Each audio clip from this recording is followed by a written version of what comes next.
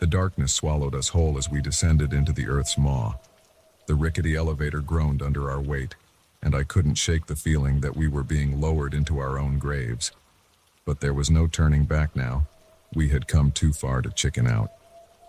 "Jesus, it stinks down here," my best friend Jake muttered, his voice echoing off the damp walls of the mine shaft. I nodded in agreement, though I doubted he could see me in the pitch black. The air was heavy with the scent of decay and something else I couldn't quite place, something metallic and vaguely unsettling. There were 5 of us crammed into the ancient elevator: me, Jake, his girlfriend Amber, my cousin Mike, and Mike's roommate Chris. We had driven 4 hours into the middle of nowhere to explore this abandoned mine, armed with nothing but our curiosity and a few flashlights. With a bone-jarring thud, the elevator ground to a halt. For a moment, we all held our breath, wondering if we were about to plummet to our deaths. But the cables held, and slowly, the doors creaked open. "Ladies and gentlemen," Chris announced dramatically, "welcome to hell." As our flashlight beams cut through the gloom, I had to admit he wasn't far off. The tunnel stretched before us, a gaping maw of impenetrable darkness. The walls glistened with moisture, and I could hear the steady drip, drip, drip of water echoing in the distance. "Well, we didn't come all this way to stand around," Mike said, taking the lead. "Let's go exploring." We moved forward cautiously, our footsteps echoing ominously in the confined space. The beam of my flashlight danced across the rough-hewn walls, catching glimpses of long-abandoned mining equipment and piles of rubble. "Hey, check this out," Amber called out, her voice tinged with excitement. She was pointing at something on the wall, a series of strange symbols carved into the rock face. "Probably just graffiti." Jake shrugged, but I wasn't so sure. The markings looked old, worn smooth by time, and there was something about them that made the hair on the back of my neck stand up. We continued deeper into the mine, the air growing thicker and harder to breathe with each step. The tunnels branched off in different directions, and I silently prayed that Mike was keeping track of our route. The last thing we needed was to get lost down here. That's when I heard it, a sound so faint I thought I might have imagined it. I stopped in my tracks and straining my ears. "What's wrong?" Chris asked, nearly bumping into me. "Shh," I hissed, waving him off. "Listen." We all fell silent, and for a moment, all I could hear was the pounding of my own heart. Then it came again, a soft scraping sound, like something being dragged across stone. "Probably just some rats," Jake said, but his voice lacked conviction. "That's one big-ass rat," Mike muttered. We pressed on, but now there was a tension in the air that hadn't been there before. Every shadow seemed to move, every sound amplified in the oppressive silence of the mine. The tunnel opened up into a larger chamber, and for a moment I felt a wave of relief at the extra space. But as our flashlights swept the room, that relief quickly turned to horror. The walls were covered in more of those strange symbols, but these were different. They looked fresher, and they were painted in something dark and rust-colored that I desperately hoped wasn't blood. In the center of the chamber stood a crude altar of piled stones, and on that altar, "Oh God," Amber choked out, turning away. It was the remains of some kind of animal, or at least, I hoped it was an animal. The carcass had been torn apart, its bones arranged in some kind of bizarre pattern. "We need to get out of here," I said, my voice shaking. "Now."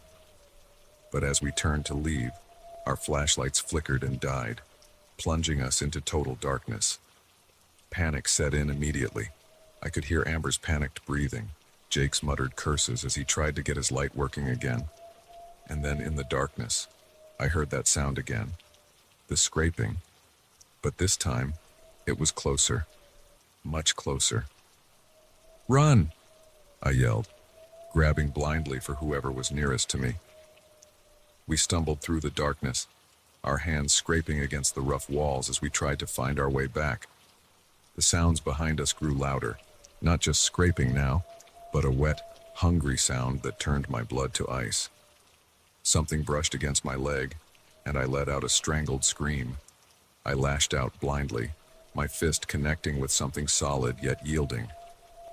There was a high-pitched shriek that was definitely not human, and then the sound of something scuttling away. "This way," Mike's voice called out from somewhere ahead. I ran towards it, praying he actually knew where he was going.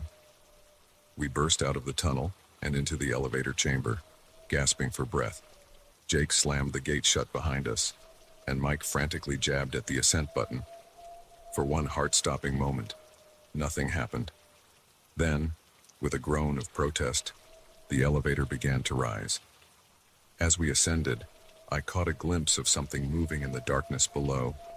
Multiple somethings, their eyes reflecting the dim light of the elevator. They moved with an unnatural, jerky gait, and I could hear their claws scraping against the metal of the shaft as they tried to follow us up. "Faster," Amber whimpered. "Please go faster." The elevator seemed to crawl upwards at an agonizingly slow pace. I could hear the things below us, their chittering growing louder as they climbed. Just when I thought they were about to reach us, we burst out into the sunlight. We tumbled out of the elevator, gasping and shaking. "Seal it off," Chris panted. "We need to seal it off." We worked quickly, using nearby debris to block the elevator shaft. As we finished, I heard a final, furious screech from below, and then silence. We stood there for a long moment, staring at each other in disbelief. Our clothes were torn and dirty, our faces pale with shock. What were those things?" Amber finally asked, her voice barely above a whisper. Nobody had an answer. We gathered our belongings in silence and headed back to the car. As we drove away, I couldn't shake the feeling that we had narrowly escaped something truly horrific. That night, as I lay in bed unable to sleep, I couldn't stop thinking about those symbols we had seen. I pulled out my phone and started researching, hoping to find some explanation for what we had encountered. What I found only deepened the mystery. The symbols matched no known language or writing system, but they did bear a striking resemblance to cave paintings found in various parts of the world, paintings that depicted strange, inhuman creatures emerging from the depths of the earth. I thought about the things we had glimpsed in the mine shaft, their unnatural movements, their inhuman shrieks, and I wondered, what if those ancient cave paintings weren't just the product of primitive imaginations? What if they were warnings? As the first light of dawn began to creep through my window, I made a decision. I would go back to that mine, not to explore this time, but to make sure it was sealed off for good. Whatever was down there, it needed to stay buried. But as I drifted off into an uneasy sleep, one thought kept nagging at me. If those things had been down there all this time, what had woken them up?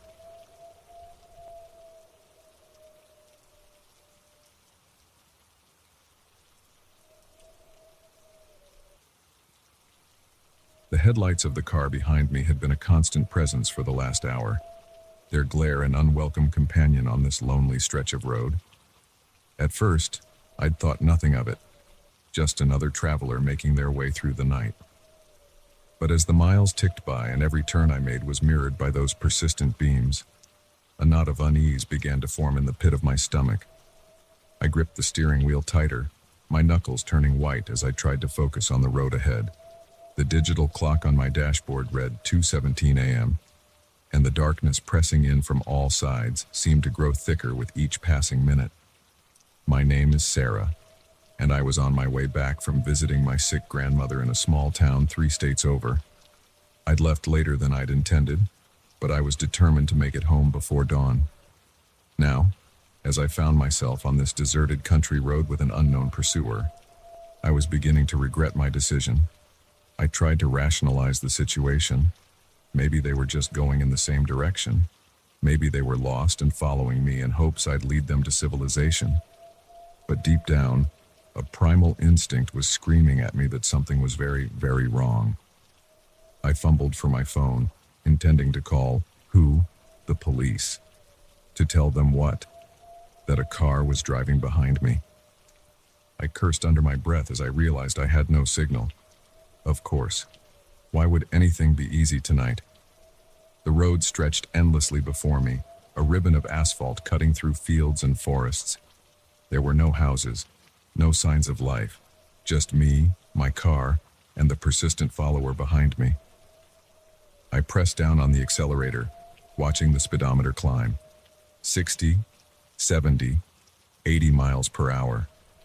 The car behind me kept pace effortlessly, neither gaining nor losing ground. My heart pounded in my chest, its rhythm matching the thrum of the engine. Suddenly, a sign loomed out of the darkness. Gas station, 2 miles. A wave of relief washed over me. Civilization, at last. Maybe I could lose my pursuer there, or at least find help. Those 2 miles felt like an eternity. When the glow of the gas station finally came into view, I nearly cried with relief. I pulled in sharply, tires squealing on the worn concrete. To my surprise, the car behind me didn't follow. Instead, it slowed down as it passed the entrance, and for the first time, I got a good look at it. It was an old model, maybe from the 70s, its once black paint now a dull gray. As it crawled past, I caught a glimpse of the driver, a man, his face hidden in shadow. And then it was gone, continuing down the road and disappearing into the night. I sat in my car for a moment, hands shaking as the adrenaline coursed through my system. Had I imagined the whole thing? Was I just being paranoid? The gas station was one of those 24-hour places, its fluorescent lights harsh against the darkness. An old man stood behind the counter, looking bored and half asleep. As I walked in, the bell above the door jingled, startling him to attention. "Evening, miss," he said, eyeing me curiously. "You all right? You look like you've seen a ghost." I managed a weak smile. "I'm fine, just... There was a car following me for a while, got me a bit spooked." The old man's expression changed, a flicker of something, concern, fear, passing over his face. "What kind of car?" "An old one," I said. "Black, or maybe dark gray. Couldn't see the driver clearly." He nodded slowly, his weathered face grave. "Listen, miss, you be careful out there. We've had incidents, people gone missing. Always starts with stories of a car following them." A chill ran down my spine. "What do you mean, incidents?" The old man sighed, looking around as if to make sure we were alone. "It's been going on for years. People traveling through, mostly at night. They report being followed by a strange car.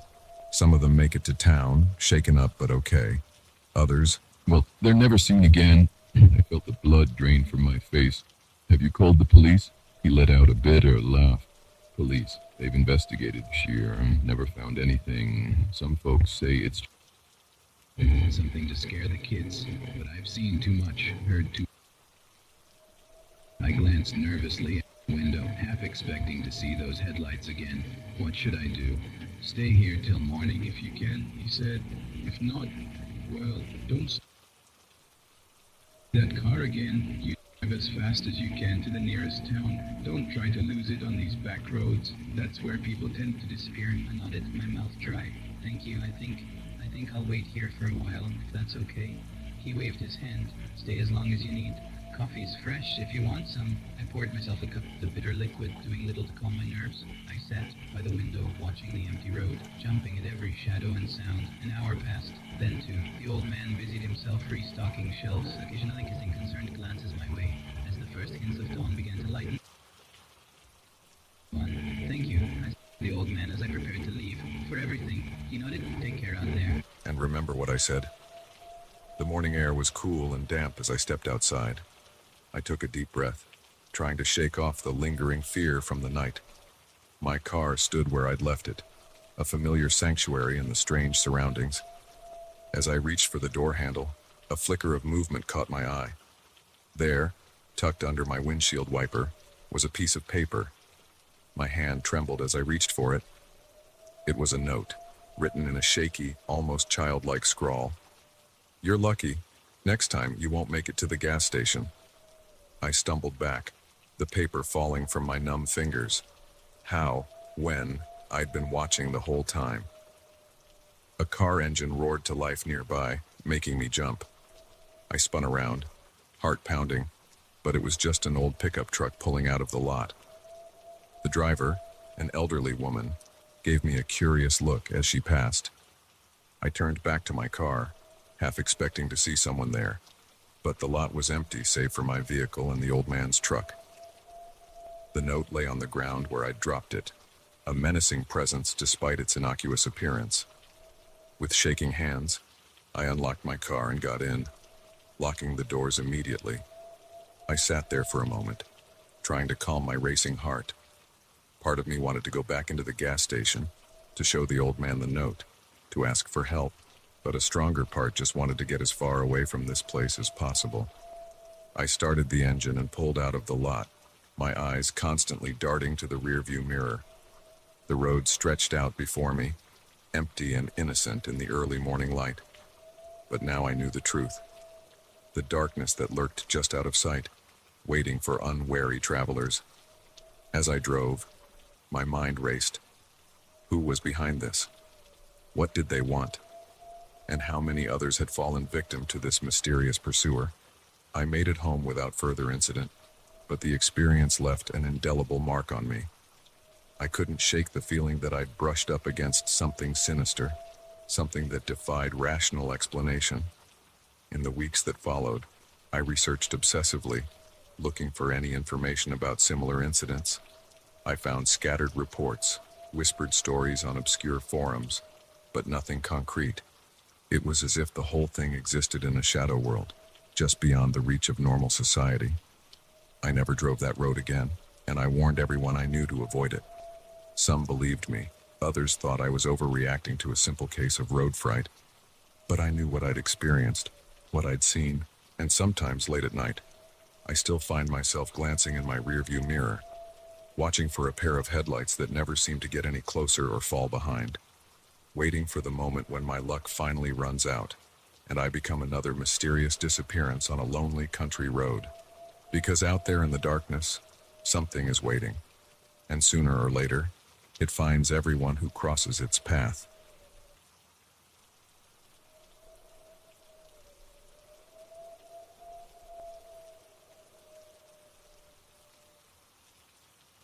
The scream that tore through the night wasn't human. It wasn't animal either. It was something in between. A sound that didn't belong in this world, let alone in these peaceful woods. I bolted upright in my sleeping bag, heart pounding, every nerve in my body on high alert. I'm Alex, an experienced hiker and camper. I've spent countless nights in the wilderness, from the Rockies to the Appalachians. But nothing in all my years of outdoor adventures could have prepared me for what I was about to experience in these remote woods of northern Michigan. It had started as a solo camping trip, a chance to clear my head after a messy breakup and some career setbacks. I'd chosen this particular spot because it was off the beaten path, a place where I could truly disconnect from the world and reconnect with nature.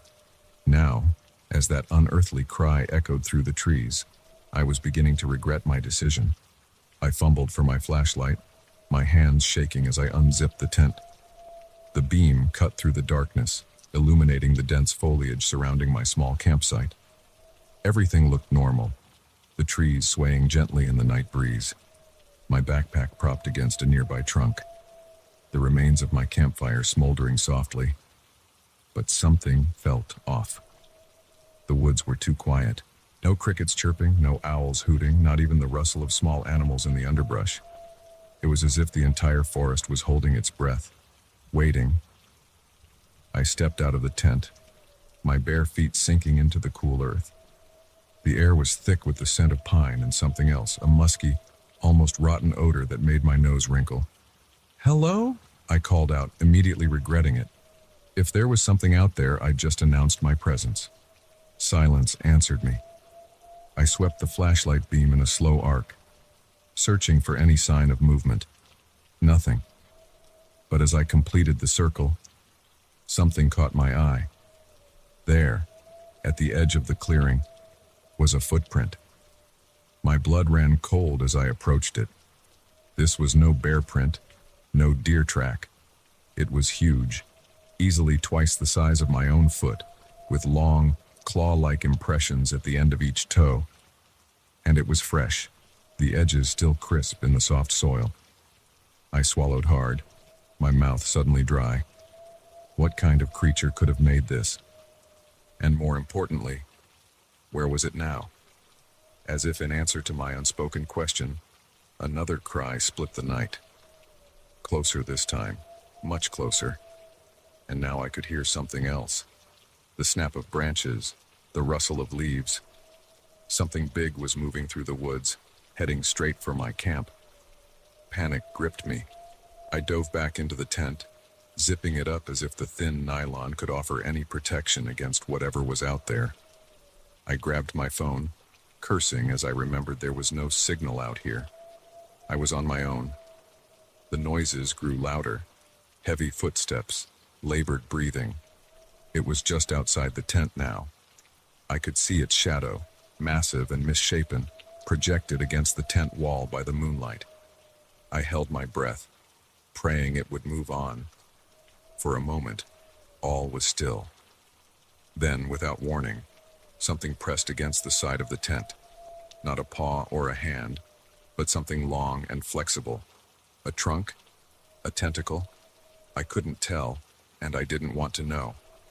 The tent fabric bulged inward as the thing explored, probing, searching. I pressed myself against the opposite side, trying to make myself as small as possible. The exploring appendage brushed against my sleeping bag, and I had to clamp a hand over my mouth to stifle a scream. Just when I thought I couldn't take it anymore, the pressure disappeared. The shadow moved away, and I heard the heavy footsteps retreating into the woods. I lay there for what felt like hours, every muscle tense, straining my ears for any sound of the creature's return. Eventually, the normal nighttime noises of the forest resumed. A tentative cricket chirp here, a distant owl hoot there. Whatever had visited my camp was gone, at least for now. As the first light of dawn began to filter through the trees, I finally gathered the courage to emerge from my tent. The campsite looked undisturbed, but the lingering smell of musk and decay told me it hadn't been a dream. I packed up quickly, my hands shaking as I stuffed gear into my backpack. I needed to get out of these woods, to get back to civilization and report what I'd seen. But as I shouldered my pack and prepared to leave, something made me pause. There, leading away from my campsite, was a trail of those massive footprints. They headed deeper into the woods, away from the trail I'd come in on. Every instinct told me to turn and run in the opposite direction, but a small voice in the back of my mind whispered, "Follow them." It was madness, of course, but I'd always prided myself on my curiosity, my drive to understand the unknown.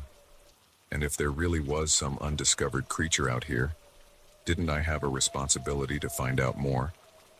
Before I could talk myself out of it, I started following the tracks. They led me on a winding path through the forest, over fallen logs and through dense underbrush.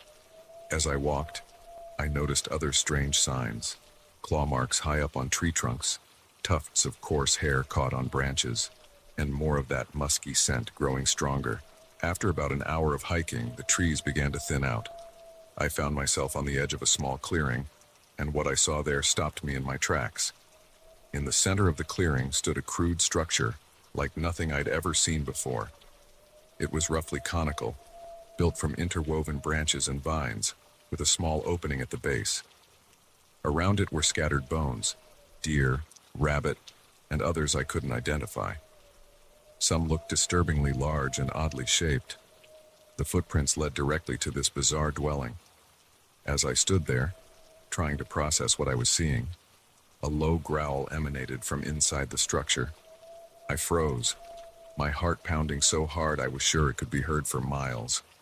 Slowly, deliberately, something began to emerge from the opening. First came a massive, hairy arm, ending in a hand with long, curved claws. Then a shoulder, broader than any human's. Finally, a head appeared, a nightmarish blend of ape and something else, with glowing eyes and a mouth full of sharp teeth. Our gazes locked, and in that moment, I knew I was looking at something that shouldn't exist. something that challenged everything I thought I knew about the natural world. The creature let out a roar, the same horrifying sound that had woken me in the night. I didn't wait to see what it would do next. I turned and ran, crashing through the underbrush, branches whipping at my face as I fled. I could hear it behind me, giving chase. Its heavy footfalls shook the ground, getting closer with each passing second. I ran harder than I ever had in my life, driven by pure animal fear. Just when I thought my lungs would burst, I broke through the tree line and onto the main trail. I didn't stop running until I reached my car, parked at the trailhead. As I fumbled with the keys, I glanced back at the woods. There, just inside the tree line, I caught a glimpse of a large, shadowy figure. It stood watching me for a moment, then melted back into the forest. I drove straight to the nearest ranger station, my hands shaking so badly I could barely keep the car on the road. The rangers listened to my story with skeptical expressions. They promised to investigate, but made it clear they didn't expect to find anything. In the days and weeks that followed, I couldn't stop thinking about what I'd seen. I researched cryptids and unexplained phenomena, finding similar accounts from all over the world. Most were dismissed as hoaxes or misidentifications, but a few seemed all too familiar. I've been back to those woods several times since then, always with a group, always in broad daylight. We've never found any trace of the creature or its strange dwelling, but sometimes, when the wind is right, I catch a whiff of that musky scent, and at night, I still wake up sometimes, my heart racing, convinced I've heard that unearthly cry echoing in the distance. I don't know what I encountered in those woods. Maybe it was some undiscovered species, a relic from a prehistoric age.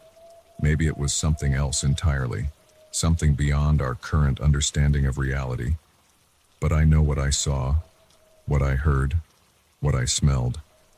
And I know that out there, in the deepest, darkest parts of the wilderness, there are things that defy explanation, things that remind us that, for all our knowledge and technology, we still don't fully understand the world we live in. And sometimes, just sometimes, the unknown reaches out and touches us, leaving us forever changed.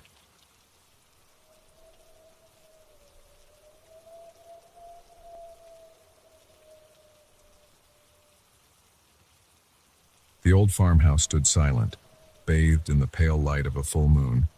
Its weathered clapboards and sagging roof spoke of years of neglect, but to us, it was a blank canvas, a chance to start over.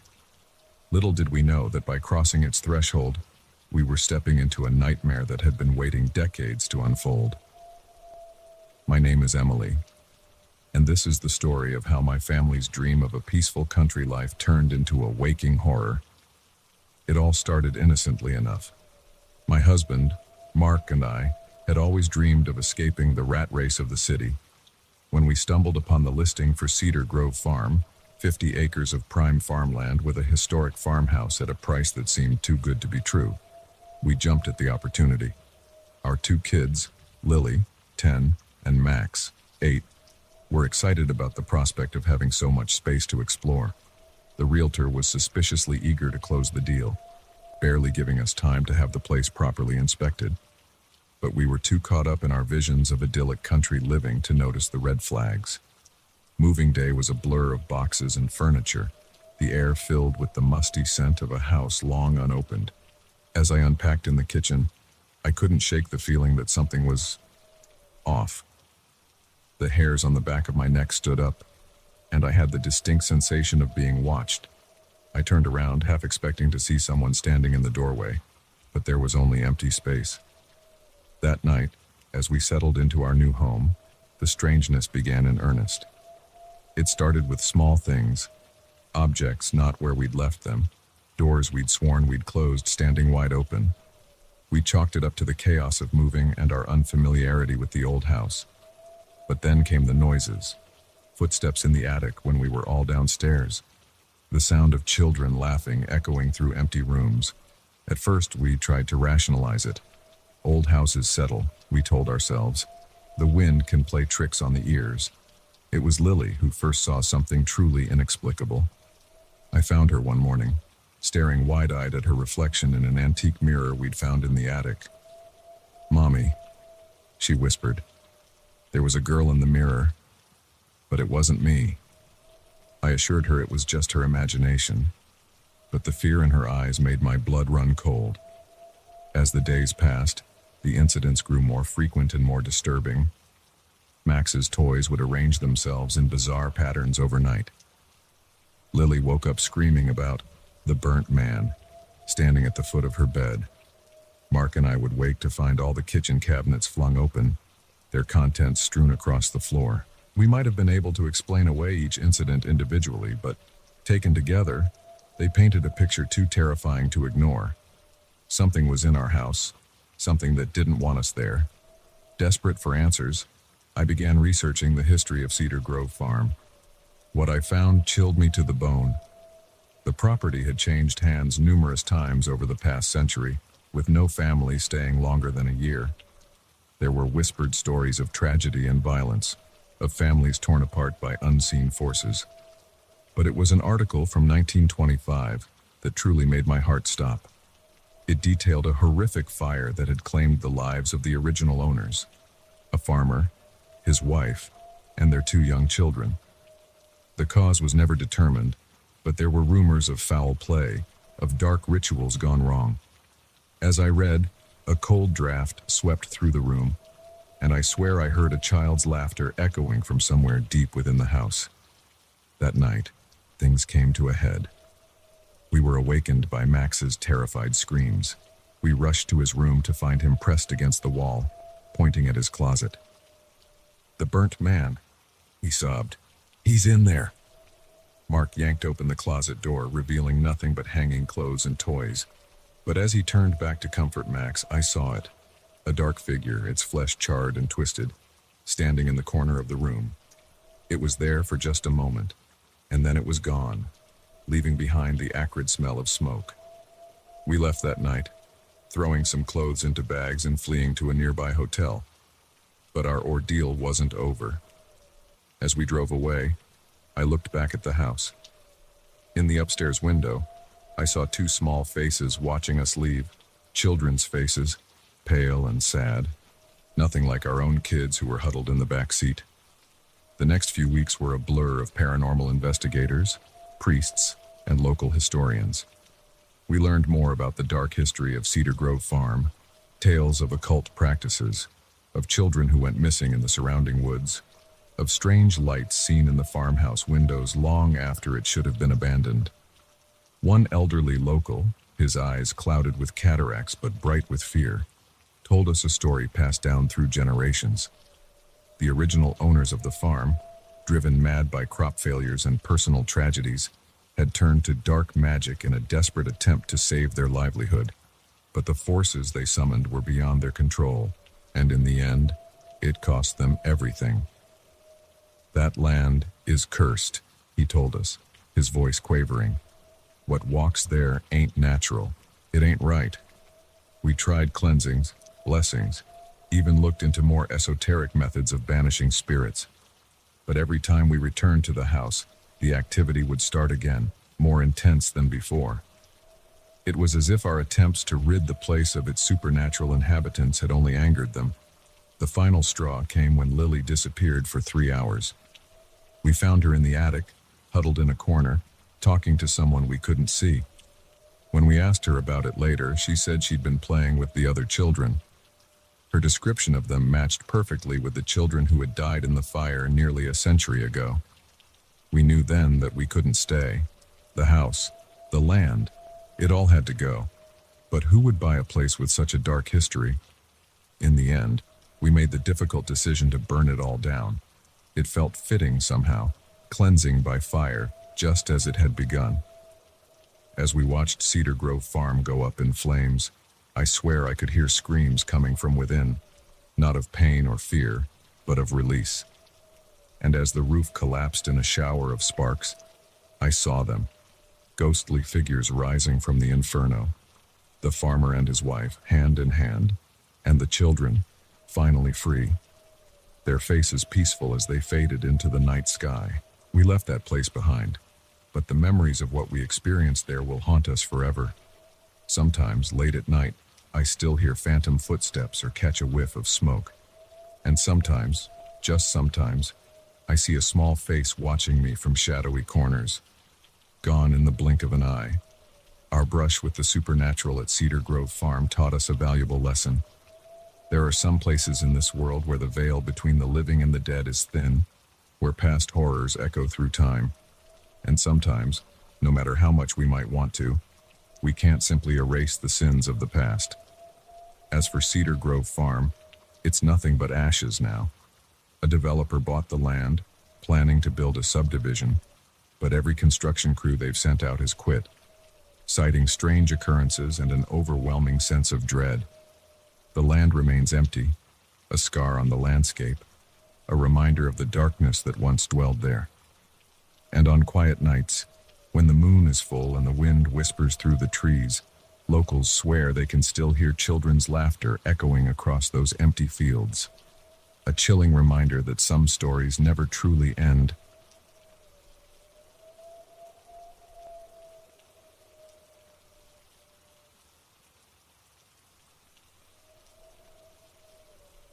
The gentle lapping of waves against my kayak was the only sound breaking the eerie silence.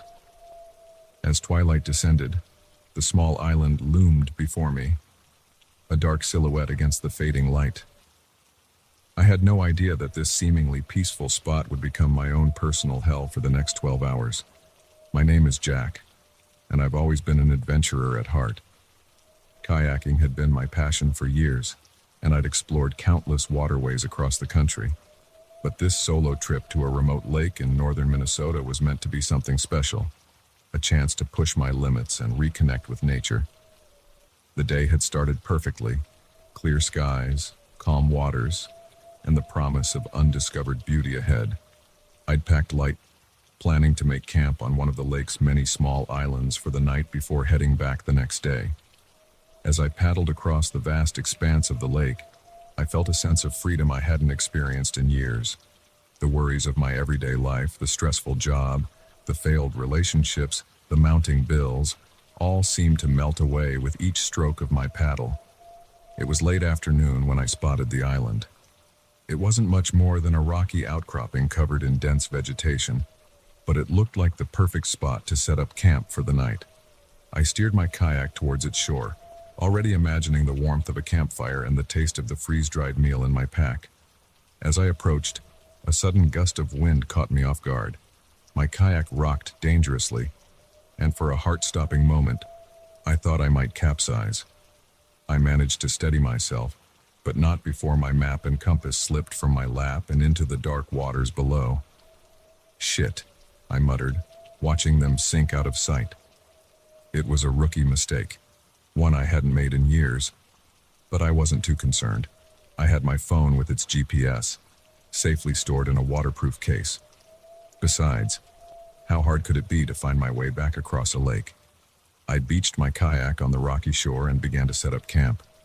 As I worked, I couldn't shake the feeling that something was off. The island was eerily quiet, no birdsong, no rustling of small animals in the underbrush. Even the insects seemed to be absent. As the sun dipped below the horizon, I lit a small fire and settled in for the night. That's when I first heard it. A soft, rhythmic sound coming from somewhere in the darkness. Thump, thump, thump, thump, like a heartbeat, but impossibly loud. I told myself it was just my imagination, my mind playing tricks in the unfamiliar surroundings. But as the night wore on, the sound grew louder, more insistent. Thump, thump, thump, thump. Sleep became impossible. Every time I closed my eyes, the sound seemed to crescendo, reverberating through my entire body. I paced around my small campsite, trying to pinpoint its source, but it seemed to come from everywhere and nowhere at once. As the first hints of dawn began to lighten the sky, I'd had enough. Sleep-deprived and unnerved, I decided to pack up and leave. I'd forgo my planned exploration and head back to the mainland. But as I turned to where I'd left my kayak, my blood ran cold. It was gone. I ran to the water's edge, scanning the lake's surface frantically. Had I not secured it properly? Had it drifted away in the night? But there was no sign of it anywhere. Panic began to set in. I was stranded on an island with no boat, no map, and no way to call for help. I pulled out my phone, praying for a signal, but the screen remained stubbornly blank. No service. As the sun rose higher, I began to explore the island, hoping to find some sign of my kayak or perhaps some other means of escape. But with each step, the island seemed to grow larger, the vegetation denser. Paths that I swore I'd already walked somehow led me in circles, always bringing me back to my campsite. And all the while, that sound continued. Thump, thump, thump, thump, thump, thump. Hours passed. The sun reached its zenith and began its descent, and still I wandered. My water supply dwindled, and hunger gnawed at my stomach. But worse than the physical discomfort was the growing sense of wrongness that permeated the air. The vegetation seemed to move when I wasn't looking directly at it. More than once I caught glimpses of shadowy figures darting between the trees, always just at the edge of my vision.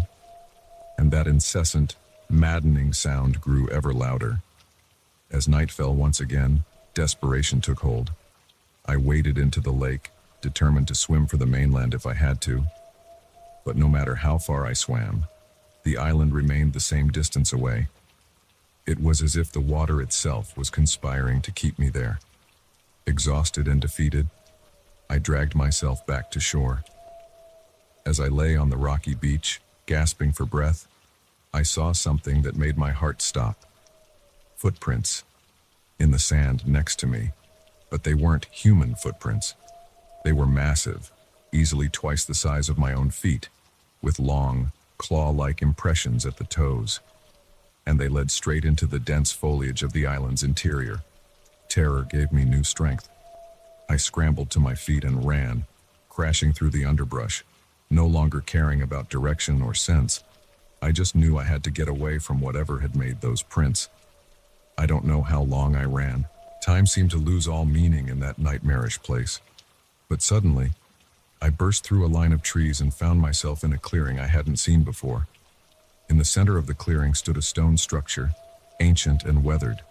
It looked like some sort of altar, its surface carved with symbols I didn't recognize. And there, resting on top of the altar, was my kayak. Relief flooded through me at the sight of it. But as I approached, that feeling quickly turned to horror. The kayak was changed. The plastic had taken on an organic quality, pulsing and shifting like something alive, and I realized with dawning terror that the thump-thump sound was coming from inside it. I wanted to run, to get as far away from that thing as possible, but some force seemed to be pulling me towards it. My feet moved of their own accord, carrying me closer to the altar. As I reached out to touch the kayak, it split open like a ripe fruit. Inside, instead of the empty hull I expected, there was flesh, pulsing, writhing flesh that seemed to reach out towards me. I tried to scream, but no sound came out. I tried to run, but my legs wouldn't move. All I could do was stand there as tendrils of that impossible flesh began to wrap around my arms, pulling me in. Just as I thought it was all over, a blinding light filled the clearing. The flesh recoiled, and I fell backwards, finally free of its grasp. I looked up to see a search and rescue helicopter hovering overhead, its spotlight illuminating the nightmarish scene. What happened next is a blur. I remember being lifted into the helicopter, the concerned faces of the rescue team, the feeling of relief as the island receded into the distance. They told me I'd been missing for 3 days, that my family had reported me overdue and initiated a search. I tried to tell them about what I'd experienced, about the living kayak and the footprints and the ever-present thumping sound, but the words sounded insane, even to my own ears, and I could see the skepticism in their eyes. They nodded politely and made notes about dehydration and possible hallucinations. In the days and weeks that followed, I tried to convince myself that it had all been a dream, a product of fear and isolation, but deep down, I knew the truth. Something had happened on that island, something beyond rational explanation. I've never gone kayaking again, The sight of open water fills me with a deep, primal fear. And sometimes, in the dead of night, I wake up in a cold sweat, certain that I can hear that familiar thump-thump coming from somewhere in the darkness. Whatever was on that island, whatever that thing was that wore the shape of my kayak, I don't think it was finished with me. And I can't shake the feeling that someday, somehow, it's going to find me again.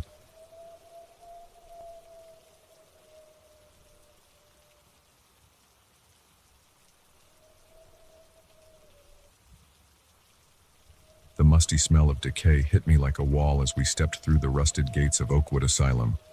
The crumbling facade loomed before us, its broken windows staring down like hollow eyes. We were here for the thrill, for the perfect shot for our urban exploration channel. We had no idea we were walking into a nightmare that would haunt us long after the cameras stopped rolling. My name is Zoe, and I'm the lead videographer for Lost in Time, a moderately successful YouTube channel dedicated to exploring abandoned places.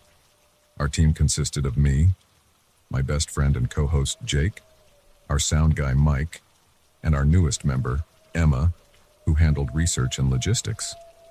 Oakwood Asylum had been on our radar for months. Built in the late 1800s, it had a reputation for being one of the most haunted locations in the state. Stories of unethical experiments, patient abuse, and unexplained deaths swirled around its history. It had been abandoned for decades, left to rot on the outskirts of a small Midwestern town. Getting permission to film there had been a nightmare of red tape and liability waivers, but Emma had worked her magic. Now, as we stood before the imposing structure, I felt a mixture of excitement and apprehension. "You sure about this, Zoe?" Jake asked, his usual bravado faltering slightly as he took in the decaying building. I nodded, trying to project more confidence than I felt. "This is going to be our best episode yet. Come on, let's get set up." We spent the next hour getting our equipment ready, cameras, lights, EVP recorders, the works, as the sun began to set, casting long shadows across the overgrown grounds. We made our way inside. The interior of Oakwood was a time capsule of neglect. Peeling paint hung from the walls in sheets, and the floors were littered with debris. The air was thick with dust and the unmistakable scent of mold. "All right, let's start with the main foyer," I directed, slipping into my professional mode. "Jake, give us the history rundown." As Jake began his rehearsed spiel about the asylum's dark past, I panned the camera slowly across the room, capturing the decay in all its eerie beauty. But as I zoomed in on a particularly creepy-looking wheelchair, something in the viewfinder made me pause. For just a second, I could have sworn I saw a figure standing behind the wheelchair, a tall, gaunt shape in what looked like an old-fashioned doctor's coat. I blinked, and it was gone. I shook my head, attributing it to an overactive imagination fueled by the spooky atmosphere. We continued our shoot, moving deeper into the asylum's labyrinthine corridors. As we explored, strange things began to happen. Equipment malfunctioned for no apparent reason. Batteries drained at an alarming rate. At one point, Mike swore he heard whispers coming through his headphones, but when we played back the audio, there was nothing but static. We pressed on, our unease growing with each passing hour. The deeper we went into the asylum, the more oppressive the atmosphere became. It felt as if the very air was thick with malevolence, pressing down on us from all sides. It was in the old surgical wing that things took a turn for the truly terrifying. We were setting up for a shot in what had once been an operating theater when Emma let out a blood-curdling scream. We all whirled to see her pointing at the far wall, her face white with terror. There, written in what looked horribly like fresh blood, were the words, "Get out," in jagged, dripping letters. "This isn't funny, guys," Emma said, her voice shaking. "Which one of you did this?" We all looked at each other, confusion and fear evident on every face. None of us had done it. We'd all been in the room together the whole time. As we stood there, trying to process what we were seeing, a cold wind swept through the room. The temperature dropped so suddenly I could see my breath misting in the air. And then, one by one, our lights began to flicker and die. In the pitch blackness that followed, I heard it. The sound of footsteps, slow and deliberate, coming towards us from the far end of the room. A choked sob escaped Emma's throat, and I felt Jake's hand grasp mine tightly. My flashlight sputtered to life just in time for me to see a figure step into view. It was the same tall, gaunt shape I'd glimpsed earlier, but now I could see it clearly. It wore a blood-stained doctor's coat, and its face... God. Its face was a nightmare of twisted flesh and exposed bone. Its mouth stretched in an impossibly wide grin. "Run!" I screamed, and we bolted for the door. What followed was a terrifying chase through the dark corridors of Oakwood. We could hear that thing behind us, its footsteps echoing off the walls, always just a little too close. Doors slammed shut of their own accord, trying to separate us. More than once, I felt icy fingers brush against the back of my neck. Somehow, we made it back to the main entrance. We burst out into the cool night air, gasping and trembling, but our relief was short-lived. As we turned to look back at the asylum, we saw dozens of figures in the windows, patients in tattered gowns, doctors with cruel instruments, nurses with dead eyes, and there, in the doorway, stood the thing that had chased us, its grotesque face split in that terrible grin. We didn't stop running until we reached our van. We peeled out of there, tires squealing, leaving behind most of our equipment and any pretense of professional composure. The ride back to town was silent, each of us lost in our own thoughts, trying to rationalize what we'd experienced. It wasn't until we were safely ensconced in our motel rooms that we dared to speak about it. "We can never air this," Jake said, his face pale and drawn.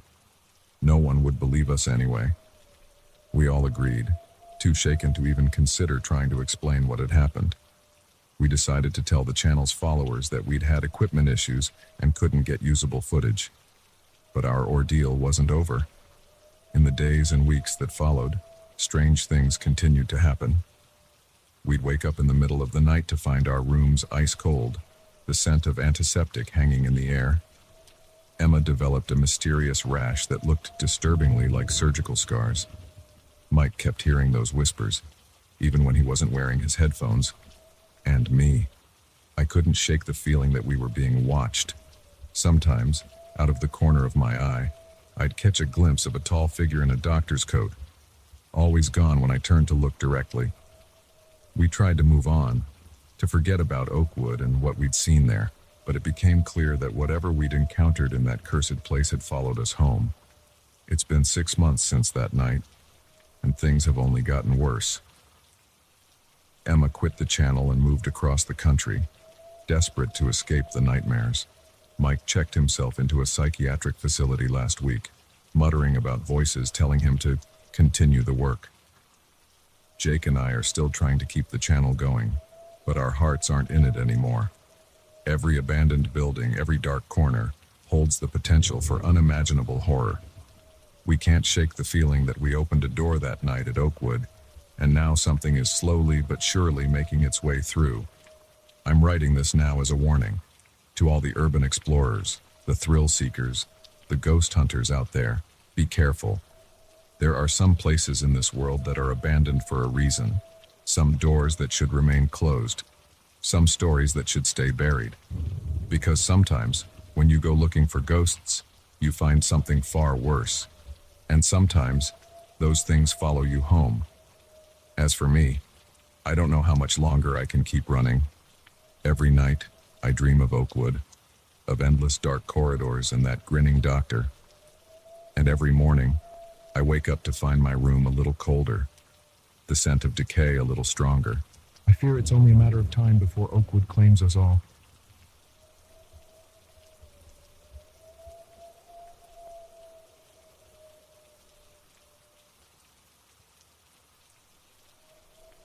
The cabin stood alone in the clearing, its weathered logs bathed in the soft glow of twilight.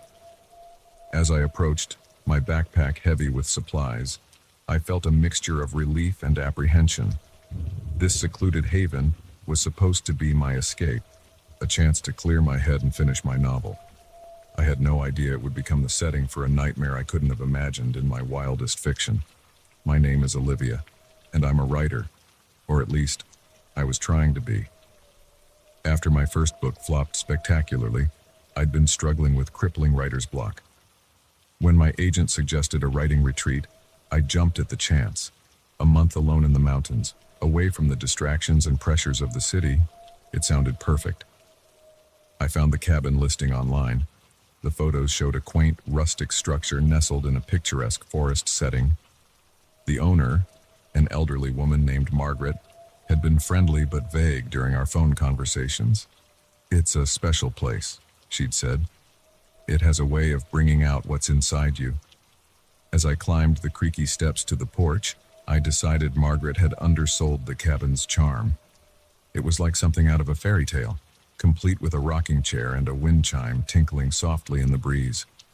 I unlocked the door and stepped inside, breathing in the scent of pine and old wood. The interior was cozy, with a stone fireplace dominating one wall and comfortable-looking furniture arranged around it.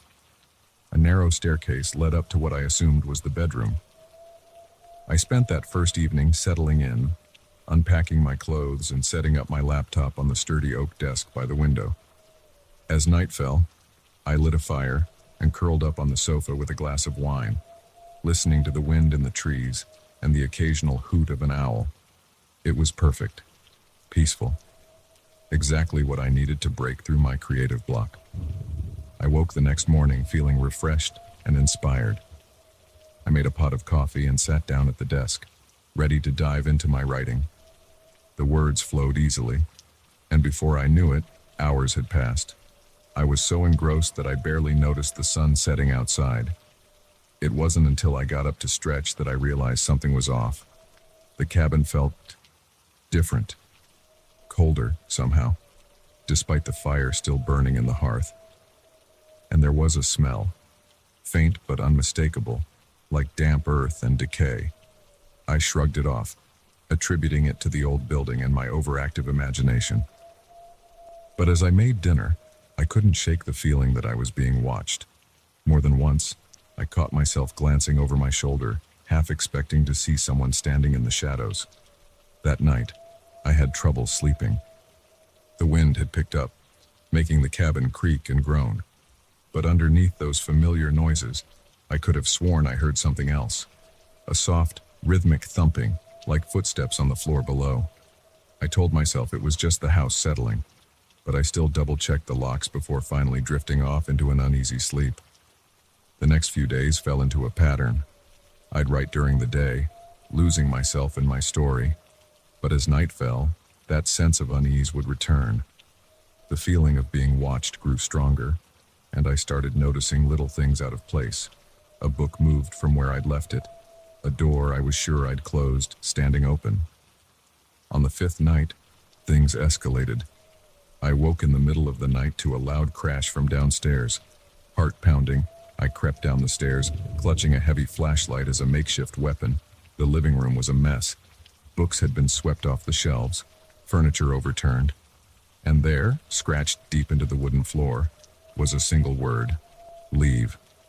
I ran back upstairs, barricaded myself in the bedroom, and called the police. They arrived an hour later, lights flashing in the pre-dawn gloom. But they found nothing. No signs of forced entry. No fingerprints other than my own. They suggested it might have been an animal, maybe a bear, though they couldn't explain the scratched message. I wanted to leave then, to pack up and never look back. But something stopped me. Maybe it was stubbornness, or the fact that I was finally making progress on my book. Whatever the reason, I decided to stay. That decision would haunt me. The activity escalated rapidly after that night.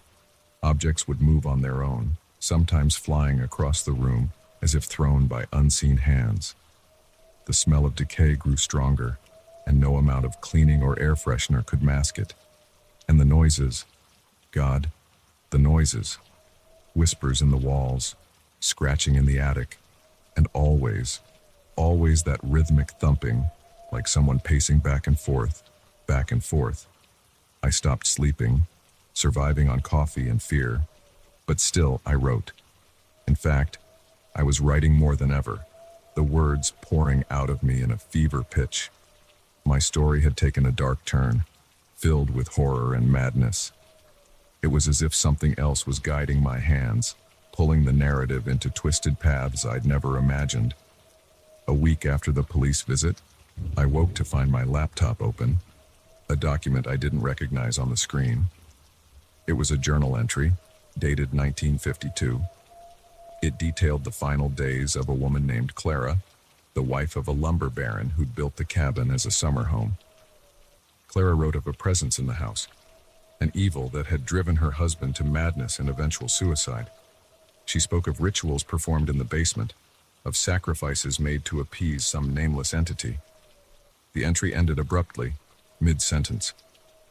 With shaking hands, I searched for information about the cabin's history. What I found chilled me to the bone. There had been deaths here, lots of them.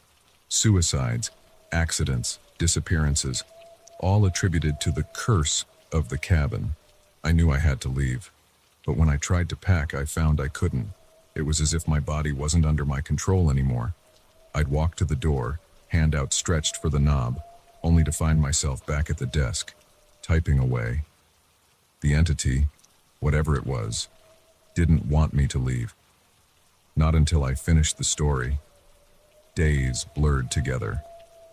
I wrote and wrote, barely stopping to eat or sleep. The cabin's atmosphere grew heavier, the air thick with malevolence. Shadowy figures darted at the edge of my vision, and the whispers in the walls grew to a constant, maddening chorus. Finally, after what felt like weeks but might have been only days, I wrote the last word. As soon as I did, everything went silent. The oppressive atmosphere lifted, and for the first time in I don't know how long, I felt like myself again. I printed out the manuscript with trembling hands. It was a masterpiece of horror, unlike anything I'd ever written before. But I knew, deep in my soul, that it wasn't really mine. I was just the conduit, the tool used by whatever dwelled in this cabin to bring its story into the world. I fled that night, leaving everything behind except the clothes on my back and that terrifying manuscript. As I drove away, I glanced in the rearview mirror. For just a moment, I saw a figure standing on the porch, tall, inhuman, with eyes that glowed in the darkness. I've never gone back. I sent Margaret a check to cover the rest of my stay and any damages, along with a note saying I wouldn't be returning. She never cashed the check. The manuscript sits in a locked drawer in my apartment. I haven't read it since that night, and I don't think I ever will. Sometimes, late at night, I swear I can hear whispers coming from that drawer, calling me to open it, to share the story with the world. But I resist, because I know now that some stories are better left untold, some doors better left unopened, and sometimes the price of inspiration is far too high. I don't write anymore. I can't. The words don't come, or when they do, they terrify me. But sometimes, in my dreams, I'm back in that cabin, and something is waiting for me, eager for me to tell its story once again.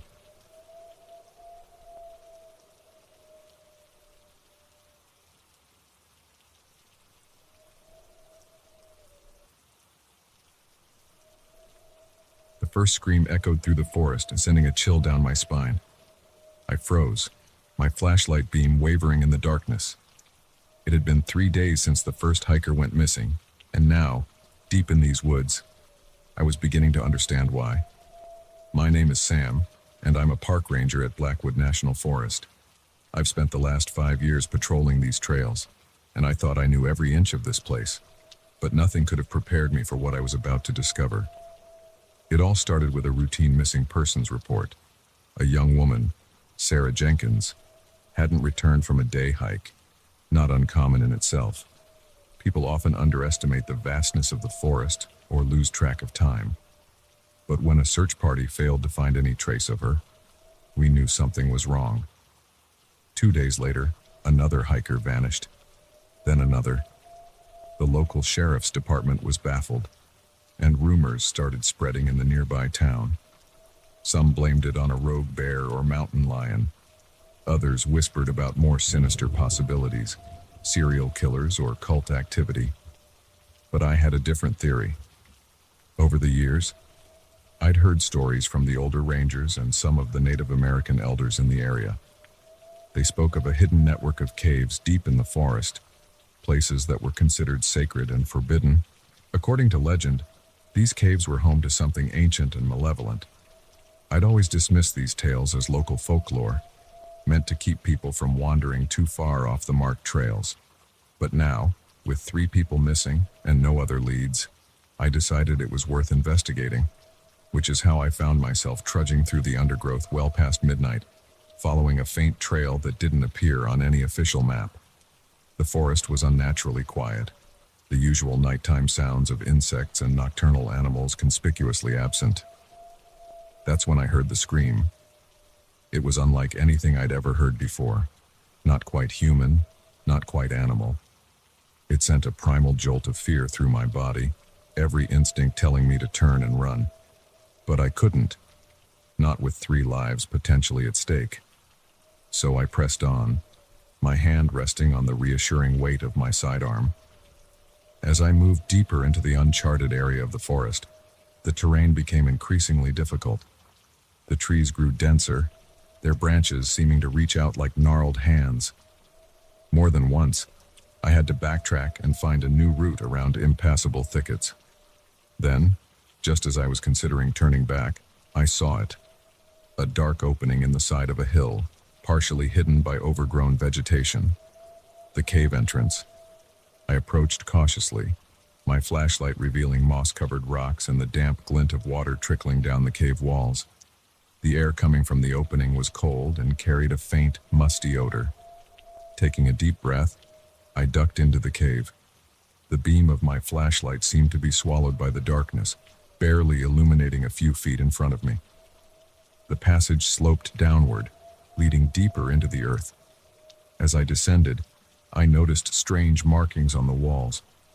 They looked ancient, a mix of crude pictographs and symbols I didn't recognize. Some depicted humanoid figures with elongated limbs and oversized heads. Others showed scenes of what looked like rituals or hunts. All of them gave me an uneasy feeling. The tunnel eventually opened into a larger cavern. My light caught glimpses of stalagmites and stalactites, creating eerie shadows that seemed to move in the corner of my eye. And there, in the center of the cavern, I saw something that made my blood run cold. It was a stone altar, its surface stained dark with what I desperately hoped wasn't blood. Surrounding it were bones, some animal, but others unmistakably human. And carved into the altar's side was a symbol I recognized from the cave walls, a spiral with an eye at its center. I was so focused on this grisly scene that I almost missed the sound. A soft shuffling, coming from one of the darker corners of the cavern. I swung my flashlight towards the noise, and for a moment, I caught a glimpse of something that defied explanation. It was tall, at least 7 feet, with pale, almost translucent skin. Its limbs were unnaturally long and jointed in ways that seemed impossible. But it was the face that would haunt my nightmares for years to come, noseless, with huge black eyes that reflected my flashlight beam like a cat's. For a split second, we stared at each other. Then it let out that same unearthly scream I'd heard earlier and lunged towards me. I didn't think, I just reacted. I fired my gun, the muzzle flash briefly illuminating the cavern in stark relief.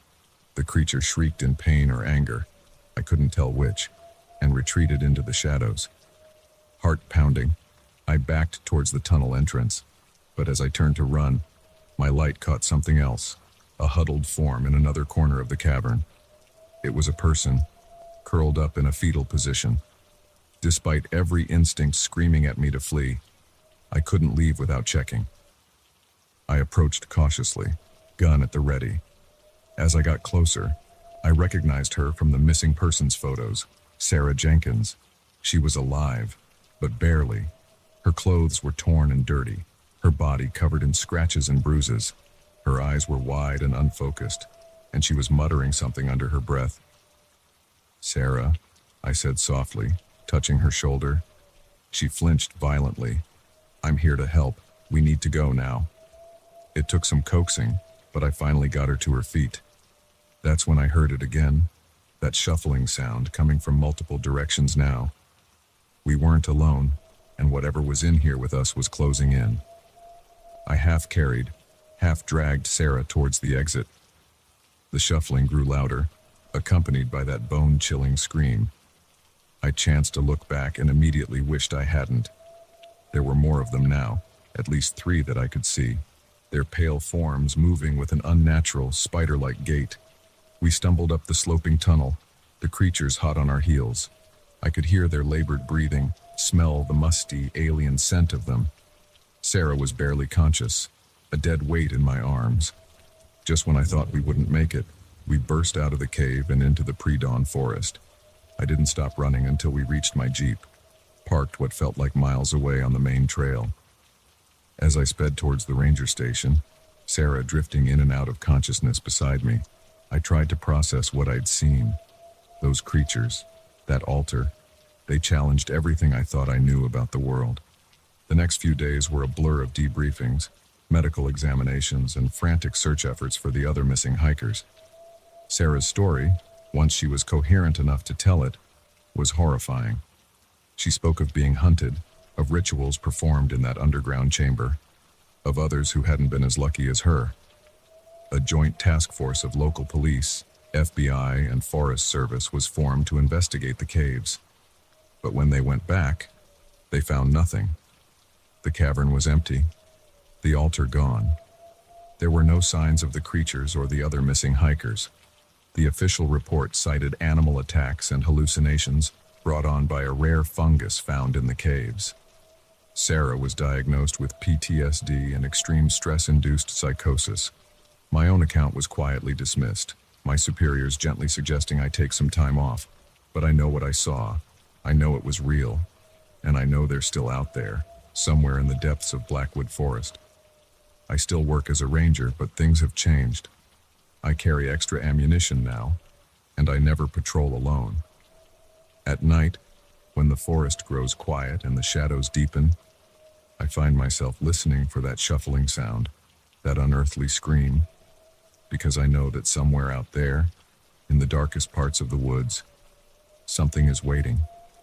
Something ancient and hungry, and sooner or later it will emerge again. The caves have been sealed off, marked as unsafe due to unstable geology. But sometimes, I drive out there late at night. I sit in my Jeep, watching the tree line, my hand on my gun, and I wonder, are we really alone in this world?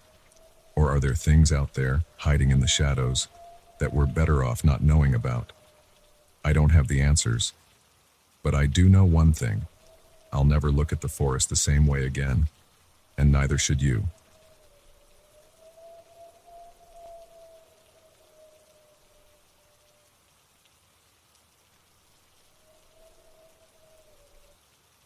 The engine sputtered and died, leaving us stranded in a sea of darkness.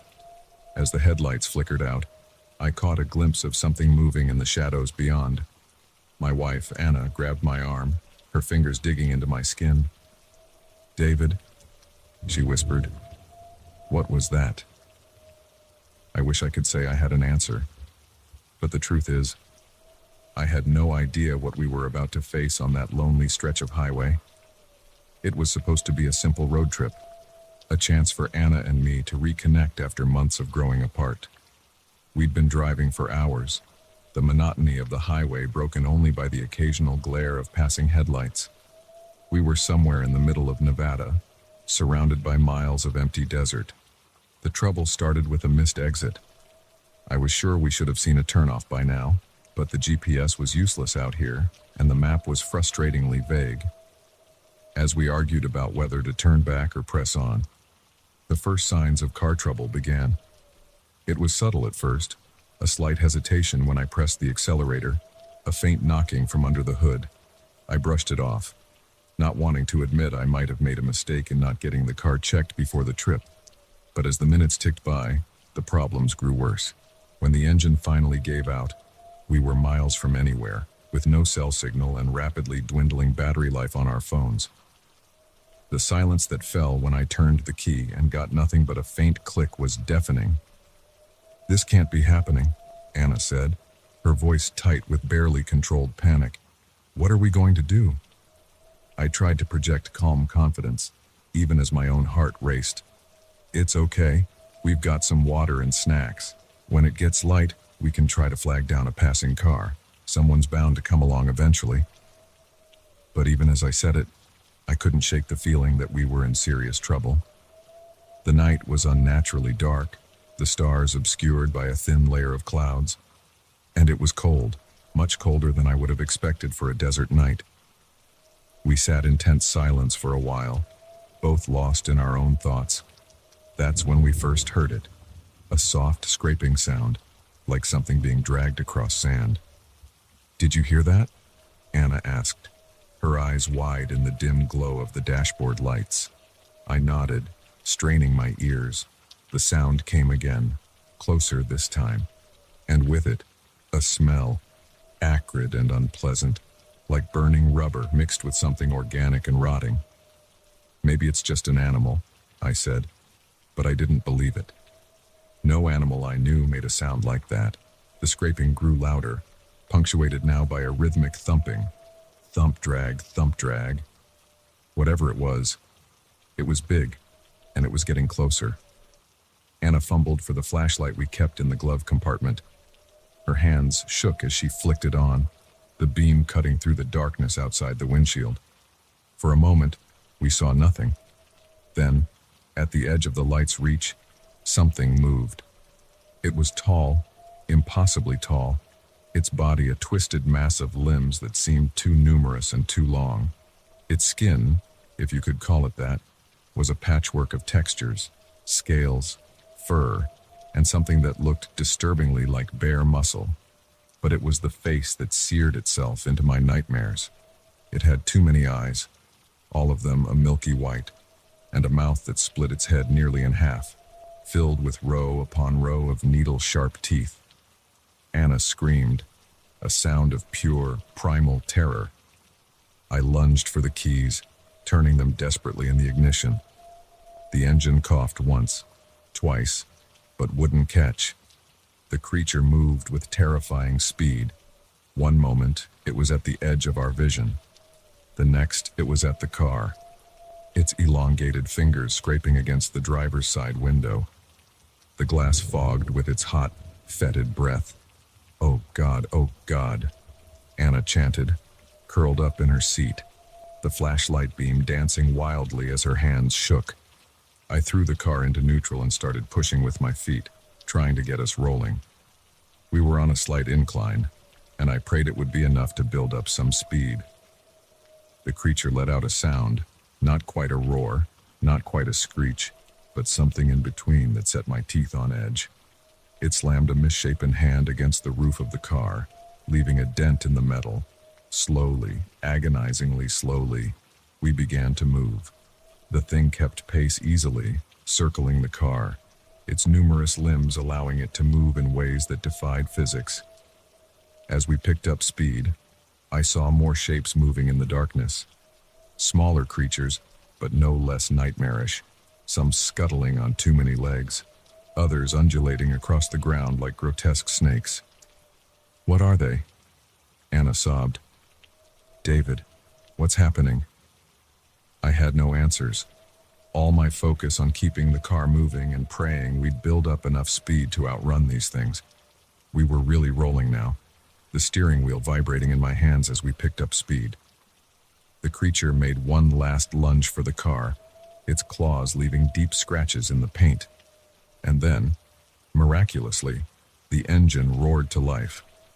I slammed my foot on the accelerator, not caring about the protesting noises from under the hood. We shot forward, leaving the creatures behind in a cloud of dust and exhaust. I drove like a madman, taking turns too fast, the tires squealing in protest. Anna kept looking back, her face pale in the glow of the dashboard lights. I think we lost them," she said after what felt like hours but was probably only minutes. I didn't slow down. I couldn't shake the feeling that if we stopped, those things would be right there waiting for us. As the adrenaline began to wear off, questions started flooding my mind. What were those creatures? How could something like that exist without anyone knowing? And why here, in the middle of nowhere? We drove through the rest of the night, jumping at every shadow, every unexplained sound. When the sun finally rose, painting the desert in shades of pink and gold, I felt a wave of relief so intense it left me lightheaded. We found a small town not long after dawn.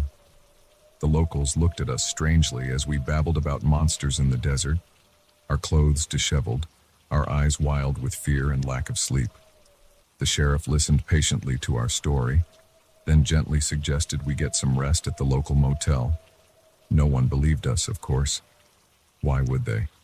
Our story sounded insane even to my own ears in the harsh light of day. The scratches on the car were attributed to a collision with a fence or guardrail that we must have forgotten in our panic. The dent in the roof, probably hail damage. We left town as soon as we could, neither of us wanting to stay a moment longer than necessary. The drive home was tense, both of us jumping at every unexpected sound, every movement in our peripheral vision. We've tried to move on, to forget that night. But sometimes, when I'm driving late at night and the road stretches empty before me, I can't help but scan the darkness, looking for those misshapen figures. And in my dreams, I still hear that unearthly screech, still smell that acrid, rotting scent. I don't know what we encountered out there in the desert. Maybe it was some government experiment gone wrong, or something that crawled out of a rift between dimensions. Or maybe, just maybe, there are things in this world that have always been here, hiding in the dark places, waiting for unwary travelers to stumble into their domain. All I know is that I'll never look at an empty stretch of road the same way again. And if you're ever driving through the desert at night and your car starts to sputter, don't stop. Whatever you do, don't stop, because you never know what might be waiting out there in the darkness, watching and hungry.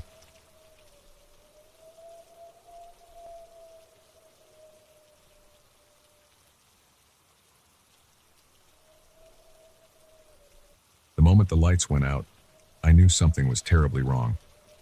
The sudden darkness was absolute, swallowing the cozy living room and plunging the house into an eerie silence.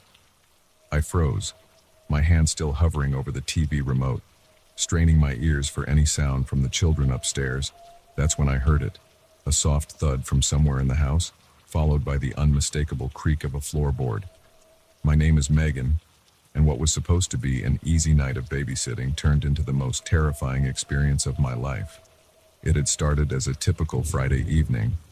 The Millers, a nice couple from down the street, had asked me to watch their kids while they went out for their anniversary dinner. I'd babysat for them dozens of times before, and their children, Emma, 8, and Liam, 6, were sweet and well-behaved. The night had gone smoothly. We'd had pizza for dinner, played board games, and I'd just put the kids to bed about an hour ago. I was looking forward to a quiet few hours of TV before the Millers got home around midnight. But now, as I stood frozen in the pitch-black living room, that sense of calm evaporated. Another creak, this time closer. My heart began to race. Was it just the house settling, or was someone inside? I fumbled for my phone, cursing under my breath when I realized I'd left it charging in the kitchen. The landline was on the other side of the room, and I didn't dare move towards it in the darkness. A childish part of my brain urged me to close my eyes, as if not seeing the danger would somehow make it go away. But I forced myself to stay alert, to think rationally. The kids were upstairs, possibly in danger. I had to do something. I took a deep breath, trying to calm my nerves. The layout of the house was familiar to me, even in the dark. If I could make it to the kitchen, I could get my phone and call for help. Slowly, carefully, I began to move. My outstretched hands found the back of the couch, then the wall. I used it as a guide, inching my way towards the kitchen. That's when I heard it, a whisper, so faint I almost thought I'd imagined it. But then it came again, clearer this time. "Upstairs," it said. "Go upstairs." My blood ran cold. The voice wasn't Emma's or Liam's. It was deeper, adult, male. Every instinct screamed at me to run, to get out of the house and call for help. But I couldn't leave the children. What if the intruder was already upstairs with them? I changed course, moving as quietly as I could towards the staircase. Each step felt like an eternity, the wood creaking beneath my feet no matter how carefully I placed them. As I reached the bottom of the stairs, I heard movement from above. Soft footsteps, moving from room to room. My heart was pounding so hard I was sure it would give me away. I began to climb, one hand on the banister, the other stretched out in front of me. The darkness seemed to press in from all sides, making it hard to breathe. I was halfway up when I heard Emma's voice, small and frightened. "Megan, is that you?" Before I could respond, a large hand clamped over my mouth from behind, an arm wrapped around my waist, lifting me off my feet. I tried to scream, to fight, but the grip was like iron. Not a sound. A gruff voice whispered in my ear, "Or the kids get it. Understand?" I nodded, tears streaming down my face. The hand slowly released my mouth, but the arm around my waist remained. "Good girl," the voice said. "Now, we're all going to go upstairs nice and quiet like, no funny business." He pushed me forward, keeping a tight grip on my arm. As we reached the top of the stairs, I saw Emma peering out of her room, her eyes wide with fear. "Back inside, sweetheart," the man said, his voice suddenly gentle. "Everything's okay. Megan and I just need to have a little chat." Emma hesitated, looking at me. I tried to keep my face calm, not wanting to frighten her more. "It's okay, Emma," I managed to say, my voice surprisingly steady. "Go back to bed. I'll check on you in a bit." She nodded slowly and retreated into her room. The man guided me into the master bedroom, closing the door behind us. "Sit," he commanded, pointing to a chair in the corner. As I obeyed, he moved to the window, peering out through a gap in the curtains. In the faint moonlight filtering through the window, I could finally see him. He was tall and burly, dressed all in black. A ski mask covered his face, revealing only his eyes, cold and calculating. "Where's the safe?" he demanded. I shook my head. I don't know. I'm just the babysitter." He turned to me, his eyes narrowing. "Don't lie to me, girl. I know it's here somewhere." "Please," I said, my voice shaking. "I really don't know. I've never been in this room before. The kids aren't allowed in here." He stared at me for a long moment, then cursed under his breath. "Fine. We'll do this the hard way." He began searching the room, rifling through drawers and checking behind pictures on the walls. I sat frozen, my mind racing. I had to find a way to alert someone, to get help. As he moved to the closet, his back to me, I slowly reached for my pocket. My house key was there, not much of a weapon, but better than nothing. Just as my fingers closed around the key, he turned back to me. "Don't even think about it," he growled. Suddenly, a siren wailed in the distance. The man tensed, moving back to the window. "Damn it," he muttered. "Looks like our time's up." He turned to me, and I saw the glint of a knife in his hand. My breath caught in my throat. "Sorry, sweetheart," he said, almost regretfully. "Can't leave any witnesses." As he stepped towards me, I did the only thing I could think of. I screamed, loud and long, praying it would wake the neighbors, alert the approaching police, anything. The man lunged at me, but I was already moving. I ducked under his arm, my key outstretched. I felt it connect, heard his howl of pain as it raked across his face. I ran for the door, yanking it open. Emma and Liam were in the hallway, wide-eyed and terrified. "Run!" I shouted, grabbing their hands. We raced down the stairs, the man's heavy footsteps right behind us. We burst out the front door just as a police car screeched to a halt in front of the house. The officer was out in an instant, gun drawn. "Down on the ground," he shouted. I pulled the kids behind me, watching as the intruder skidded to a stop in the doorway. For a moment, he looked like he might try to run. Then, slowly, he raised his hands and sank to his knees.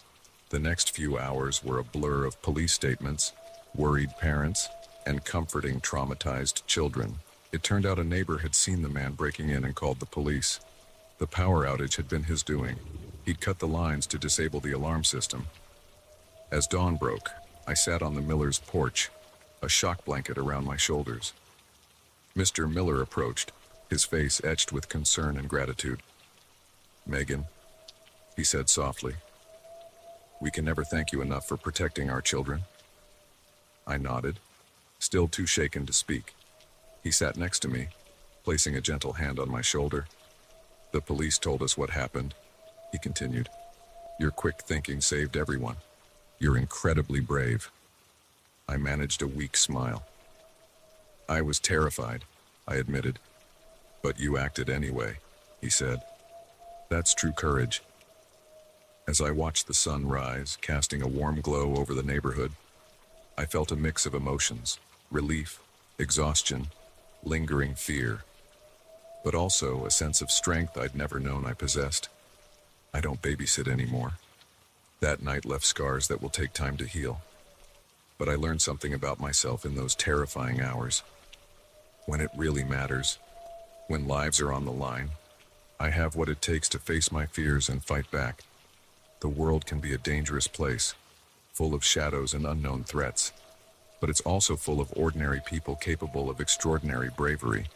Sometimes, you don't know how strong you are until being strong is the only choice you have.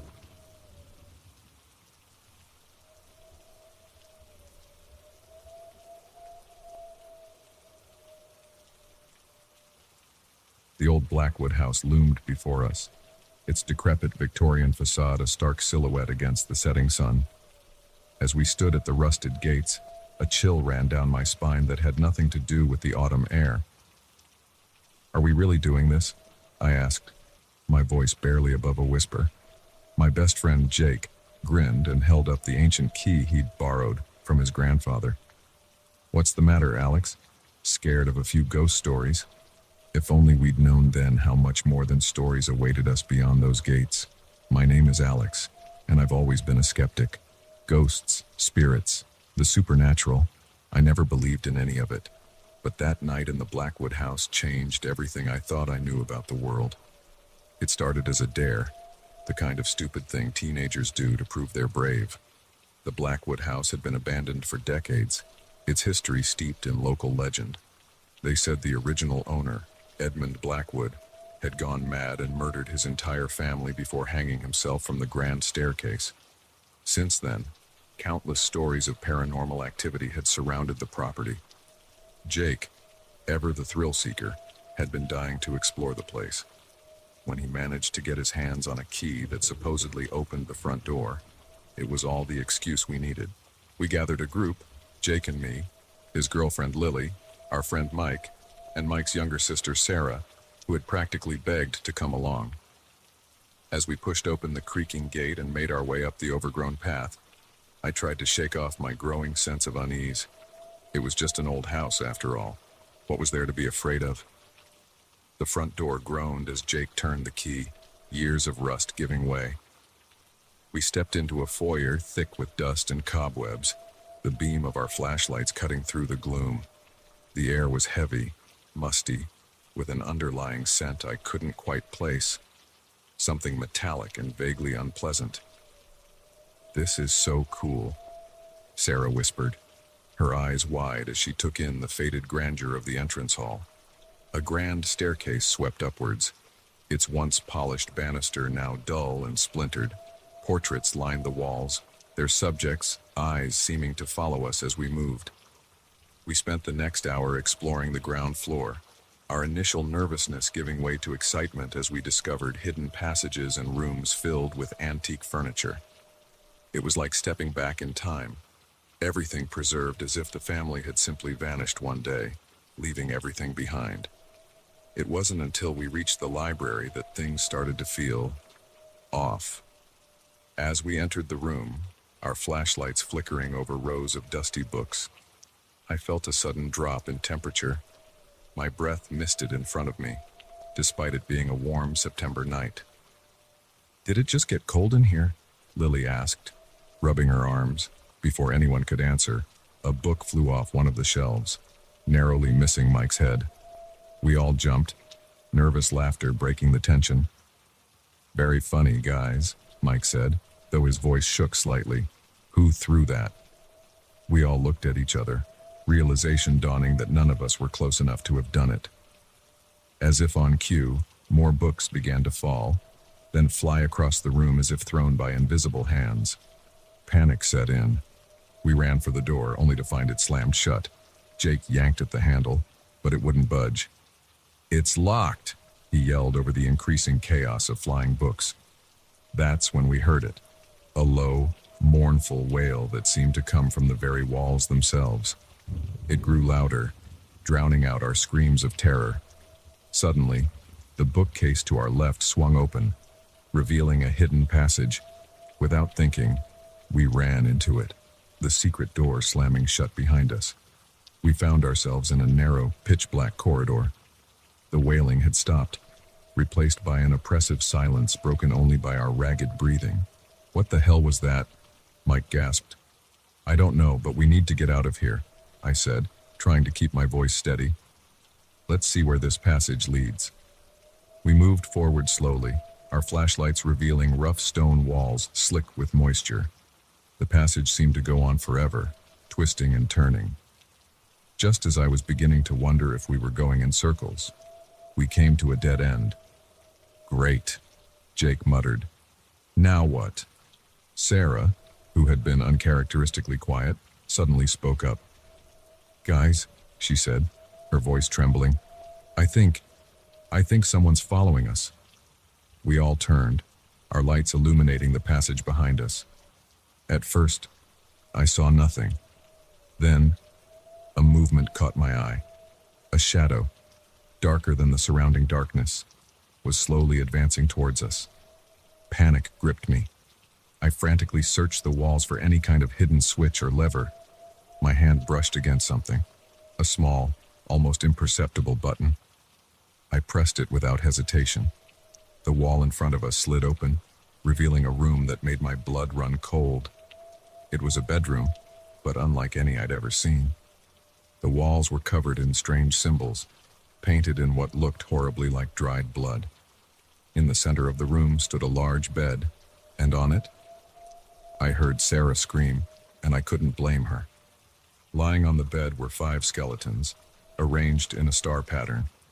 Each wore tattered clothes that looked eerily similar to our own. "We need to leave." "Now," I said, my voice sounding strange and distant to my own ears. But as we turned to go back the way we came, we found our path blocked. The shadow had taken form, a tall, gaunt figure in old-fashioned clothes. Its face was a horror of stretched skin and empty eye sockets, a grotesque grin revealing yellowed teeth. "Welcome," it said, its voice a dry whisper that seemed to suck the warmth from the air. "We've been waiting for you." What happened next is still a blur in my mind. I remember running. The creature, Edmund Blackwood, I realized with dawning horror, always just behind us. Doors opened and closed of their own accord, guiding our frantic flight through the house. Objects flew at us, portraits leered and laughed, and always there was that terrible wailing. Somehow, we made it back to the entrance hall. The front door stood open, moonlight spilling in. We ran for it, not daring to look back. We didn't stop running until we reached Jake's car, parked a quarter-mile down the road. As we sped away, I looked back at the Blackwood house. In an upstairs window, I saw a figure watching us leave, the same gaunt shape that had chased us, its grotesque face split in a triumphant grin. We never spoke about that night to anyone else. Who would believe us? But it changed us all. Jake became withdrawn, jumping at shadows. Lily broke up with him a month later. Mike and Sarah refused to be alone in the dark. And me? I couldn't shake the feeling that we had narrowly escaped something truly evil, and that it wasn't finished with us. Years have passed, but I still have nightmares about the Blackwood house. In them, I'm always back in that hidden bedroom, staring at those 5 skeletons. Only now they wear our faces, grinning up at me with hollow eyes. I've researched the history of the house since then, trying to make sense of what we experienced. I found old newspaper articles about Edmund Blackwood, about the murders and his suicide. But I also found something else. Reports of other groups of 5 who had gone missing over the years, always around the anniversary of the Blackwood family deaths. Sometimes, late at night, I think I can hear that mournful wailing. And I wonder, did we really escape that night? Or did Edmund Blackwood let us go knowing we'd carry the terror of that night with us forever? I don't know if I'll ever have answers, but I do know this. There are things in this world beyond our understanding. Dark forces that lurk in the shadows of old houses and forgotten places. And sometimes, when we go looking for thrills, we find horrors beyond our darkest imaginings. If you ever find yourself standing before the gates of the Blackwood house, take my advice. Turn around and never look back. Because once you cross that threshold, you might never truly leave.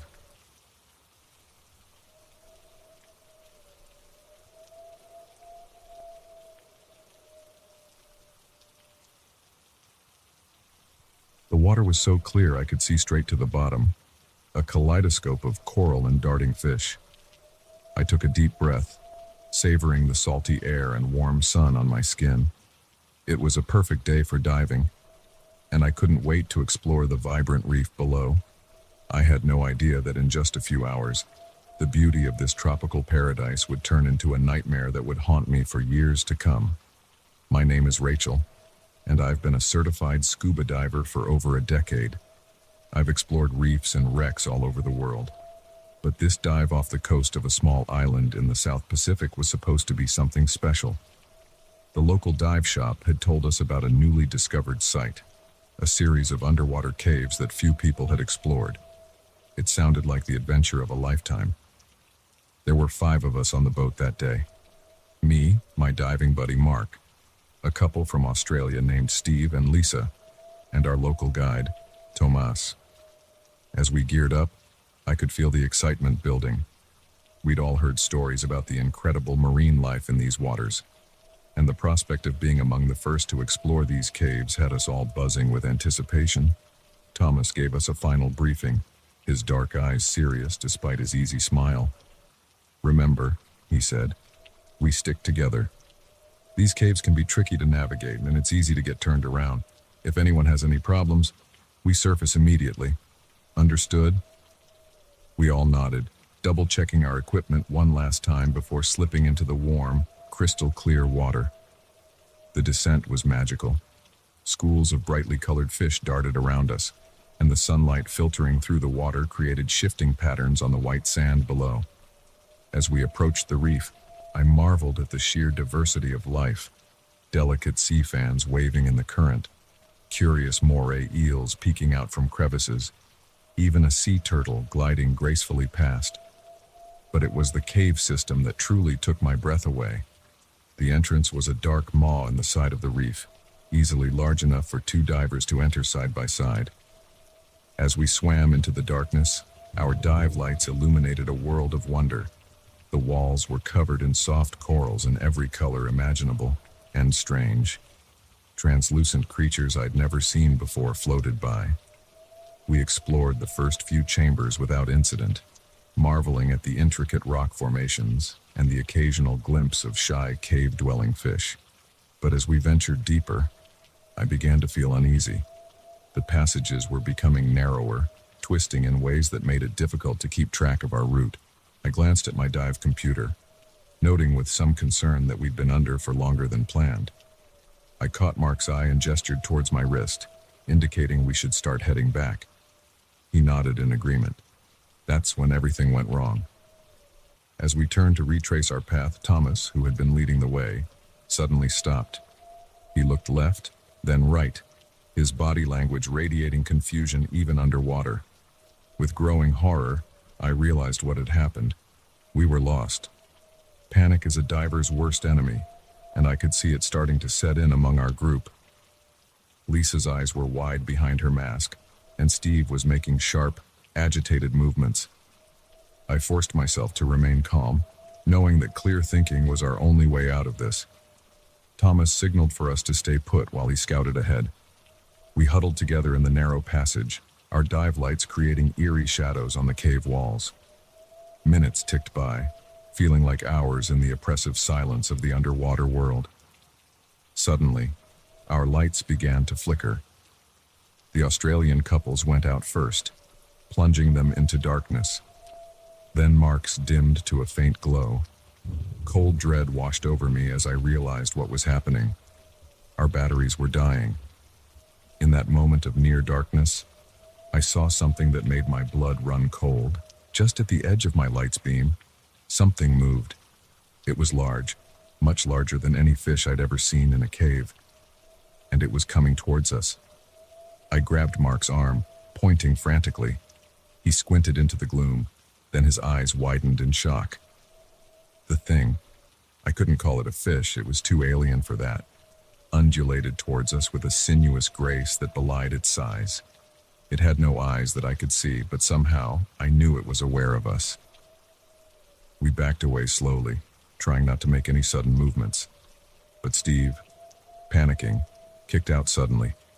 His fin connected with the cave wall, dislodging a shower of silt and debris.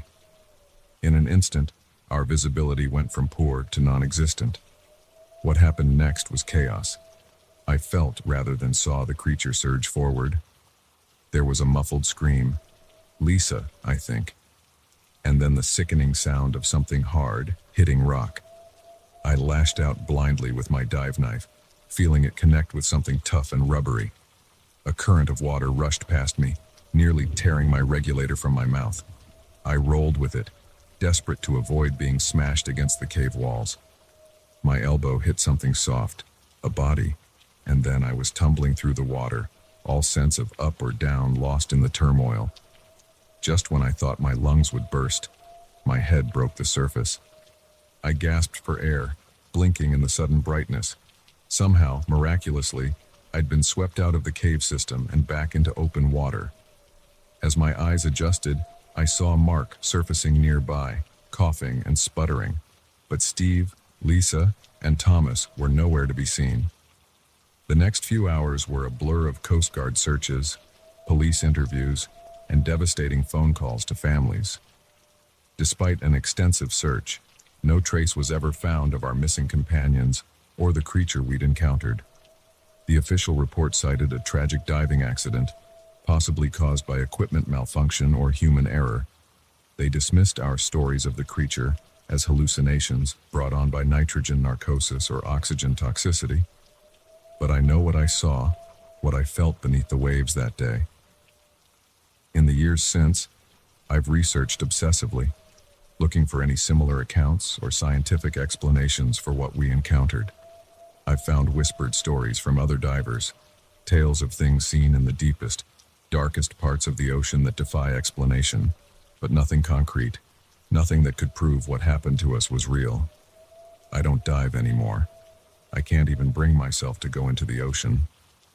The sight of water, once so comforting and familiar, now fills me with a primal dread, because I know that beneath the surface, in the darkness of underwater caves and the vast expanses of the open ocean, there are things beyond our understanding.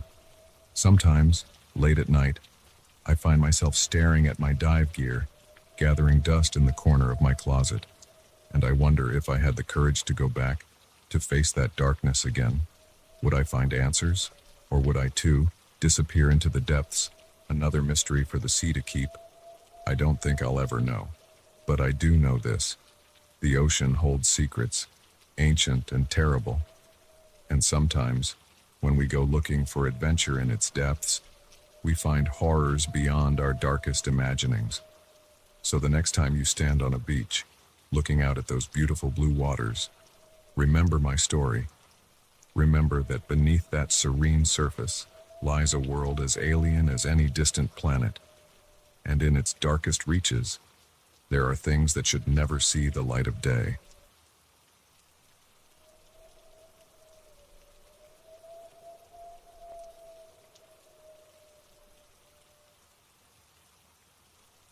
rhythmic beeping of the heart monitor was the only sound in the room, a stark contrast to the chaos that had engulfed the factory just hours before.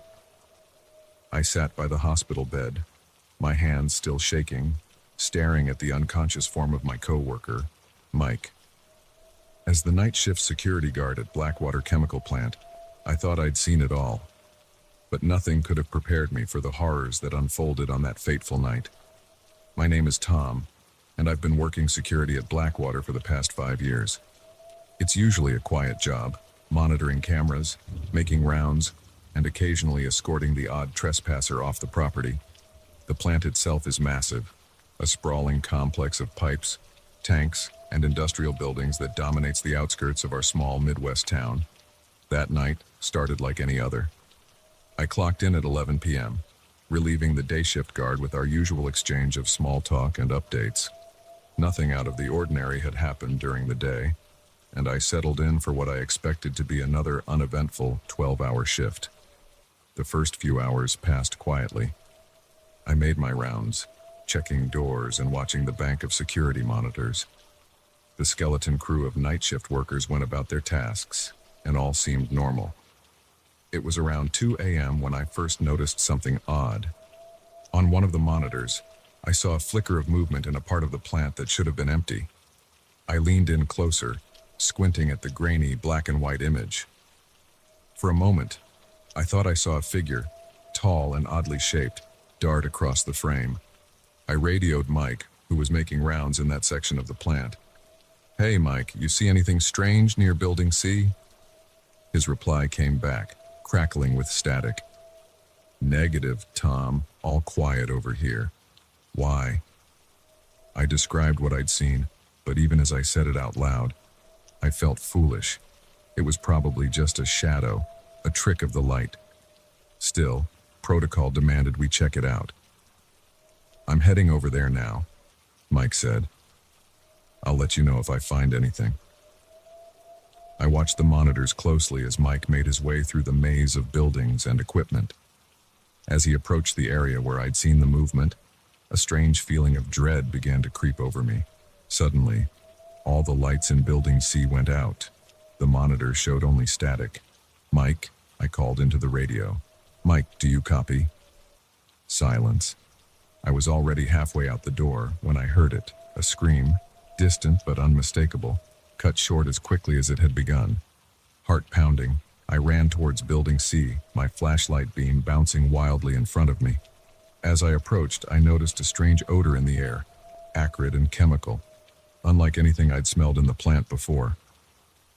The door to Building C was ajar, swinging slightly in the night breeze. I pulled out my pepper spray, the closest thing to a weapon I was allowed to carry, and stepped inside. The beam of my flashlight revealed a scene of chaos. Equipment was overturned, and there were strange, viscous puddles on the floor that seemed to glow faintly in the darkness. And there, in the center of the room, was Mike. He was on the ground, writhing in pain, his body covered in an oily, iridescent substance. As I rushed to his side, I saw with horror that the substance seemed to be eating through his protective clothing. "Oh God, Tom," he gasped, his eyes wide with terror. "What is this stuff?" Before I could answer, a low, gurgling sound came from the shadows behind us. I swung my flashlight around and found myself face to face with a nightmare. It was vaguely humanoid in shape, but that's where any resemblance to a person ended. Its body seemed to be made of the same glowing, oily substance that covered Mike, constantly shifting and reforming. Where its face should have been, there was only a gaping maw lined with needle-like teeth. I stumbled backward, dragging Mike with me. The creature, if you could call it that, lurched forward, leaving a trail of corrosive slime in its wake. In that moment, training kicked in. I grabbed the emergency shower handle, yanking it down hard. Water cascaded from above, drenching us and the creature. To my amazement and relief, the thing began to dissolve, its form melting away under the torrent of water. But our troubles were far from over. Alarms began blaring throughout the plant, and I could hear the hiss of escaping gas from somewhere nearby. Whatever that thing was, Its corrosive body had eaten through pipes and safety equipment. The next few hours were a blur of emergency responses, hazmat teams, and frantic explanations to disbelieving authorities. Mike was rushed to the hospital, his skin blistered and burned by the mysterious substance. As dawn broke, the full extent of the damage became clear. Several storage tanks had ruptured, spilling thousands of gallons of experimental chemicals. The EPA was called in, and our small town became the center of a major environmental crisis overnight. But worse than the chemical spill was the knowledge that something had been created in that plant, something that defied explanation. In the light of day, with hazmat-suited investigators combing every inch of the facility, it was easy to doubt what I'd seen. But I knew the truth. That thing, whatever it was, had been real. In the days that followed, as I sat by Mike's hospital bed waiting for him to regain consciousness, I pieced together what I could from overheard conversations and scraps of information. Blackwater had been working on a new type of adaptive polymer, something that could change its properties in response to different stimuli, but the project had gone terribly wrong. The official story, carefully crafted by teams of lawyers and PR specialists, blamed the incident on an equipment malfunction and human error. There was no mention of the creature, no acknowledgement of the impossible horror Mike and I had witnessed. But late at night, when the hospital halls are quiet and the only sound is the steady beep of the heart monitor, I can't shake the feeling that it's not over, that somewhere out there, in the dark and toxic remnants of the chemical spill, something is growing, evolving, waiting. I've tried to tell the truth, to warn people about what really happened that night. But who would believe me? A night security guard claiming to have seen a monster made of living chemicals. I'd be laughed out of town, or worse, locked up in a psychiatric ward. So I keep my silence, but I remain vigilant. I've started researching, looking into other industrial accidents around the country, searching for patterns, and sometimes I find them, stories of mysterious disappearances near chemical plants, of strange sightings dismissed as mass hallucinations. Mike woke up yesterday. The doctors say he'll recover, but he'll carry the scars of that night for the rest of his life. When he saw me, the look in his eyes told me he remembered everything. We didn't need to speak about it. We both knew the truth, and the burden of silence we'd have to bear. As I leave the hospital and drive home, passing the now shuttered Blackwater plant, I can't help but wonder, what else is out there, hidden in the shadowy corners of our industrialized world? What other horrors have we unknowingly created in our pursuit of progress? I don't have the answers, but I do know this. The next time you drive past a chemical plant or a factory, and you see those innocuous storage tanks and anonymous buildings, remember my story. Remember that sometimes the most terrifying monsters aren't born of nature or myth, but of our own making. And they're waiting in the dark, ready to emerge when we least expect it.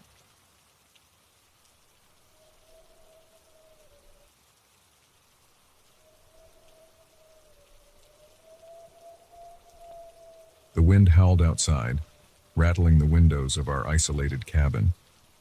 I huddled closer to the fireplace, trying to shake off the bone-deep chill that had nothing to do with the blizzard raging outside. My wife, Sarah, paced nervously by the frost-covered windows, her eyes scanning the white void beyond. "They should have been back by now," she whispered, her voice tight with worry.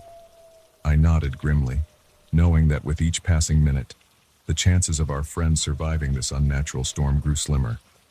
My name is Daniel, and what started as a fun winter getaway with friends quickly turned into a fight for survival against forces we couldn't begin to understand. It was supposed to be a perfect week. 6 of us, Sarah and me, our best friends Mike and Lisa, and a couple we'd recently met, Tom and Emma, had rented a luxury cabin deep in the mountains. The place was beautiful, all exposed wooden beams and floor-to-ceiling windows with breathtaking views of the surrounding wilderness. The first few days were everything we'd hoped for. We went skiing, had snowball fights, and spent evenings around the massive stone fireplace drinking hot cocoa spiked with whiskey and sharing stories. It was idyllic, the kind of vacation you see in magazines. But on the fourth day, things began to change. It started with the weather. The clear, crisp winter days gave way to an ominous wall of clouds rolling in from the north. The temperature dropped rapidly, and the wind picked up, howling around the corners of the cabin with an almost human-like wail. "Looks like a big storm coming," Mike had said, frowning at his phone. "Weather app says it'll hit tonight. Could drop a few feet of snow." We weren't too concerned at first. The cabin was well stocked with food and firewood, and we had plenty of ways to keep ourselves entertained. But as night fell and the storm hit in full force, an inexplicable sense of dread settled over us. The power went out first, plunging us into darkness broken only by the warm glow of the fireplace and a few hastily lit candles. Then the phones lost signal, cutting us off completely from the outside world. It was Tom who first noticed something was off. "Guys," he said, his voice barely audible over the howling wind, "look at the snow." We crowded around the windows, peering out into the storm. At first, I didn't see anything unusual, just swirling white in the glow of our flashlights. But then I saw it. Mixed in with the snowflakes were other things.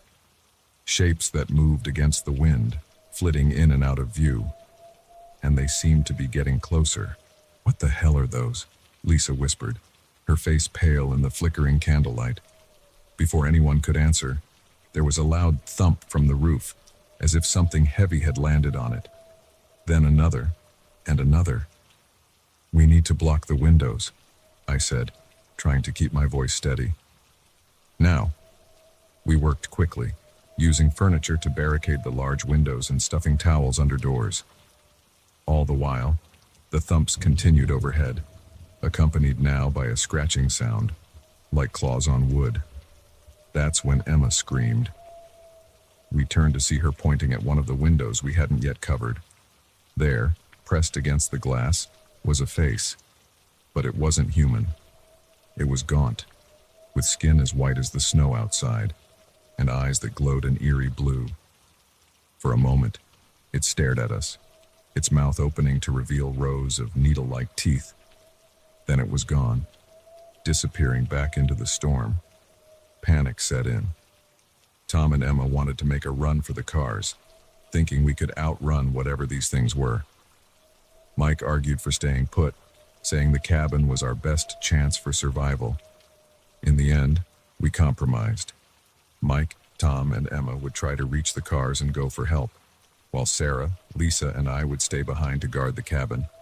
That was hours ago. The storm has only gotten worse, and there's been no sign of our friends. The things outside, I can't bring myself to call them creatures or animals, they're too alien for that, have been relentless. They've tried to come down the chimney, only stopped by the roaring fire we've kept going. They've clawed at the doors and windows, leaving deep gouges in the wood, and all the while they've been calling to us. At first, it was just wordless howls carried on the wind, but as the night wore on, the sounds became more distinct. They're mimicking our voices now, calling out in perfect imitations of Mike, Tom, and Emma, begging us to let them in. Sarah jumps as another loud thump comes from the roof.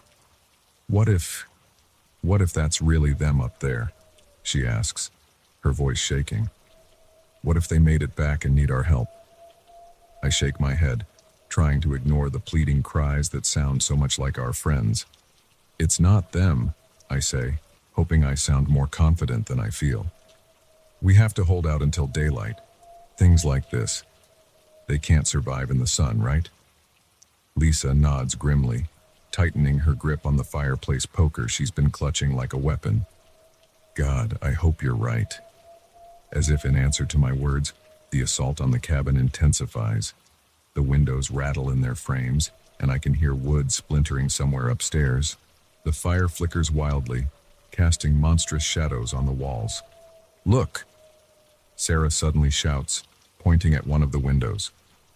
Through a small gap in our makeshift barricade, I can see the storm is beginning to let up. The sky is lightening, the first hints of dawn breaking through the clouds. For a moment, hope surges through me. But then I hear it, a sound that turns my blood to ice. It's Mike's voice, but distorted, like it's being played through a broken speaker. Guys, can you hear me? We made it to the car, but something's wrong. I don't feel right.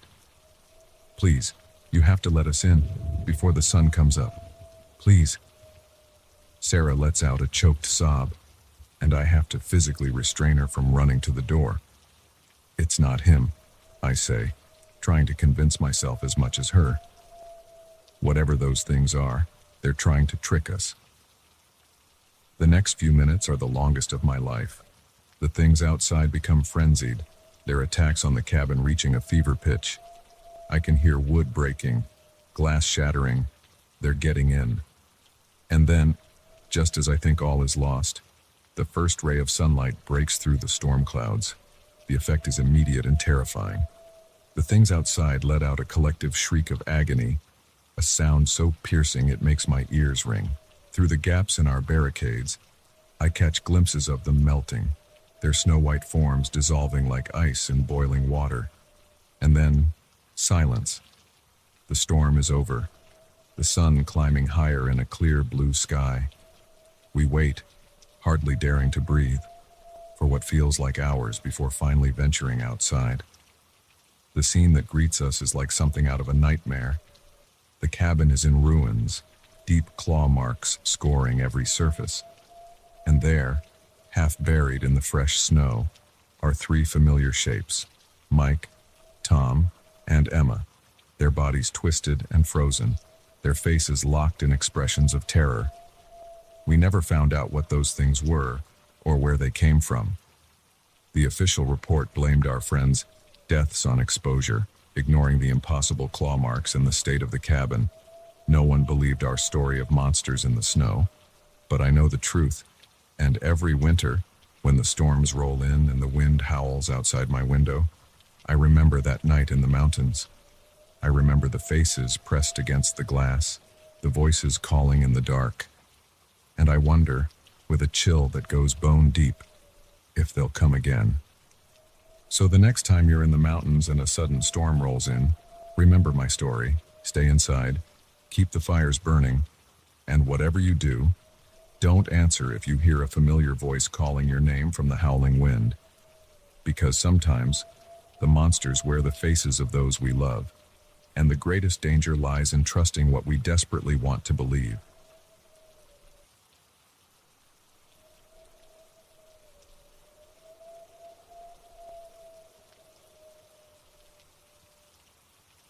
The red light on the camera blinked steadily, its unwavering gaze fixed on me as I slept. I hadn't noticed it at first, too exhausted from the long flight and grateful for the luxurious bedroom. But as I lay in bed that night, unable to shake the feeling of being watched, my eyes had caught that tiny, pulsing light in the darkness. In that moment, I realized the perfect getaway I'd been promised was anything but.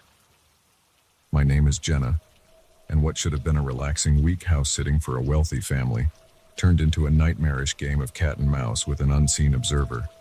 It had all started innocently enough. A friend of a friend had mentioned that the Richardsons, a well-to-do couple she knew, were looking for someone to stay at their mansion while they were on an extended European vacation. The pay was excellent, and all I had to do was keep an eye on the place and take care of their cat. It seemed like the perfect opportunity to get away from my cramped apartment and writer's block. The house was everything I'd imagined and more. Nestled in the hills overlooking the city, it was a modernist dream of glass and steel. Floor-to-ceiling windows offered breathtaking views, and every room was filled with art and designer furniture that probably cost more than I made in a year. Mrs. Richardson had given me a quick tour before they left, showing me the kitchen, my bedroom, and the various security systems. "Don't worry about the cameras," she'd said with a laugh. "They're only on the exterior of the house. We respect our guests' privacy." Those words echoed in my mind as I stared at the blinking red light, my heart pounding. If the cameras were only supposed to be outside, what was this one doing in my bedroom?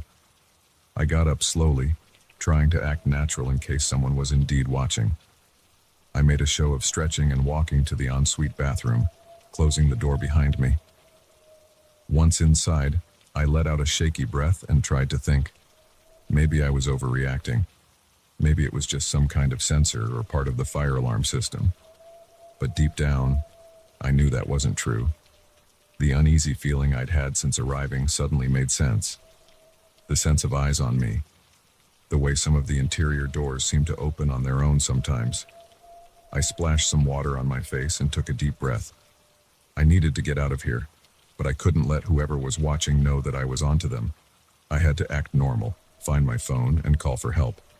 I exited the bathroom, forcing a yawn. I made a show of checking my watch, then headed for the door. "Midnight snack time," I said aloud, cringing at how fake my voice sounded. As I walked down the hallway towards the kitchen, I noticed more cameras. They were small, almost invisible unless you were looking for them, tucked into corners and disguised as part of the modern decor. How had I missed them before? In the kitchen, I opened the fridge, pretending to look for food while my mind raced. My phone was in my purse, which I'd left in the living room. I needed to get to it without arousing suspicion. That's when I heard it, a soft click, like a door closing, coming from upstairs. Someone was in the house. Panic threatened to overwhelm me, but I forced myself to stay calm. I grabbed an apple, taking a bite as I casually walked towards the living room. Every step felt like an eternity, my ears straining for any sound of movement.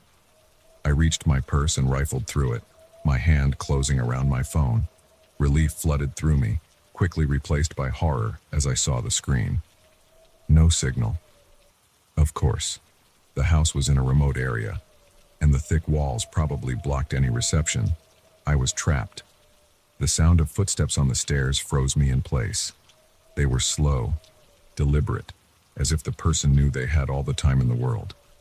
I looked around frantically for a weapon, anything I could use to defend myself.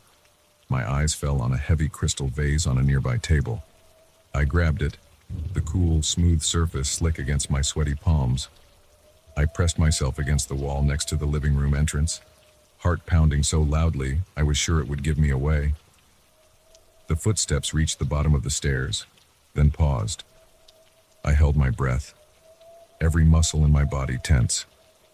Then slowly, they began to move towards the living room. A shadow fell across the doorway. I raised the vase, ready to strike. But as the figure stepped into view, I faltered. It was Mrs. Richardson. "Oh, Jenna," she said, her voice dripping with false concern. "You should be in bed. Is everything all right?" I lowered the vase slightly, confusion warring with fear. "Mrs. Richardson, I thought you were in Europe." She smiled, but it didn't reach her eyes. "We came back early. I'm sorry if we startled you." Something was off. Her hair was different, her clothes too casual for the immaculately groomed woman I'd met earlier, and her eyes, they were cold, calculating. "Where's Mr. Richardson?" I asked, trying to keep my voice steady. Her smile widened, becoming almost predatory. "Oh, he's around, probably watching us right now. He does so love his little games." A chill ran down my spine. Games? Mrs. Richardson, or whoever she was, took a step closer. "You see, Jenna, this house, it's not just a home. It's an experience. We provide a very special service to some very wealthy clients. They pay a fortune to watch, to feel the thrill of the hunt from the safety of their computer screens." I raised the vase again, backing away. "You're insane. I'm leaving now." She laughed, a sound devoid of any warmth. "Oh, sweetie, no one leaves until the game is over. But don't worry, you've been quite entertaining so far. The fear in your eyes when you noticed that first camera, exquisite." I didn't wait to hear more.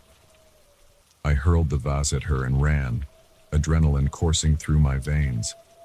I could hear her cursing behind me, the sound of breaking glass.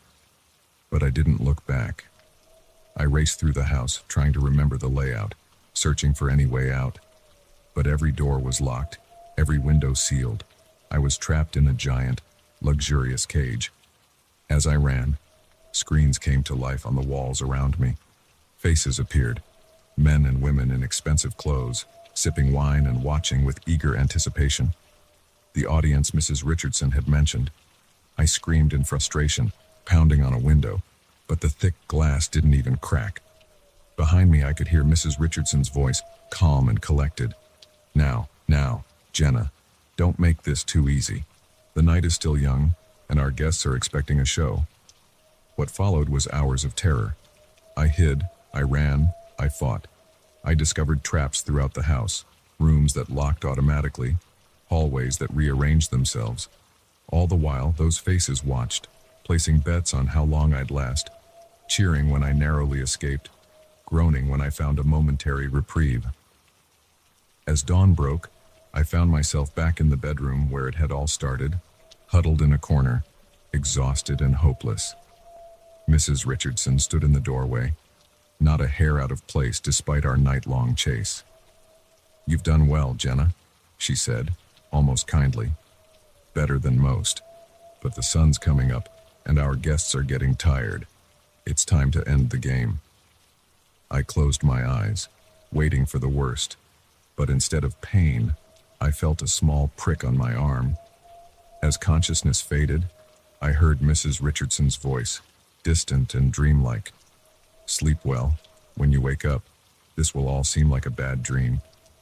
I woke up in my own bed, in my small apartment. For a moment, I thought it had indeed been a nightmare. But then I saw the bruises on my arms, felt the ache in my muscles. And there, on my bedside table, was an envelope stuffed with cash and a note. "Thank you for your participation. We hope you enjoyed your stay." I've tried to tell the police, but without proof, who would believe such an outlandish story? The Richardsons' house, when investigated, was found to be perfectly normal. No cameras, no traps, no evidence of the nightmare I'd lived through. But I know the truth. And every time I see a security camera or a nanny cam, I can't help but wonder, who's really watching? And what sick game might I unwittingly be a part of? So the next time you're in a strange house, pay attention to that uneasy feeling. Look for the tiny red lights in dark corners, because in this world of constant surveillance, you never know who might be watching, or what twisted entertainment you might be providing.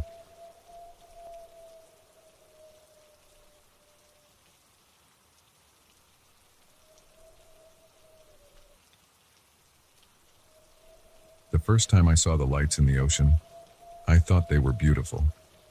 Shimmering points of blue-green brilliance, dancing beneath the waves like fallen stars.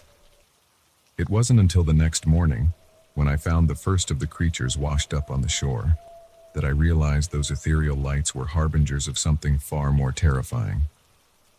My name is Ellie, and I came to this remote beach to escape.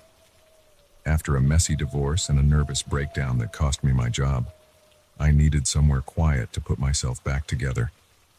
When I found the listing for a small cottage on a private stretch of coastline, it seemed perfect. No neighbors for miles, nothing but the sound of the waves and the cry of seagulls to keep me company. The first week was everything I'd hoped for. I spent my days walking along the beach, collecting shells and sea glass, letting the rhythm of the tides wash away my troubled thoughts. At night, I'd sit on the porch with a glass of wine, watching the stars come out over the vast expanse of the Pacific. It was on one of these nights that I first noticed the lights. At first, I thought they were reflections of the stars on the water, but as I watched, I realized they were moving independently, pulsing and swirling in patterns too complex to be mere reflections. Intrigued, I walked down to the water's edge, my bare feet sinking into the cool sand. The lights seemed to react to my presence, gathering closer to the shore. They were mesmerizing, and I found myself wading into the surf, drawn by their unearthly glow. A particularly large wave broke against my legs, snapping me out of my trance. I stumbled backward, suddenly aware of how far I'd gone into the water. As I retreated to the safety of the beach, I could have sworn I saw something larger moving among the lights, a dark shape just beneath the surface. I dismissed it, as a trick of the moonlight and my own overactive imagination. But as I fell asleep that night, my dreams were filled with those strange, pulsing lights and shadowy forms gliding through deep waters. The next morning, I woke to an unusually loud commotion of seagulls. Curious, I threw on a robe and made my way down to the beach. The tide had gone out, leaving a wide expanse of wet sand dotted with tidal pools. And there, sprawled across the beach like bizarre driftwood, were the creatures. I approached the nearest one cautiously, my mind struggling to make sense of what I was seeing. It was about the size of a large dog, but any resemblance to any earthly animal ended there. Its body was gelatinous, semi-transparent, with pulsing organs visible beneath the surface. Multiple limbs, I couldn't even count how many, extended from its body, each ending in what looked like both a claw and a suction cup. But it was the eyes that truly horrified me. There were dozens of them, of varying sizes, scattered across what I assumed was its head. And they were all moving independently, swiveling in their sockets to fix on me as I approached. I recoiled, my heart pounding. The creature was clearly dead, or at least I hoped it was. But those eyes, they seemed alive, aware. As I looked down the beach, I realized there were more of them, at least a dozen that I could see. Some were larger, some smaller, but all shared that same alien anatomy. I ran back to the cottage, my hands shaking as I fumbled for my phone. I had to call someone, report this. But who? The police? Animal control? NASA? In the end, I settled for the local marine biology research center. Surely they would know what to do, or at least be able to identify these things. The woman who answered the phone listened patiently as I babbled about glowing lights and creatures with too many eyes. When I finished, there was a long pause. "Miss Carter," she said finally, her voice carefully neutral. "We appreciate you reporting this. Please don't touch or approach the creatures. A team will be out to investigate shortly. In the meantime, I'm going to ask you to stay inside your cottage and not speak to anyone else about what you've seen, for your own safety." The line went dead before I could ask any questions. Her response left me with an uneasy feeling. It was too practiced, too calm for something that should have been unprecedented.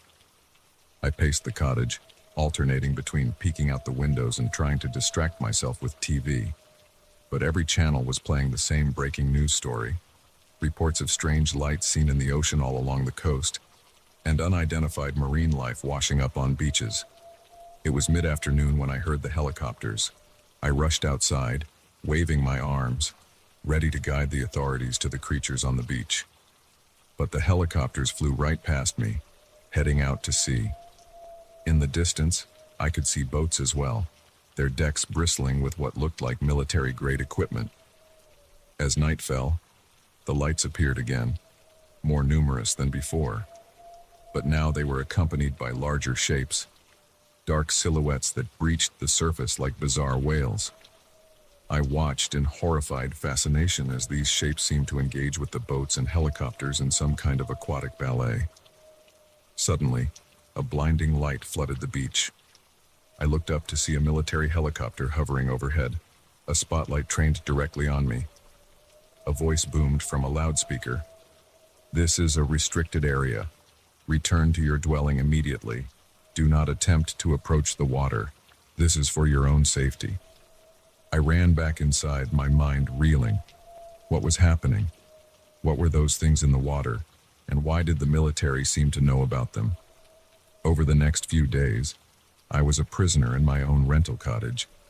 Military personnel established a perimeter around the beach, keeping me away from the water. More creatures washed up, only to be quickly collected by teams in hazmat suits. The lights in the ocean grew more numerous, more active, with larger and larger shapes moving among them. On the third night, everything changed. I was awakened by a tremor, like a small earthquake. Then another, stronger this time. I rushed to the window to see the ocean churning, as if something massive was moving beneath the surface. The military forces on the beach were in chaos, spotlights sweeping wildly across the waves. And then, with a sound that seemed to shake the very air, something began to emerge from the water. It defied description.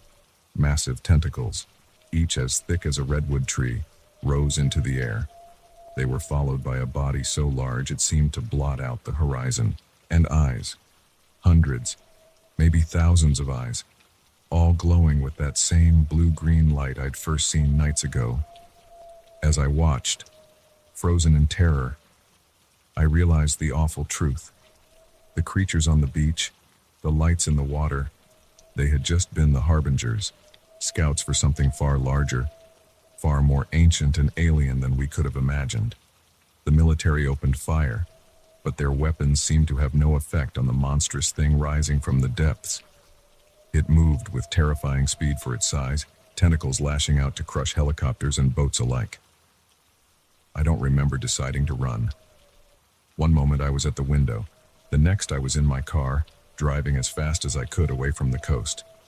In my rearview mirror, I could see more of those titanic shapes emerging from the sea, their glowing eyes lighting up the night sky.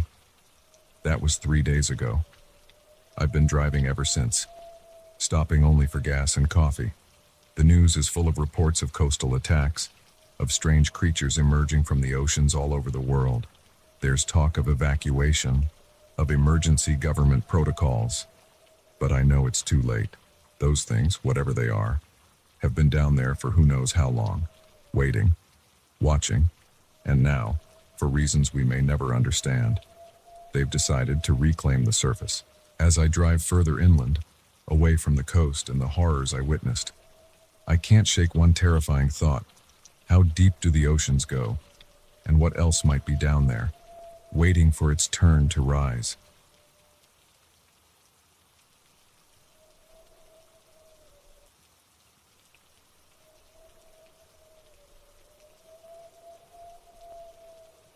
The old grave marker was barely visible, half buried in fallen leaves and overgrown vegetation. I almost missed it entirely, my hiking boot inches from crushing the weathered stone. As I bent down to brush away the debris, my fingers traced the faded inscription. Here lies Thomas Blackwood, 1823, 1867. A chill ran down my spine, not from the autumn air, but from the realization that I had stumbled upon something I was never meant to find. My name is James, and I'm an avid hiker and amateur historian. I've always been drawn to the forgotten corners of the world, the places where history and nature intertwine. That's what brought me to the dense forests of the Appalachian Mountains, searching for traces of long-abandoned settlements. I'd been hiking for hours, following old logging roads and barely there trails, when I came across the grave. It was odd to find a solitary marker so deep in the woods, miles from any known settlement. My curiosity piqued. I decided to set up camp nearby and investigate further in the morning. As I pitched my tent and prepared a simple dinner over a small campfire, I couldn't shake the feeling of being watched. The forest, which had been alive with the sounds of birds and small animals all day, had grown unnaturally quiet. I tried to dismiss it as paranoia, the natural unease of being alone in the wilderness, but the feeling persisted. Night fell quickly, the dense canopy above blocking out most of the moonlight. I crawled into my tent, zipping it up tightly as if the thin nylon could protect me from whatever was out there. Sleep came fitfully, filled with strange dreams of shadowy figures and whispered voices. I woke with a start, disoriented in the pitch blackness of the tent. My watch showed 3:17 a.m. Something had woken me, but I couldn't tell what. Then I heard it, a soft scraping sound, like someone dragging a shovel through dirt. My heart pounding, I slowly unzipped the tent flap, peering out into the darkness. What I saw made my blood run cold. A figure stood by the grave marker, illuminated by an eerie, pale light that seemed to emanate from within. It was the shape of a man, but wrong somehow. Too tall, too thin, its movements jerky and unnatural. As I watched, frozen in terror, it turned towards me. Its face was a horror, sunken eyes that glowed with an otherworldly light, skin stretched tight over a skull-like visage. It opened its mouth, and a sound emerged that was neither human nor animal, a keening wail that seemed to pierce right through me. I scrambled out of the tent, abandoning my gear in my panic to get away. I ran blindly through the forest, branches whipping at my face, roots threatening to trip me at every step. The wailing followed me, sometimes seeming to come from right behind me, sometimes from all around. I don't know how long I ran, minutes or hours. Time lost all meaning in the darkness of the forest. When I finally stopped, gasping for breath, the woods were silent again. I leaned against a tree, trying to calm my racing heart and make sense of what I'd seen. As my eyes adjusted to the dim pre-dawn light, I realized with a jolt that I was back where I started. The grave marker stood just a few feet away, my abandoned tent beside it. But something was different. The earth around the grave had been disturbed, as if someone or something had been digging. With shaking hands, I approached the marker. The inscription had changed. Beneath the original text, new words had been carved, the stone around them still fresh and pale. "You shouldn't have come here, James." A wave of dizziness washed over me. How did it know my name? What was happening? As if in answer to my unspoken questions, the world around me began to shift. The trees seemed to bend and warp, their branches reaching towards me like grasping hands. The ground beneath my feet became soft and yielding, as if threatening to swallow me whole. And then the visions started. They flashed through my mind with brutal clarity, scenes from a life not my own. A man, Thomas Blackwood, living in a small cabin in these woods. His wife, his children.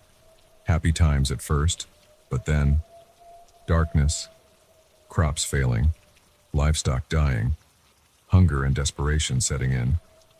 I saw Thomas turning to old books filled with symbols and rituals that made my skin crawl. I watched as he performed dark ceremonies in the dead of night, sacrificing animals and worse in his desperation to save his family. But the entity he summoned was not benevolent. It demanded a price Thomas was not prepared to pay.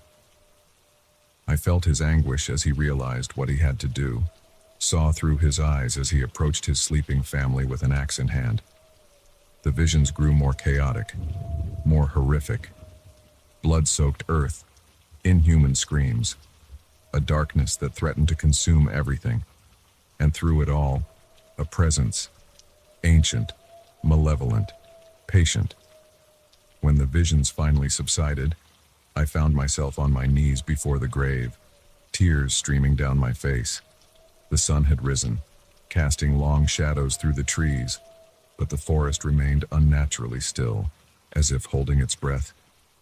I knew then that I had stumbled into something far beyond my understanding. The grave wasn't just a marker, it was a seal, holding back horrors that defied comprehension, and by finding it, by disturbing the earth around it, I had weakened that seal. As that realization sank in, I heard it again, that unearthly wail, closer now. The trees around me began to creak and groan, their branches twisting into unnatural shapes. The ground trembled, and in the distance I could see something moving through the forest, something huge and dark and wrong. I ran again, but this time with purpose. I had to get out of these woods, had to warn someone about what was happening here. But as I ran, I couldn't shake the feeling that it was already too late, that by my innocent curiosity, I had set in motion events that couldn't be stopped. I made it back to civilization, though the details of that journey are a blur in my mind. I went to the authorities, tried to tell them what I'd seen, what I'd experienced. They dismissed it as the ramblings of a hiker suffering from dehydration and exhaustion.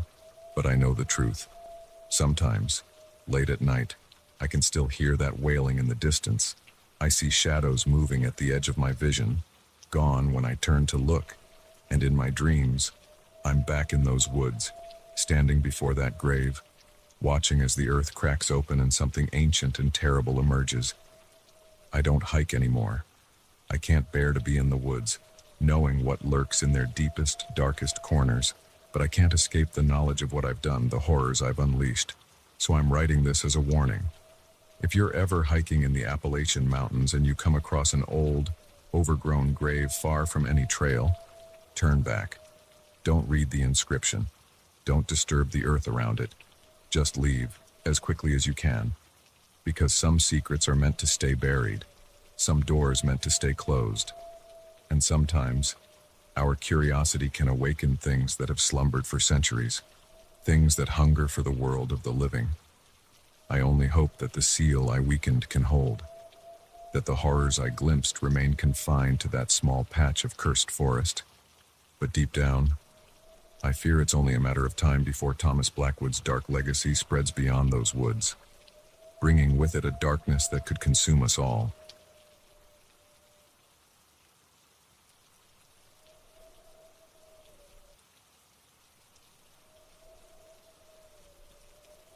The headlights cut through the darkness, illuminating an empty stretch of highway that seemed to go on forever. I'd been driving for hours, the monotony of the road broken only by the occasional flicker of my dashboard lights. That's when I saw him, a lone figure standing on the shoulder, thumb outstretched. I knew I shouldn't stop, knew all the warnings about picking up strangers, but something about his desperate stance made me slow down. Little did I know, that simple act of kindness would lead me into a nightmare I couldn't have imagined. My name is Mike, and I'm a long-haul trucker. I've been crisscrossing the country for over a decade, and I thought I'd seen it all. But nothing in my years on the road could have prepared me for what happened that night.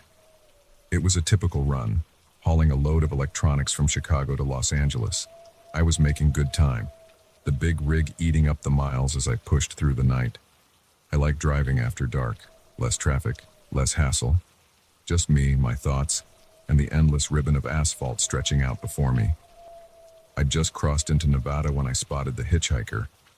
He was a young guy, maybe mid-20s, with a scruffy beard and clothes that had seen better days. As I pulled over, I could see the relief wash over his face. "Thanks, man," he said as he climbed into the cab. "I've been out here for hours. Thought I might freeze to death." I nodded, pulling back onto the highway.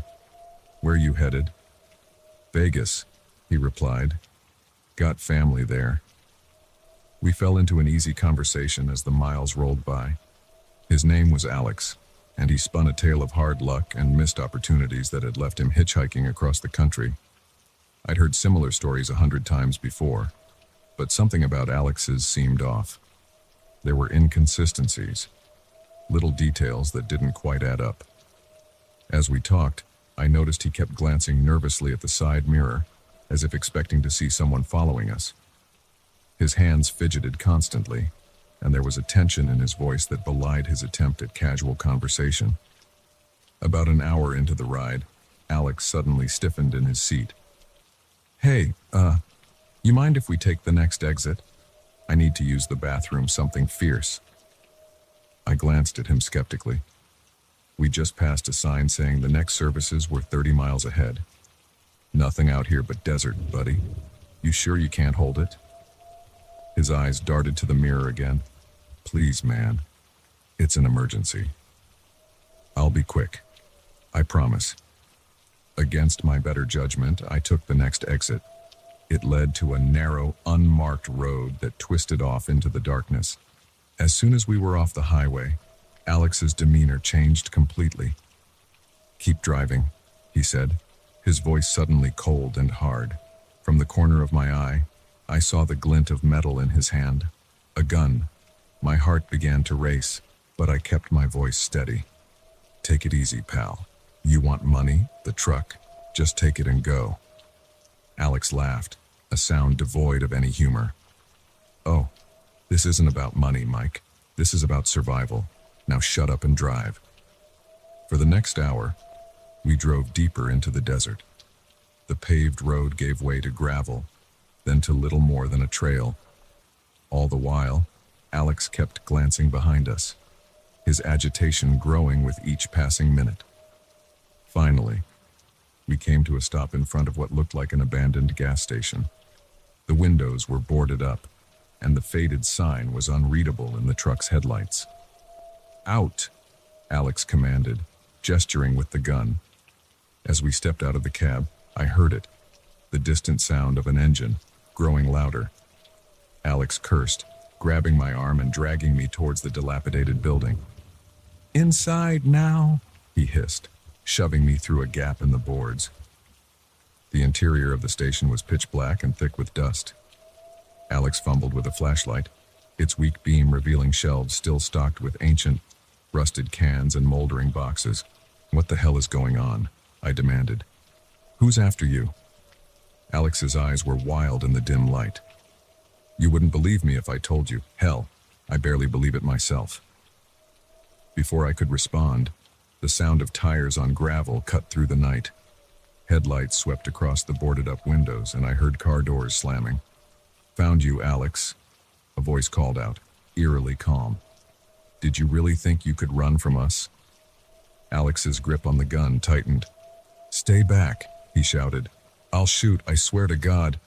The voice chuckled. Now, is that any way to treat your family? We just want to bring you home." Family? I looked at Alex in confusion, but his face was a mask of terror. "They're not my family," he whispered, more to himself than to me. "Not anymore. Not after what I saw them do." The next few minutes were chaos. The windows exploded inward as dark figures swarmed into the building. Alex fired wildly, the muzzle flashes briefly illuminating scenes of impossible horror. Our attackers moved with inhuman speed, their bodies twisting and contorting in ways that defied physics. I found myself grappling with one of them, its skin cold and slick under my hands. Its face was a nightmare, features constantly shifting and reforming, eyes that glowed with an inner light.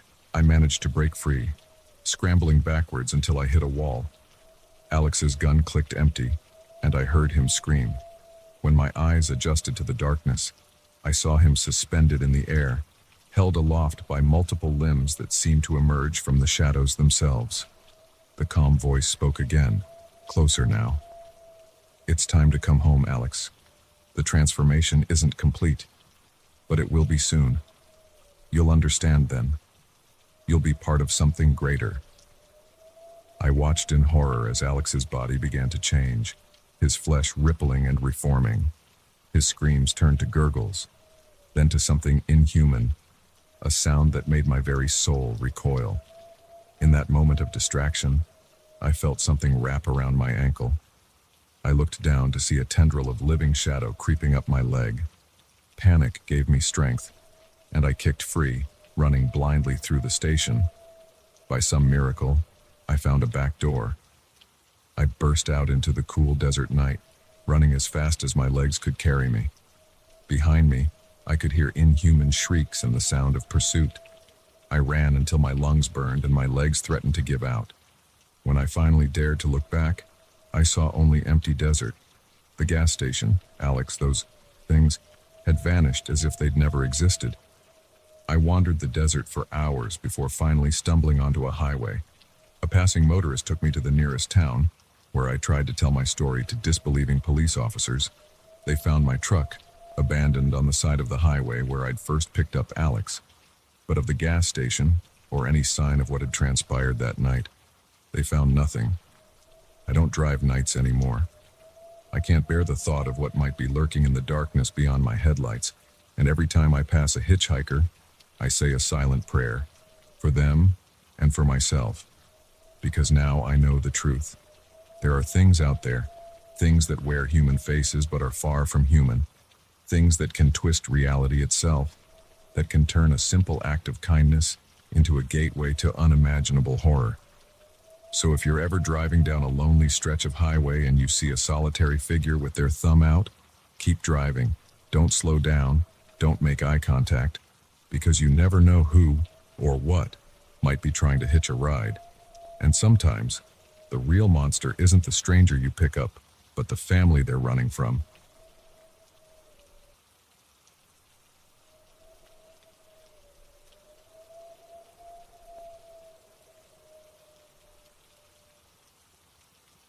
The first sign that something was terribly wrong was the silence. As we drove into the small town of Millbrook, the absence of any signs of life sent a chill down my spine. No people on the sidewalks, no cars moving, not even the bark of a dog or chirp of a bird.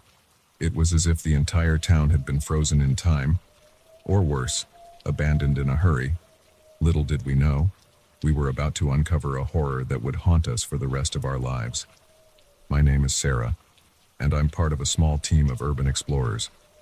We seek out abandoned places, documenting their decay and the stories they hold.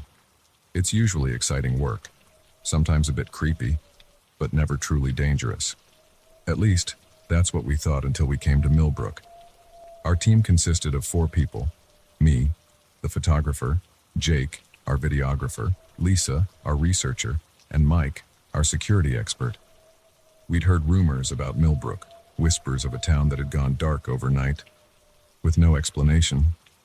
It sounded like the perfect subject for our next documentary. As we drove down the main street, the eerie silence was broken only by the crunch of our tires on the asphalt. Houses and storefronts stood empty, their windows dark and lifeless. Cars were parked haphazardly, some with doors left open, as if their occupants had fled in a panic. "Oh dude, this is insane," Jake muttered, his camera already rolling. "It's like the whole town just vanished." Lisa was frantically scrolling through her tablet. "There's nothing in the news about this. No evacuations, no disasters reported. It's like Millbrook doesn't even exist anymore." We parked in front of the town hall, a grand old building that seemed to loom over us in the fading afternoon light. As we gathered our equipment, Mike did a perimeter check, his hand resting uneasily on the taser at his hip. "Guys," he called out, his voice tense. "You need to see this." We hurried around to the back of the building. There, carved deep into the weathered wood of the door, was a symbol, a circle with intricate patterns inside, unlike anything I'd ever seen before. It seemed to shimmer slightly, as if it wasn't quite solid. "What the hell is that?" I asked, raising my camera to take a picture. "Don't." Lisa grabbed my arm, pulling the camera down. "I've seen something like this before, in my research. It's not good." Before we could question her further, a sound broke the silence, a low, rhythmic chanting coming from inside the building. We exchanged glances, a mix of fear and curiosity on everyone's faces. "We should leave," Mike said, but there was a lack of conviction in his voice. We'd come too far to turn back now. Slowly, cautiously, we entered the town hall. The interior was dark, lit only by the beams of our flashlights. The chanting grew louder as we approached the main meeting room. I pushed open the door, and what I saw inside made my blood run cold. The room was filled with people, the missing residents of Millbrook, but they were changed. Their eyes glowed with an unnatural light, and their bodies seemed to flicker and distort, as if they weren't quite solid. In the center of the room stood a figure in robes, leading the chant. For a moment, we stood frozen in shock. Then one of the townspeople turned and saw us. The chanting stopped abruptly, and every glowing eye in the room fixed on us. "Run!" Mike yelled, and we didn't need to be told twice. We sprinted back through the building, the sound of inhuman shrieks and pounding footsteps close behind. As we burst out onto the street, I chanced to look back. The townspeople were pouring out of the building, but they moved wrong, too fast, too fluid, like they were gliding rather than running. We piled into our van, Mike gunning the engine before the doors were even closed. As we sped out of town, I saw more figures emerging from the houses and buildings, all with those same glowing eyes. "What the hell was that?" Jake gasped, his camera still clutched in his shaking hands. Lisa's face was pale in the dim light of the van. I think we just stumbled onto a cult, but not just any cult. There are stories, old legends about groups that try to contact things that aren't meant to exist in our reality. You're saying those people back there, they're what? Possessed? I asked, my mind struggling to process what we'd seen. Lisa shook her head. Worse. I think they're not entirely here anymore. That symbol we saw, it's a gateway. They're trying to bring something through." As if in response to her words, the van suddenly sputtered and died. We coasted to a stop on the dark and empty road. Mike tried to restart it, but nothing happened. "Guys," Jake said, his voice trembling. "Look." We followed his gaze out the windshield. There, in the distance, we could see lights. Not the normal lights of a town, but a pulsing, otherworldly glow that seemed to warp the very air around it, and it was getting closer. "We need to move now," Mike said, already opening his door. We grabbed what supplies we could and set off into the woods by the side of the road. As we crashed through the underbrush, I could hear something moving behind us, a sound like static electricity mixed with whispers in a language I couldn't understand. We ran for what felt like hours, the strange lights always just behind us, never quite catching up but never falling behind. Finally, we stumbled onto a highway. A passing trucker, seeing our distress, stopped to help. As we sped away in the safety of his big rig, I looked back one last time. The lights were gone, but in their place I saw something that made my heart stop. The entire horizon behind us was wrong. It rippled and shifted, like reality itself was coming apart at the seams. We never went public with what we saw in Millbrook. Who would believe us? We tried to report it to the authorities, but they found nothing, just an ordinary small town going about its business, its residents confused by stories of their disappearance. But we know the truth. Something happened in Millbrook, something that defies explanation, and sometimes, late at night, I swear I can hear that chanting again, carried on the wind from some impossible distance. We don't go urban exploring anymore. How can we, knowing what might be lurking in those abandoned places, but we stay vigilant, watching the news for any signs, any hints that what we saw in Millbrook might be spreading, because we know now that there are things out there, things that lurk just beyond the veil of our reality. And sometimes, all it takes is one wrong step, one curious glance, to tear that veil wide open. So if you're ever driving through a small town, and things seem just a little too quiet, a little too still, don't stop, don't investigate, just keep driving, and pray that the wrongness you sense doesn't follow you home, because once you've seen behind the curtain, once you've glimpsed the truth of what's really out there, you can never truly unsee it. And the knowledge that our world is just a thin layer over something vast and hungry and utterly alien, well, that's the kind of truth that can drive you mad.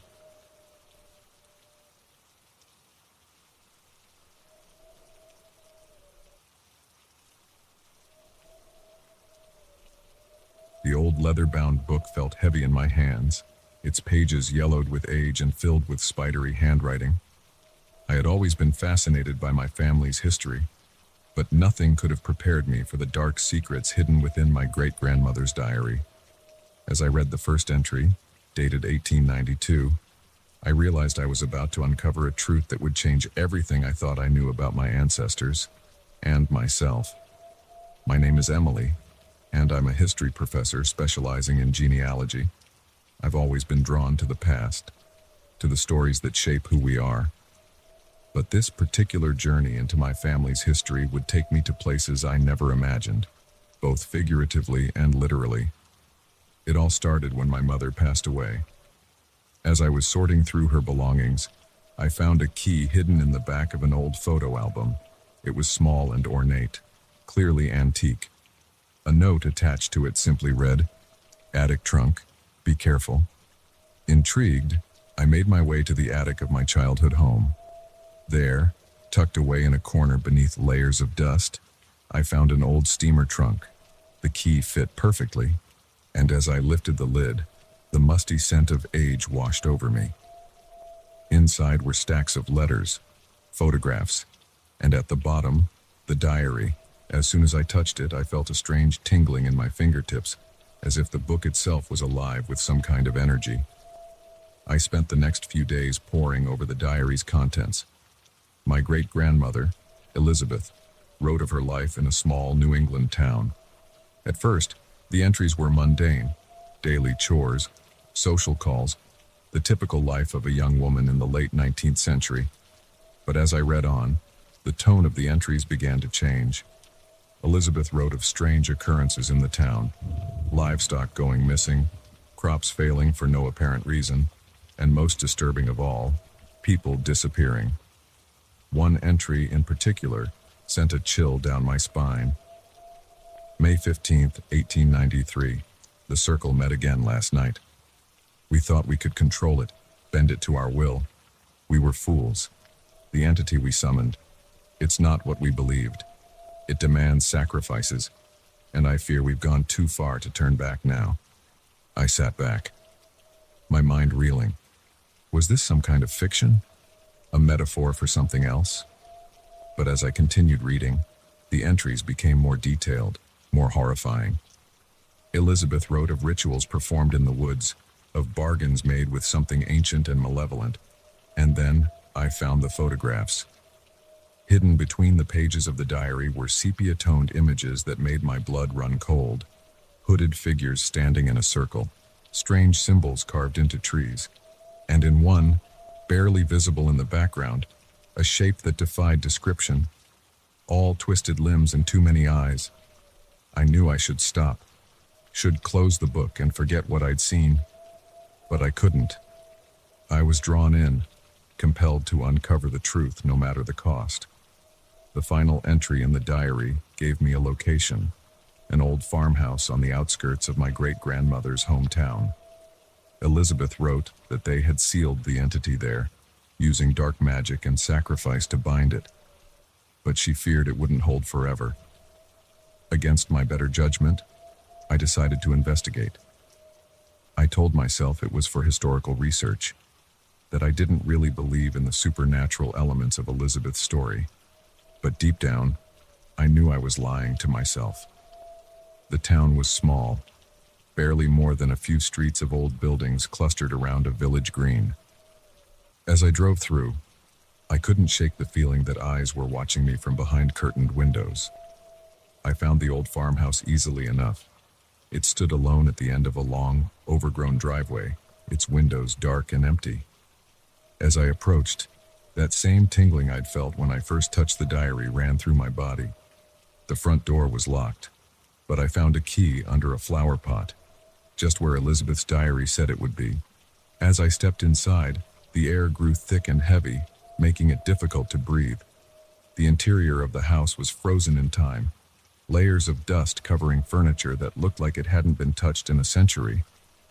I made my way through the rooms, my flashlight beam catching glints of metal and glass. In the living room, I found what I was looking for, a trapdoor hidden under a faded rug. My hands shook as I lifted it, revealing a set of stairs descending into darkness. I should have turned back then. Every instinct screamed at me to run, to forget this madness and return to my safe, logical world of academic research. But my curiosity, that same drive that had made me such a good historian, pushed me forward. The basement was a single room, its walls covered in the same symbols I'd seen in the photographs. In the center stood a stone altar, and on it, a book similar to Elizabeth's diary, but larger, bound in some material I couldn't identify. As I approached the altar, the air seemed to vibrate with tension. I reached out to touch the book, and the moment my fingers brushed its cover, the world exploded into chaos. The symbols on the walls began to glow with an eldritch light, the air filled with whispers in a language no human throat could produce. And from the book, something began to emerge. It was like smoke at first, formless and shifting, but as it poured out of the pages, it began to take shape. Limbs sprouted and multiplied, eyes opened across its surface, and a maw filled with teeth that seemed to go on forever gaped wide. I stumbled backward, my mind struggling to comprehend what I was seeing. This was the entity Elizabeth had written about, the thing her circle had summoned and then tried to contain. And now, thanks to my foolish curiosity, it was free. The creature's attention fixed on me, and I felt the weight of its alien intelligence pressing against my mind. In that moment, I understood why Elizabeth and the others had been willing to do such terrible things. The knowledge this being possessed, the power it offered, it was intoxicating. But with that understanding came the realization of the price. This entity didn't belong in our world, and its presence here would warp and twist everything around it. If it escaped this basement, this house, the consequences would be unimaginable. I don't know where I found the strength, but I knew what I had to do. I grabbed the book from the altar and began to read aloud, my voice shaking as I pronounced words that burned my throat and made my vision blur. The entity howled, a sound that threatened to shatter my sanity. It lashed out with appendages that seemed to bend space itself, trying to stop me. I felt its claws rake across my mind, showing me visions of power and knowledge beyond my wildest dreams. But I kept reading. I understood now why Elizabeth couldn't bring herself to do this, why she had chosen to seal the entity away instead. The cost of sending it back was too high. As I spoke the final words, I felt something tear loose inside me. The entity shrieked in fury as it was pulled back into the bookie, taking with it a piece of my very essence. The light faded, the whispers died away, and I was left alone in the dark basement. I sealed the book away as best I could, using the instructions Elizabeth had left in her diary. Then I burned both books, scattering the ashes and praying it would be enough. I've never told anyone the full story of what happened in that basement. Who would believe me? Sometimes, I'm not sure I believe it myself. But in my dreams, I still hear those whispers, still feel the touch of something vast and utterly alien. I don't research family histories anymore. I can't bear the thought of what other secrets might be lurking in faded documents and forgotten diaries. Some knowledge is too dangerous, some truths too terrible to face. But I remain vigilant, always watching for signs that the entity might be breaking through again. Because I know the truth now, that our world is just a thin veneer over horrors beyond imagination, and sometimes our own curiosity can be the key that unlocks the door to those horrors. So if you ever find yourself drawn to old family secrets, to hidden knowledge that seems too good to be true, remember my story. Some mysteries are better left unsolved, some doors better left unopened. Because once you've gazed into the abyss, you can never truly look away. And sometimes, the abyss gazes back.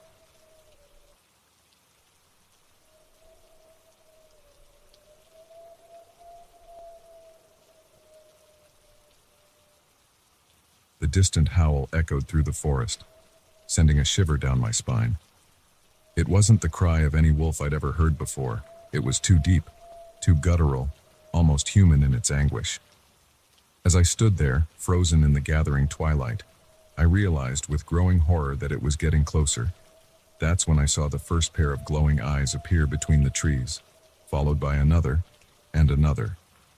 I knew then that this routine patrol had just become a fight for survival. My name is Jack, and I've been a park ranger at Blackwood National Forest for the past decade. I thought I knew these woods like the back of my hand, every trail, every clearing, every hidden cave. But nothing in my years of experience could have prepared me for what I encountered that night. It had started as a normal evening patrol. There had been reports of illegal hunting in the area, and I was tasked with investigating. As I made my way deeper into the forest, I couldn't shake the feeling that something was off. The usual sounds of the woods, the chirping of birds, the rustling of small animals, were absent, replaced by an eerie silence. I just reached a small clearing when I heard the howl. At first, I dismissed it as a coyote or maybe a wolf that had wandered down from the mountains, but as it continued, growing in intensity and eeriness, I knew this was something different. That's when I saw the eyes, dozens of them, glowing an unnatural blue-green in the fading light. They moved with a fluidity that no natural animal possesses, weaving between the trees with an almost hypnotic grace. I reached for my radio, my hand shaking as I called for backup, but all I got was static. Whatever these things were, they seemed to be interfering with the signal. With no other choice, I started to back away slowly, trying to remember the quickest route back to my truck. But for every step I took, the creatures took too. They were hurting me, I realized with growing dread, pushing me deeper into the forest. As they drew closer, I could finally make out their forms in the dim light. They were vaguely wolf-like, but much larger, with elongated limbs and bodies that seemed to shift and ripple as they moved. Their faces were the stuff of nightmares, two wide mouths filled with needle-sharp teeth, and those glowing eyes that seemed to bore right into my soul. I broke into a run, crashing through the underbrush with no regard for stealth or direction. All that mattered was putting distance between myself and those things. I could hear them behind me, their howls now interspersed with a sound like laughter. Cruel, mocking, and terrifyingly human. I don't know how long I ran. Time seemed to lose all meaning in that endless chase. My lungs burned, my legs ached, but the fear of what was behind me kept me going. Just when I thought I couldn't take another step, I burst out of the tree line and found myself in a large clearing. In the center stood an old fire tower, its metal frame silhouetted against the night sky. With a surge of desperate energy, I sprinted for the tower. If I could just get up high, maybe I could get a signal on my radio, or at least have a defensible position. I was halfway up the stairs when I heard them enter the clearing. Their howls had ceased, replaced by an expectant silence that was somehow even more terrifying. From my elevated position, I could see the full extent of the pack. There must have been at least 30 of them, circling the base of the tower. As I watched, horrified, some of them began to change. Their forms stretched and twisted, becoming more humanoid. Within minutes, they were no longer wolf-like creatures, but tall, gaunt figures with elongated limbs and those same glowing eyes. One of them stepped forward, its gaze fixed on me. When it spoke, its voice was like gravel being ground together, but the words were clear. "Welcome, Watcher. We've been waiting for you." I stood there, paralyzed with fear and confusion. What are you?" I managed to choke out. The creature's mouth stretched into a grotesque approximation of a smile. "We are the guardians of the old ways, the keepers of forgotten knowledge. And you, Jack Thompson, have been chosen." A chill ran through me at the use of my name. How did it know who I was? Chosen for what? I asked, dreading the answer. To join us, of course. To become one with the forest. To see beyond the veil of your limited human perception. As it spoke, I felt a strange pull, an urge to climb down and join them. The promise of knowledge, of power, was intoxicating. For a moment, I almost gave in. But then I thought of my family, my life outside these woods. With a tremendous effort of will, I resisted. "No," I said, my voice stronger than I felt. "I won't join you. I don't want any part of this." The creature's eyes narrowed, all pretense of friendliness vanishing. "You don't have a choice, Watcher. The forest has chosen you. You can embrace your destiny, or you can fight it. But in the end, you will be one of us." With those words, they began to climb the tower. Their bodies twisted and flowed like liquid, finding handholds where none should exist. I scrambled higher, my heart pounding in my chest. As I reached the top of the tower, a desperate plan formed in my mind. I pulled out my flashlight, the powerful, industrial strength kind we use for night patrols. Taking a deep breath, I turned it on, aiming the beam directly at the nearest creature. The effect was immediate and shocking. The being shrieked in agony, its form seeming to melt and distort in the bright light. The others recoiled, hissing and spitting like angry cats. Seizing the moment, I swung the light around, driving them back. They retreated to the edges of the clearing, their glowing eyes now filled with fury and pain. For hours, I kept vigil, the flashlight my only defense against the horrors that lurked just beyond its beam. As dawn broke, painting the sky in shades of pink and gold, the creatures melted back into the forest. Their parting howls carried a clear message. This wasn't over. When my relief finally arrived, alerted by my failure to check in. They found me still at the top of the tower, flashlight clutched in my shaking hands. I tried to tell them what had happened, but the words sounded insane even to my own ears. In the harsh light of day, with no evidence beyond some strange tracks in the dirt, my story was met with skepticism and concern for my mental health.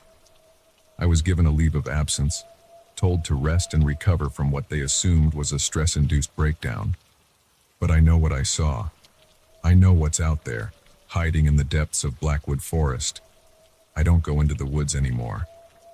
I can't bear to be among the trees, knowing what lurks in their shadows. But sometimes, on quiet nights, I swear I can hear those howls again, carried on the wind from some impossible distance. And I wonder, how long before they come for me again? How long can I resist the call of the forest and the dark knowledge it offers? So if you ever find yourself in Blackwood National Forest and you hear a howl that sounds almost human, don't dismiss it. Don't investigate. Run. Run as fast and as far as you can. Because once the forest has chosen you, it never truly lets you go. And remember, not all monsters hide in the dark. Sometimes they're waiting for you to join them, to become one of them. And the most terrifying thing of all is how tempting that offer can be.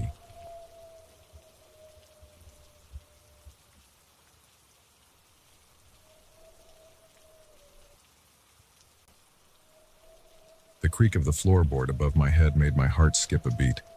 I froze, remote control halfway to my mouth as I'd been absently chewing on it while binging my favorite show. It was probably nothing, I told myself, trying to shake off the sudden chill that ran down my spine. Old houses make noises all the time, right? But as I sat there in the dim light of the TV, straining my ears, I heard it again, a distinct shuffle, like someone trying to move quietly but failing. My parents weren't due back from their weekend getaway until tomorrow evening.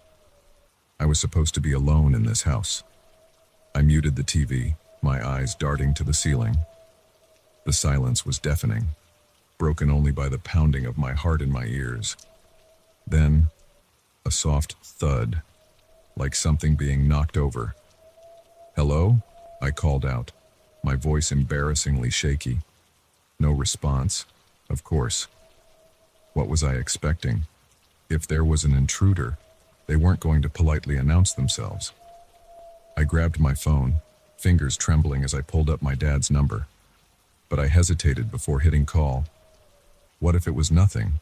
I'd look like an idiot, ruining their first vacation in years over a squirrel in the attic or my overactive imagination. Another creak, this time from the hallway at the top of the stairs. Closer. Screw it. I'd rather look stupid than dead. I hit call and pressed the phone to my ear, eyes locked on the darkened staircase visible from my spot on the couch. 1 ring. 2 rings. My dad's cheerful voicemail greeting hit my ear like a punch to the gut. Of course. They were probably at that fancy restaurant with no cell reception. I hung up and immediately dialed 911, my breathing short and rapid. As the dispatcher answered, another sound froze the blood in my veins. The unmistakable squeak of a door hinge, the one on my parents' bedroom door that Dad kept meaning to oil. 911, what's your emergency? I opened my mouth to respond, but no sound came out. My eyes were fixed on the top of the staircase, where a shadow had just appeared. Hello, is anyone there? I found my voice, little more than a whisper. There's someone in my house? The shadow moved, descending the first step. In the faint glow from the TV, I caught a glimpse of something metallic in their hand. What's your address, ma'am? The dispatcher's calm voice seemed to come from a million miles away. I rattled off my address, surprising myself with how steady I managed to keep my voice. Years of babysitting had taught me how to project calm even when I was anything but. Officers are on their way. Are you in a safe place? Can you get out of the house? The figure was halfway down the stairs now, moving slowly, cautiously. They hadn't seen me yet, curled up in the corner of the couch, but there was no way I could make it to the front door without passing the staircase. No, I breathed into the phone. They're between me and the exit. I'm in the living room. Okay, stay calm. Find a place to hide if you can. Don't disconnect the call. Hide. Right. My eyes darted around the room, seeking any possible refuge. The coat closet? No, too obvious. Under the couch? I'd never fit. The window? Maybe I could. The floorboard at the bottom of the stairs creaked. My gaze snapped back to the intruder, now fully visible in the dim light. It was a man, tall and lean, dressed all in black. In his right hand, he held what looked like a large knife. Time seemed to slow down. I could hear my own heartbeat, loud as a drum in my ears. The man's head turned, scanning the room. Any second now, he'd spot me. In that moment of paralyzing fear, a memory flashed through my mind. Last summer, playing sardines with my cousins. The weird hiding spot that had won me the game. Moving on pure instinct, I slid off the couch as quietly as I could, phone still clutched to my ear. In 3 quick steps, I was at the entertainment center. I yanked open the cabinet beneath the TV where we kept the gaming consoles. "What's happening?"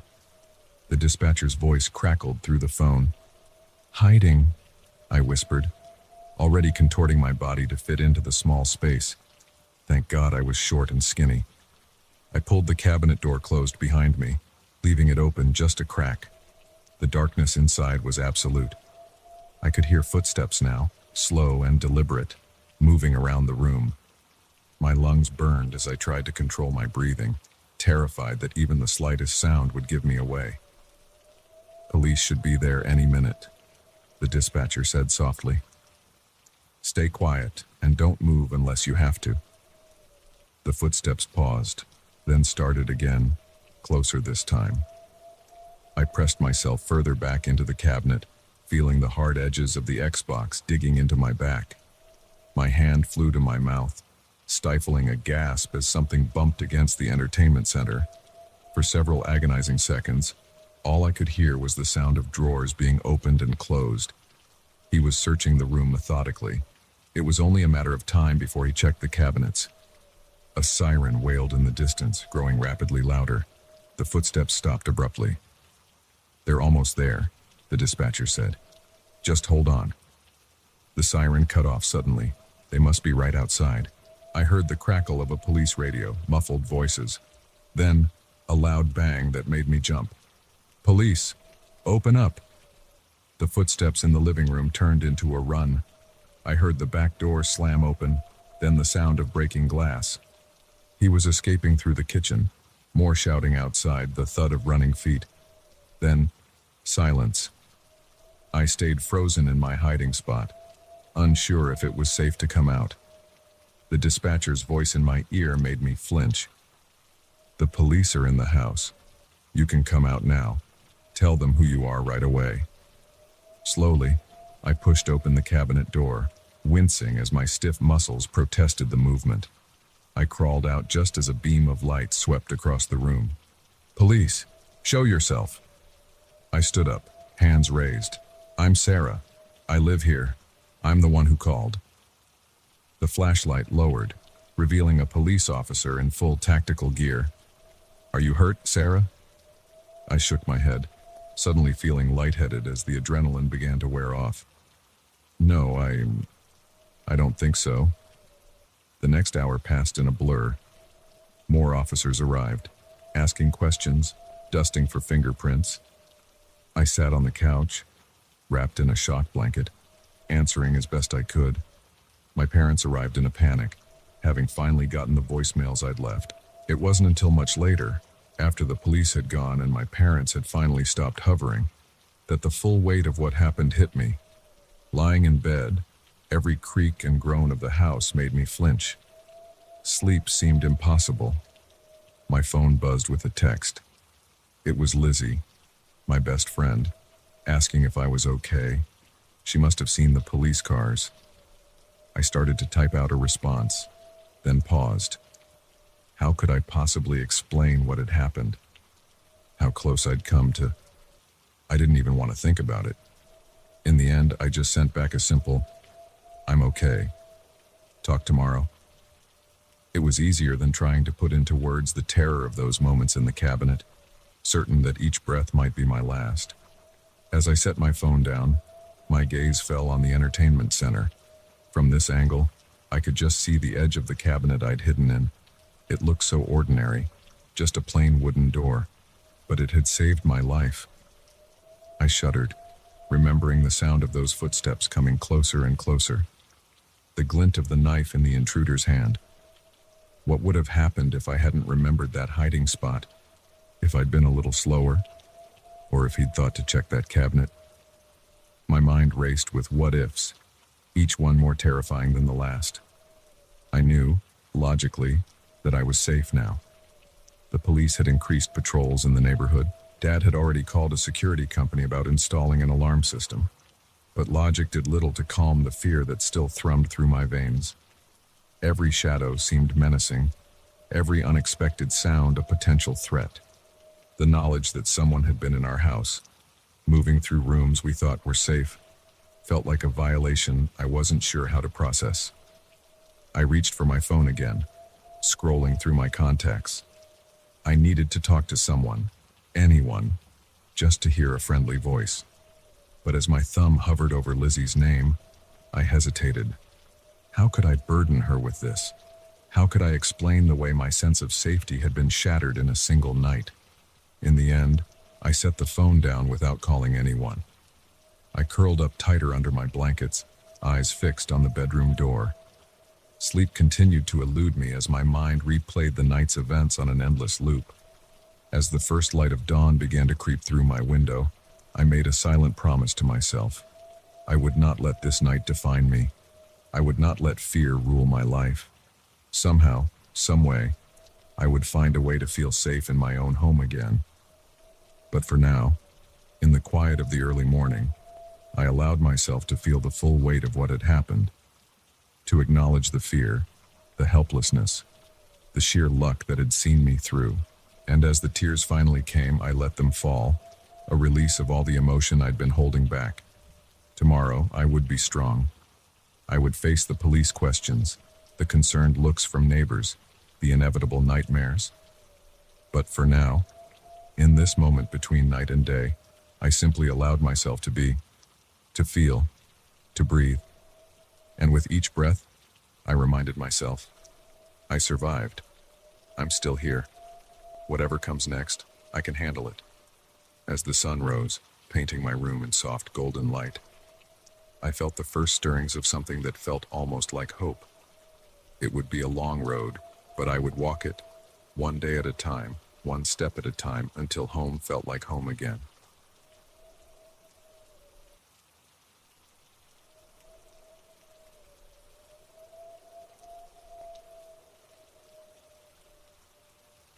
The headlights of my beat-up Chevy cut through the darkness, illuminating an endless ribbon of asphalt stretching out before me.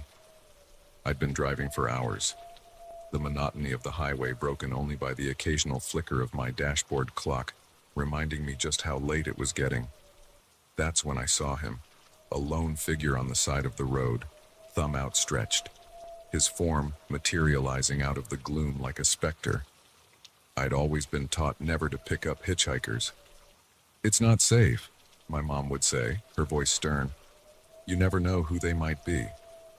But as I drew closer, I could see the desperation in the man's posture, the slump of his shoulders that spoke of exhaustion and defeat. And besides, out here in the middle of nowhere, what were the chances of another car coming along? Before I could talk myself out of it, I was pulling over onto the gravel shoulder, kicking up a cloud of dust in my wake. The man jogged towards my car, his face breaking into a relieved smile as I rolled down the passenger window. "Thank you so much," he said, his voice gravelly and deep. "I've been out here for hours." Up close, I could see he was older than I'd first thought, probably in his late 50s or early 60s. His face was weathered, lined with the kind of wrinkles that come from years of hard living, but his eyes were bright and alert, almost unnervingly so in the dim light of my car's interior. "Where are you headed?" I asked, trying to keep my voice casual even as a tendril of unease began to curl in my gut. "Just up the road a ways," he replied, already reaching for the door handle. There's a town about 50 miles from here. I can get off there. I hesitated for a moment, my hand hovering over the lock button. But then I thought of how I'd feel if I were stranded out here in the middle of the night, watching car after car speed past without stopping. With a sigh, I hit the unlock button. "Hop in," I said, forcing a smile. "I'm headed that way myself." The man slid into the passenger seat, a battered duffel bag clutched to his chest. As I pulled back onto the highway, I caught a whiff of something unpleasant, a mixture of body odor and something metallic that I couldn't quite place. "I'm Jake," I offered, more to break the awkward silence than anything else. "John," he replied, his eyes fixed on the road ahead. "Thanks again for stopping. Not many people would these days." I murmured something non-committal in response, my mind already racing ahead to the town he'd mentioned. 50 miles. That was what, about 45 minutes at the speed I was going? I could handle 45 minutes.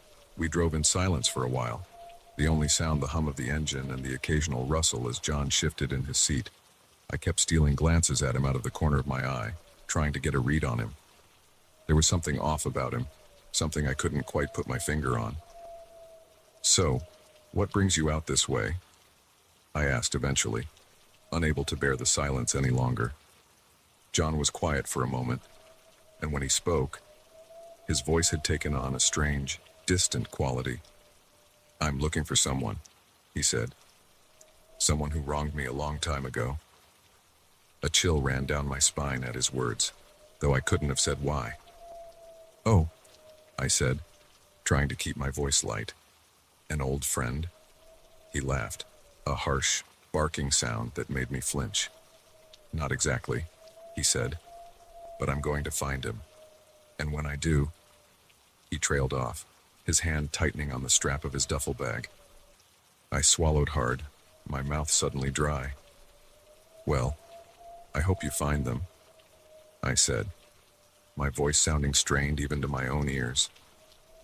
John turned to look at me then, his eyes glittering in the darkness. "Oh, I will," he said, his voice low and intense. "I've been searching for a long time, but I'm close now. I can feel it." I nodded, not trusting myself to speak. My hands were clenched so tightly on the steering wheel that my knuckles had gone white. Every instinct I had was screaming at me to pull over and tell this man to get out of my car, but we were in the middle of nowhere, and I was afraid of what he might do if I tried to leave him here. So I kept driving, the miles ticking by with agonizing slowness. John had fallen silent again, but I could feel his eyes on me, watching my every move. The air in the car felt thick, oppressive, and I found myself struggling to breathe. "You know," John said suddenly, making me jump. "You remind me of him, the man I'm looking for." My heart was pounding so hard, I was sure he must be able to hear it. "Is that so?" I managed to choke out. John nodded, his eyes never leaving my face. "Yeah, same build, same hair color, even the same kind of car." He paused, his hand dipping into his duffel bag. "It's funny how things work out sometimes, isn't it?" I didn't respond, my eyes fixed on the road ahead. In the distance, I could see lights. The town we were heading for, just a few more miles. I could make it. "You want to know something else funny?" John continued, his voice taking on a sharp edge. "I never told you what kind of car he drove." My blood ran cold. I opened my mouth to say something, anything, but before I could, I felt something cold and hard press against my ribs. "Pull over," John said, all pretense of friendliness gone from his voice. "Now." My mind was racing, trying to figure out a way out of this. But with a gun, I was sure that's what it was, pressed against my side. I didn't have much choice. Slowly, my hands shaking, I guided the car onto the shoulder of the road. "Turn off the engine," John commanded. I did as he said, my movements robotic. As soon as the key was out of the ignition, John snatched it from my hand. "Now, we're going to have a little chat," he said, his voice eerily calm. "And you're going to tell me everything I want to know about that night 10 years ago." I stared at him. confusion mingling with terror. "What are you talking about?" I stammered. "I don't know anything about—" The gun dug harder into my side, cutting off my words. "Don't lie to me," John snarled. "I know it was you.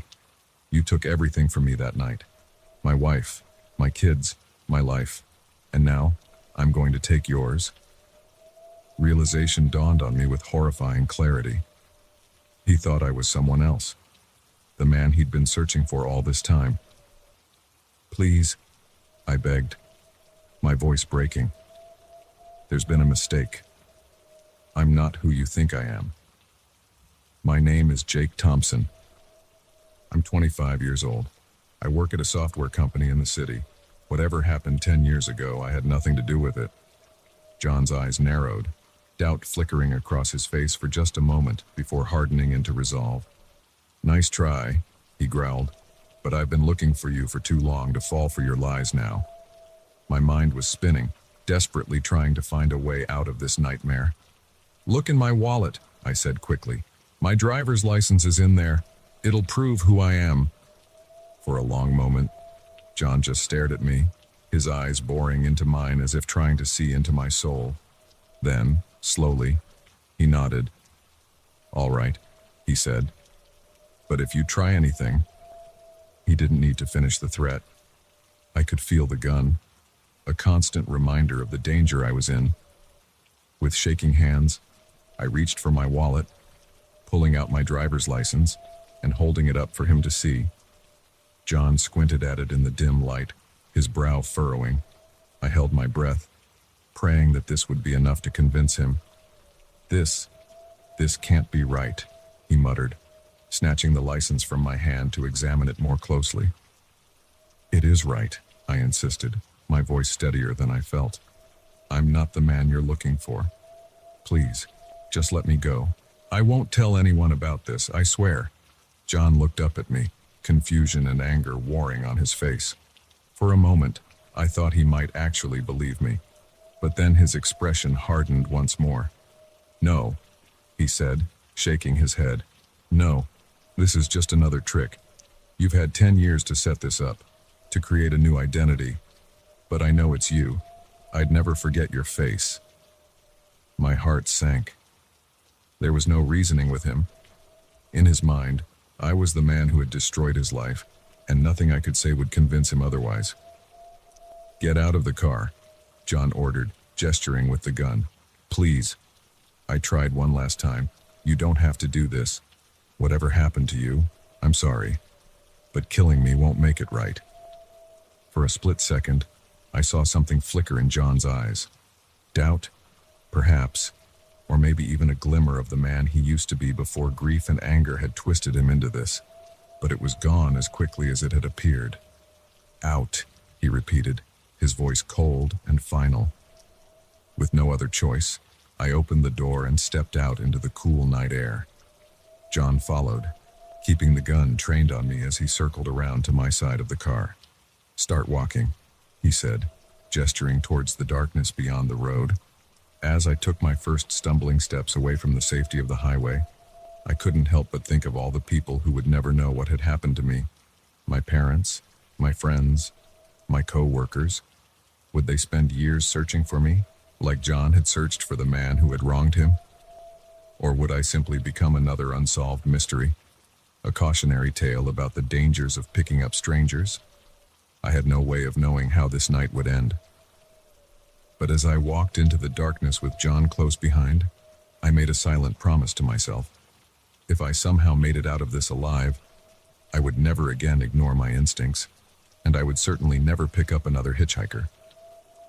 The lights of the town glimmered in the distance, so close and yet impossibly far away.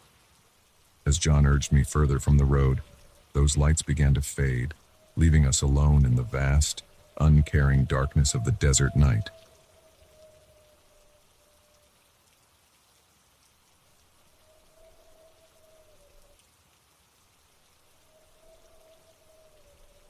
The ancient grandfather clock in the hallway chimed midnight, its deep, resonant tones echoing through the empty house. I jolted awake, my heart racing as I tried to shake off the lingering tendrils of a nightmare I couldn't quite remember. For a moment, I couldn't recall where I was. Then it all came flooding back. The Hendersons, sprawling Victorian, the house-sitting gig that had seemed like such a cushy way to make some extra cash. I'd been here for 3 days now, and I still couldn't shake the feeling that something was off about this place. Maybe it was just the creaks and groans of an old house settling, or the way the wind whistled through the eaves on stormy nights. But there were times when I could have sworn I heard footsteps in empty rooms, or caught glimpses of movement out of the corner of my eye. Shaking my head to clear the cobwebs of sleep, I swung my legs over the side of the bed. The hardwood floor was cold beneath my bare feet as I padded across the guest room to the ensuite bathroom. I splashed some water on my face, trying to banish the last vestiges of my unsettling dream. As I reached for a towel, a soft thud from somewhere in the house made me freeze. I held my breath, straining my ears. For a long moment, there was nothing but silence. Then, there it was again, a muffled bump, like something heavy being knocked over. "Hello?" I called out, my voice sounding small and uncertain in the vast emptiness of the house. No response, of course. I was alone here, or at least, I was supposed to be. I crept out of the bathroom, my eyes scanning the darkened bedroom. Nothing seemed out of place, but the shadows cast by the moonlight streaming through the windows seemed deeper, more menacing than before. Another thud, louder this time, coming from downstairs. My heart was pounding so hard I could feel it in my throat. I should call the police, I thought. But what would I tell them? That I heard a noise in a creaky old house?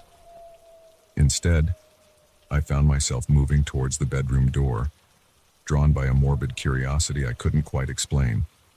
The hallway outside was pitch black, the darkness so thick it seemed almost tangible. I fumbled for my phone, using its faint glow to light my way as I crept toward the stairs. The grandfather clock ticked away steadily, each second feeling like an eternity as I descended the staircase. The old wood creaked beneath my weight, and I winced at every sound, certain that whatever or whoever was down here would hear me coming. I reached the bottom of the stairs, my phone's light barely penetrating the gloom of the expansive foyer. To my left was the living room, to my right the dining room, straight ahead the kitchen. Where had that noise come from? A soft whisper of movement from the living room made my decision for me. Heart in my throat. I inched towards the doorway, my free hand groping along the wall for the light switch. I found it, flicked it on, and immediately wished I hadn't. The sudden brightness was almost painful after the darkness, and for a moment, I was blind, blinking rapidly as my eyes adjusted. When my vision cleared, I almost screamed. The living room was in chaos. Furniture had been overturned, books and knickknacks strewn across the floor. And there, in the center of it all, stood nothing.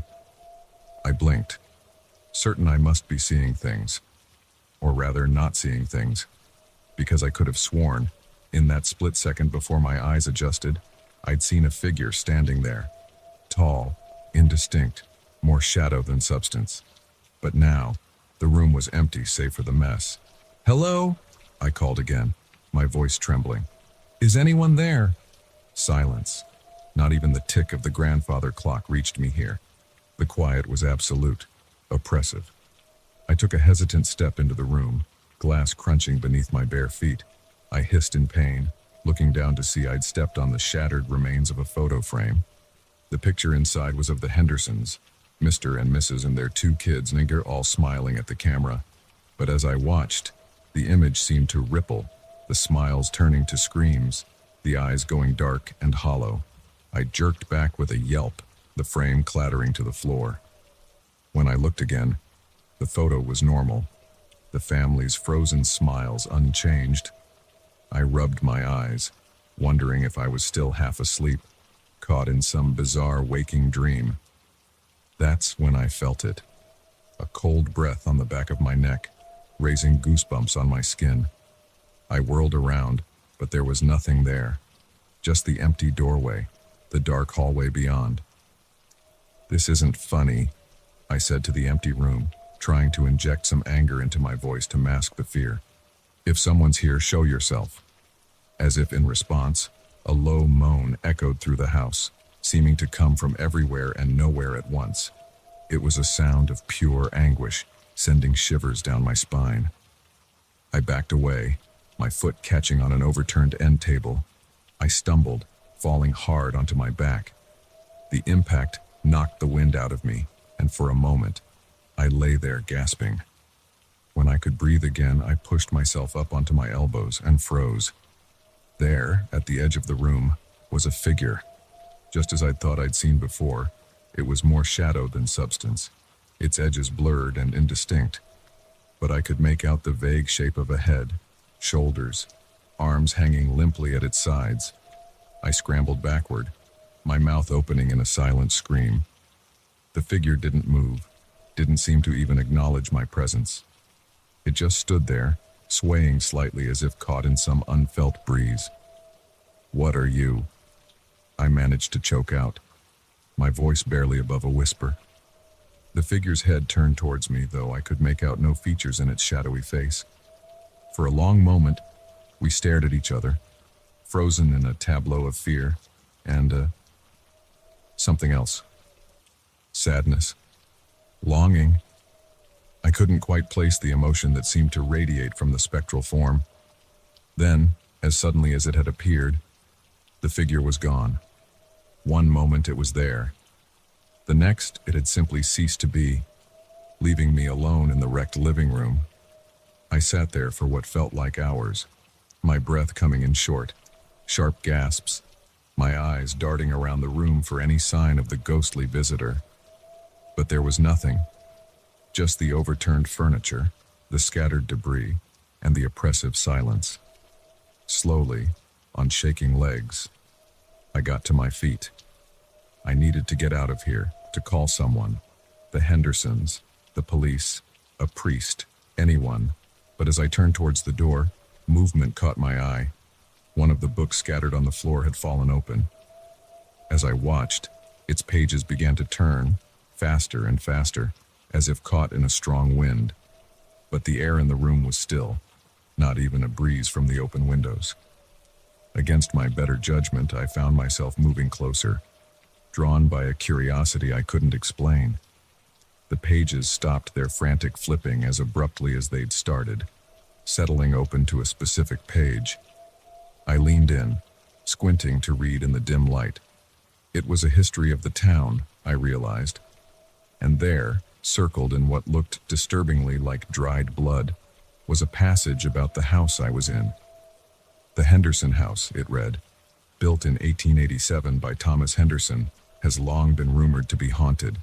Local legend tells of a tragic fire in 1902 that claimed the lives of Henderson's wife and 2 young children.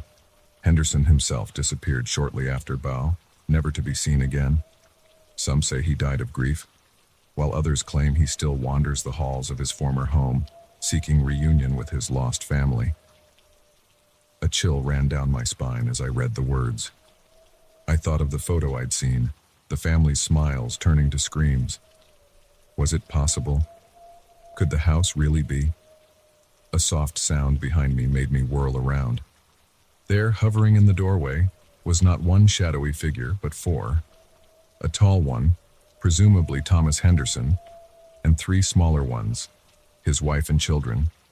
They didn't move, didn't speak. They simply stood there, watching me with eyeless gazes. I could feel the weight of their stares, heavy with decades of loneliness and loss. "I'm sorry," I whispered, though I wasn't sure what I was apologizing for. I didn't know.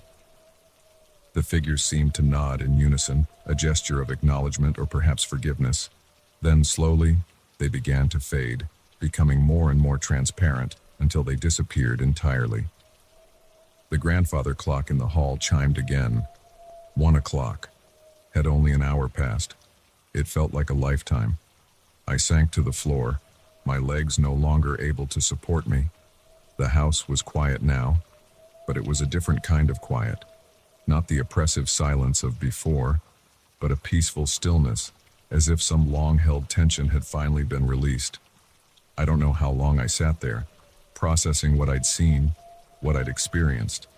When the first light of dawn began to creep through the windows, I finally stirred, my body stiff and sore. I should leave, I thought. Call the Hendersons. Tell them. What? That their house was haunted. That I'd had a mental breakdown and trashed their living room. Neither option seemed particularly appealing. But as I stood, something stopped me. A feeling, an intuition I couldn't quite explain. This house, these spirits, they weren't malevolent. They were lost, lonely, in need of understanding. I looked around the ruined living room and made a decision. I would stay. I would clean up this mess, and I would learn more about the Henderson family. Maybe, just maybe, I could help them find the peace they'd been seeking for over a century. As I began to straighten the overturned furniture, I felt a warmth settle over me, like a comforting embrace. And I knew, somehow, that I had made the right choice. This house, with all its secrets and sorrows, had chosen me, and I would do my best to honor that choice.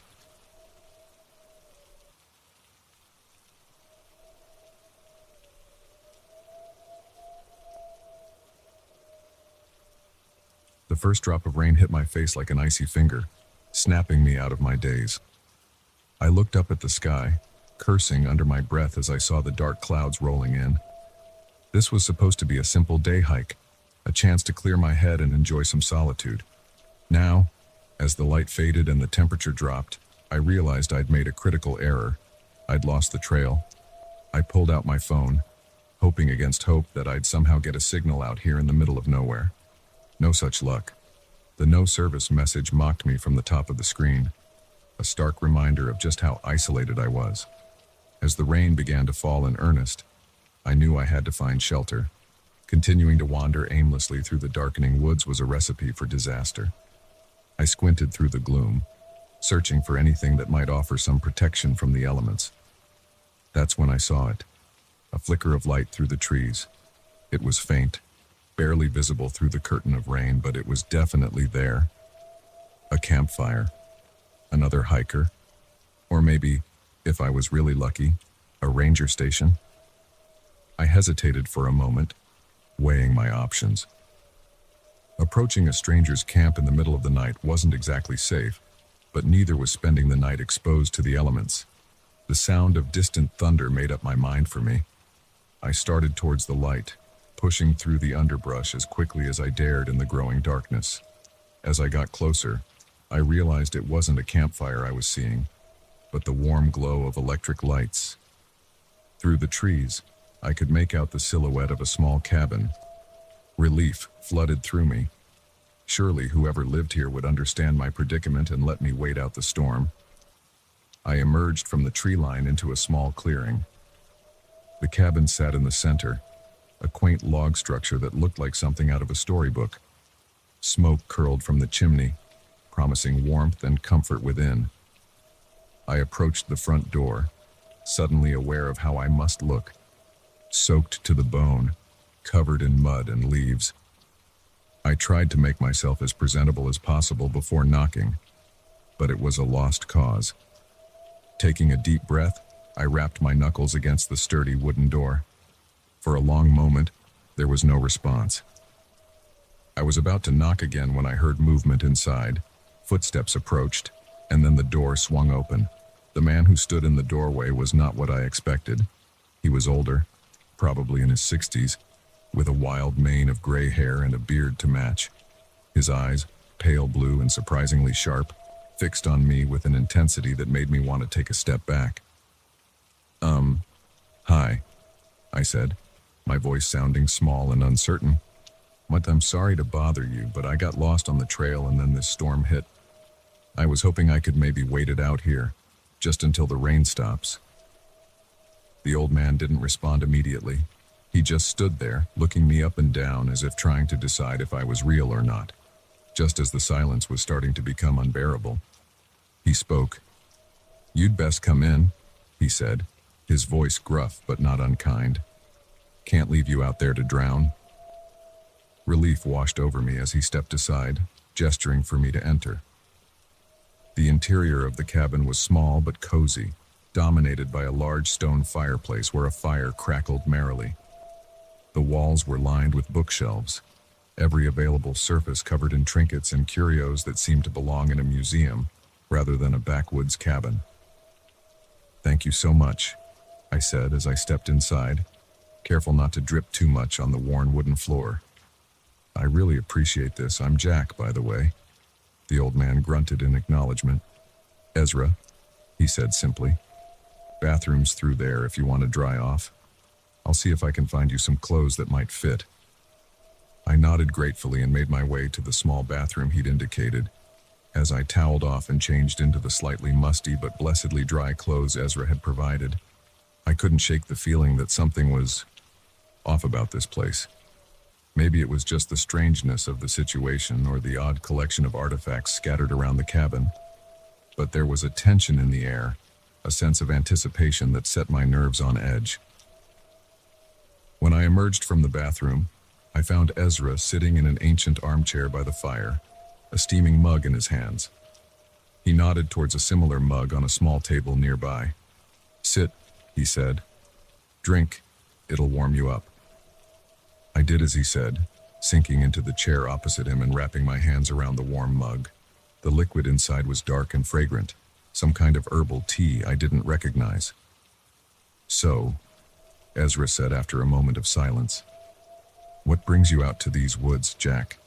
Not many folks come out this way, especially not alone." I took a sip of the tea before answering, the warm liquid spreading through my body and chasing away the last of the chill. "Just needed to clear my head, I guess. Things have been complicated lately. I thought a day in nature might help put things in perspective." Ezra nodded sagely. "Nature has a way of doing that, of showing us what's really important." He paused, his eyes taking on a distant look. "But it can be dangerous too, if you're not prepared. These woods, they have a way of testing a person." Something in his tone made me sit up a little straighter. What do you mean?" Ezra's gaze snapped back to me, suddenly sharp and focused. "Tell me, Jack, what do you know about the history of these woods?" I shook my head. "Not much, to be honest. I'm not from around here." A small smile played at the corners of Ezra's mouth. "No, I didn't think you were." He leaned forward in his chair, his voice dropping to almost a whisper. "These woods are old, Jack, older than you can imagine, and they have secrets." I felt a chill run down my spine that had nothing to do with my damp clothes. "What kind of secrets?" Ezra's eyes gleamed in the firelight, the kind that most folks aren't ready to hear. "But you might be different. I can see it in your eyes. You're searching for something, aren't you? Something more than just a day's hike in the woods." I opened my mouth to deny it, but found I couldn't. He was right. I'd come out here looking for answers, though I couldn't have said to what questions. Ezra nodded, as if my silence was confirmation enough. "I thought so. Well, Jack, you might just have stumbled onto the right place. These woods, they have a way of giving people what they need, even if it's not what they think they want." He stood abruptly, moving to one of the crowded bookshelves. After a moment of searching, he pulled out an old, leather-bound book. "Here," he said, holding it out to me. "This might help you understand." I took the book hesitantly. It was heavy, the leather cover smooth and cool to the touch.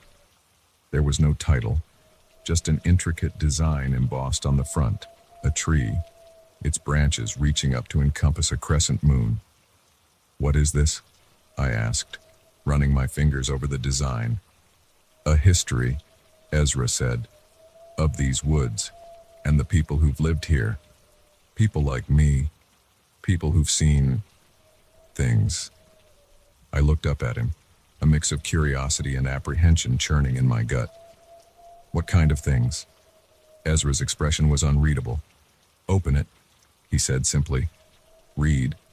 And then, well, we'll see if you're ready for what comes next." With trembling hands, I opened the book. The pages were yellowed with age, covered in dense, handwritten text interspersed with intricate drawings. As I began to read, I felt the world around me start to fade away. The crackling of the fire, the patter of rain on the roof.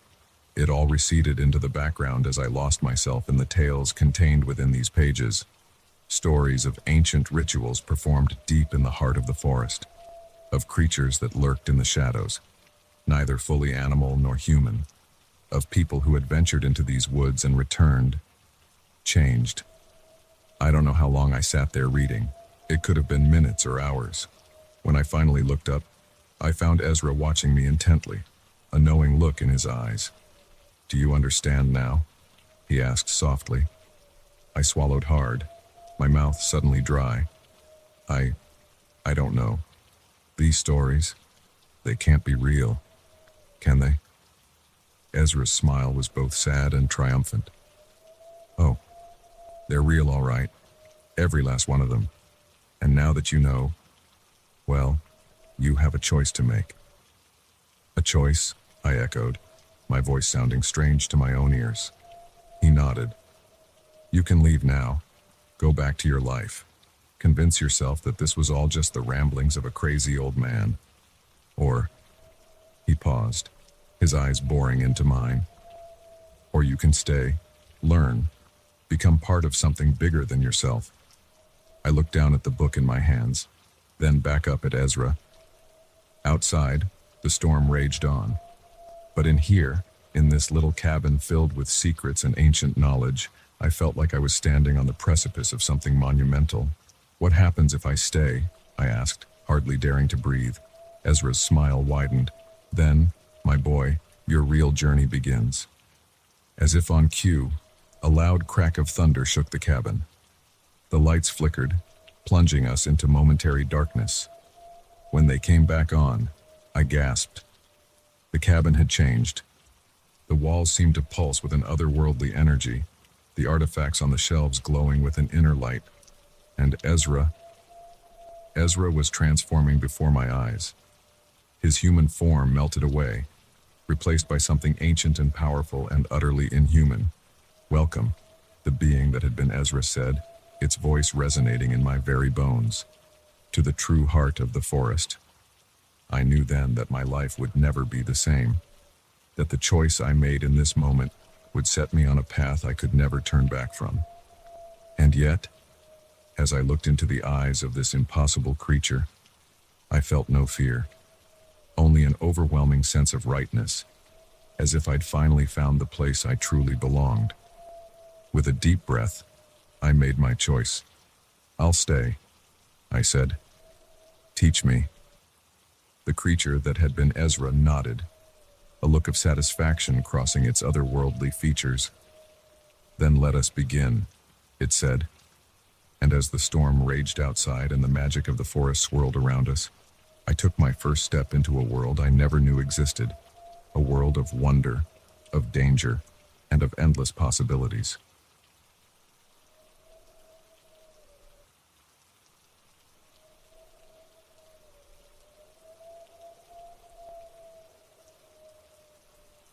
The acrid smell of burning rubber filled my nostrils as I pulled onto the shoulder of the desolate highway.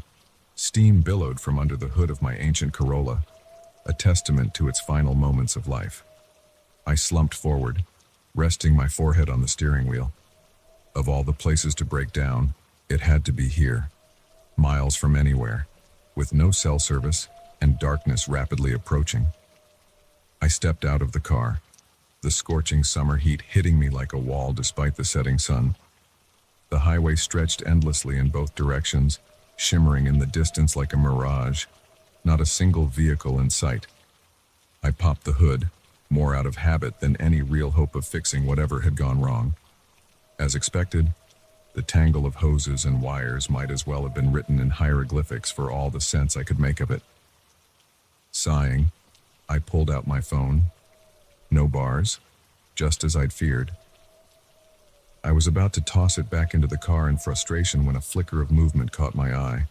A car was approaching from the direction I'd come, little more than a dot on the horizon but growing larger by the second. Relief washed over me. Surely they'd stop to help, or at least let me use their phone to call for a tow. I waved my arms, trying to flag them down as they drew closer. The vehicle, I could see now it was an old station wagon, slowed as it approached. For a moment I thought they were going to stop. But then, to my dismay, it began to speed up again. As it passed, I caught a glimpse of the driver, a middle-aged woman with a pinched expression, steadfastly avoiding eye contact. "Hey!" I shouted uselessly as the car disappeared into the distance. "Come on!"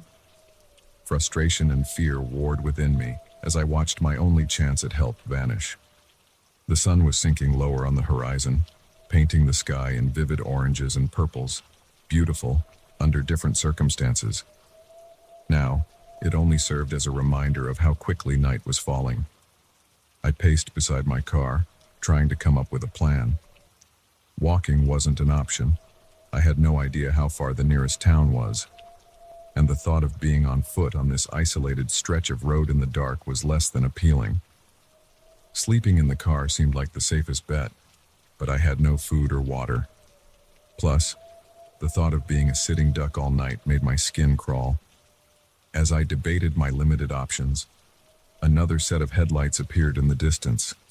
My heart leapt. A second chance. This time, I was determined not to let it pass me by. I positioned myself in the middle of my lane, waving my arms frantically. The approaching vehicle, a battered pickup truck, began to slow. Relief flooded through me as it pulled onto the shoulder about 20 feet behind my car. The driver's door opened, and a man stepped out. He was tall and lean, probably in his late 40s or early 50s, with salt and pepper hair and a neatly trimmed beard. He approached slowly, his expression neutral. "Having some trouble?" he called out as he drew closer. I nodded, suddenly feeling a bit sheepish about my dramatic flagging down. "Yeah, my car just died on me. I don't suppose you have a phone I could use. There's no service out here." The man pulled a cell phone from his pocket, glanced at it, and shook his head. "No bars? Sorry about that." He peered past me at my steaming engine. "Mind if I take a look?" "Be my guest," I said, stepping aside. "Fair warning, though, I have no idea what I'm looking at in there." He chuckled, a warm, reassuring sound. "Don't worry. I've got a bit of experience with temperamental engines. Name's Ray, by the way." "Sarah," I replied, watching as he leaned over the engine, prodding at various components with practiced ease. After a few minutes of inspection, punctuated by the occasional or "I see," Ray straightened up, wiping his hands on his jeans. "Well, the good news is, it's not completely unsalvageable. The bad news is, it's not something I can fix here on the side of the road." My heart sank. "So what do I do?" Ray scratched his beard thoughtfully. "Tell you what, there's a town about 30 miles up the road. I can give you a lift there. They've got a decent mechanic who should be able to sort you out in the morning." I hesitated. Every instinct I had was screaming at me not to get into a car with a stranger, especially out here in the middle of nowhere. But what choice did I have? Stay here and hope another good Samaritan came along before I died of thirst or heat stroke? Ray must have sensed my hesitation. "Look, I know it's not ideal," he said gently. "But I promise you, I'm not some axe murderer or anything. I've got a daughter about your age. I'd hope someone would help her out if she was in this situation." Something in his tone, in the kindness of his eyes, made me want to trust him. And really, what other option did I have? "Okay," I said finally. "Thank you. I really appreciate it." Ray nodded, seeming relieved. "All right then. Let's get your stuff, and we'll head out." I grabbed my backpack from the passenger seat, locked the car, more out of habit than any real expectation it would deter thieves out here, and followed Ray to his truck. As I climbed into the passenger seat, I couldn't shake the feeling that I was making a terrible mistake. But it was too late to back out now. We pulled back onto the highway, my poor Corolla shrinking in the rearview mirror until it disappeared entirely. The silence in the cab was thick, broken only by the low hum of the engine and the occasional crackle of the radio as Ray fiddled with it, trying to find a station that would come in clearly. "So," Ray said after a few minutes, apparently giving up on the radio, "what brings you out this way? Not exactly a popular route for a road trip." I shrugged, keeping my eyes fixed on the darkening landscape outside. "Just needed to get away for a while, I guess.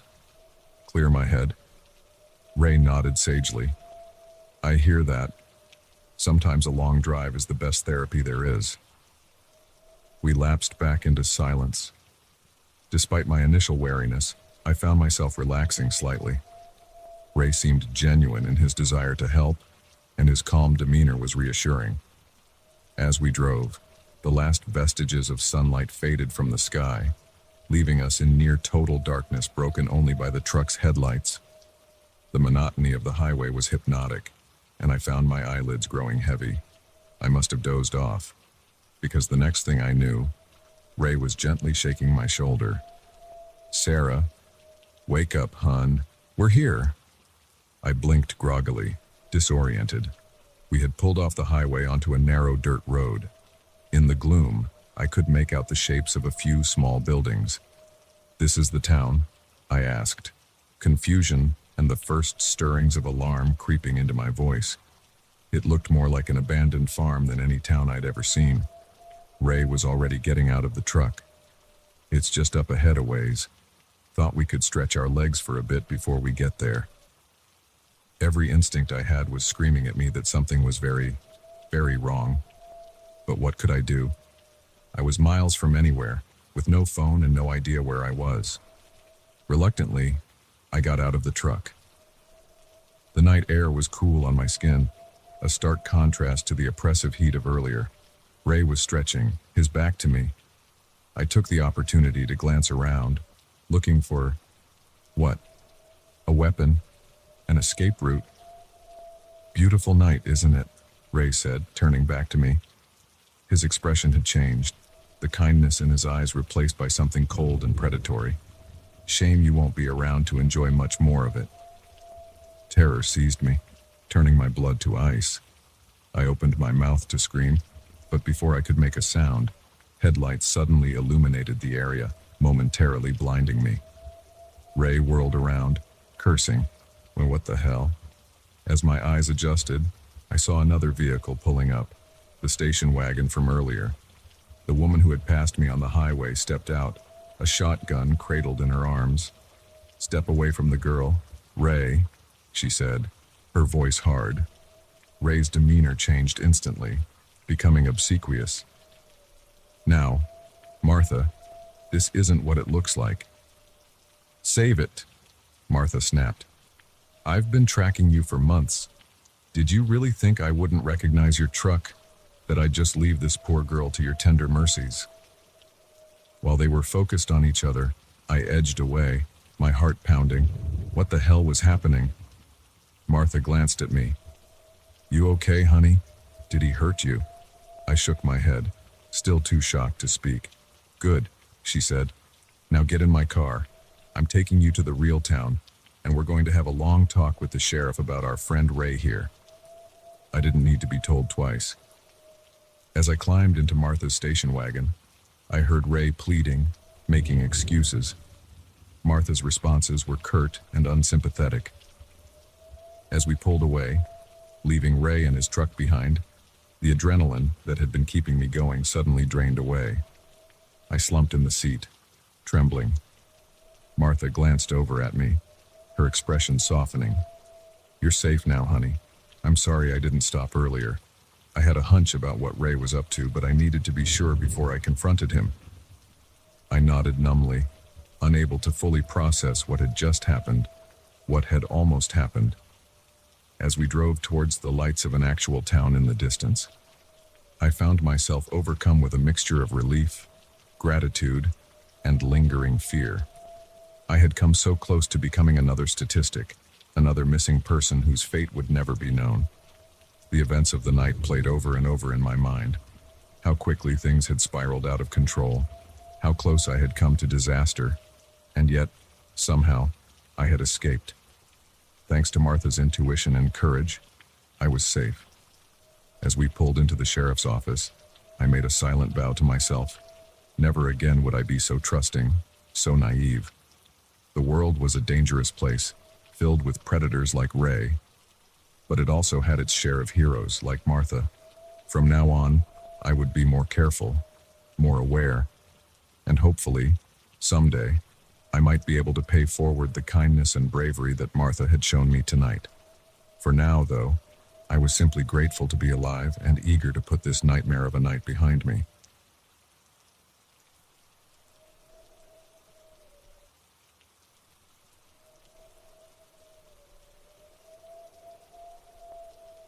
The first time I saw him, I thought nothing of it.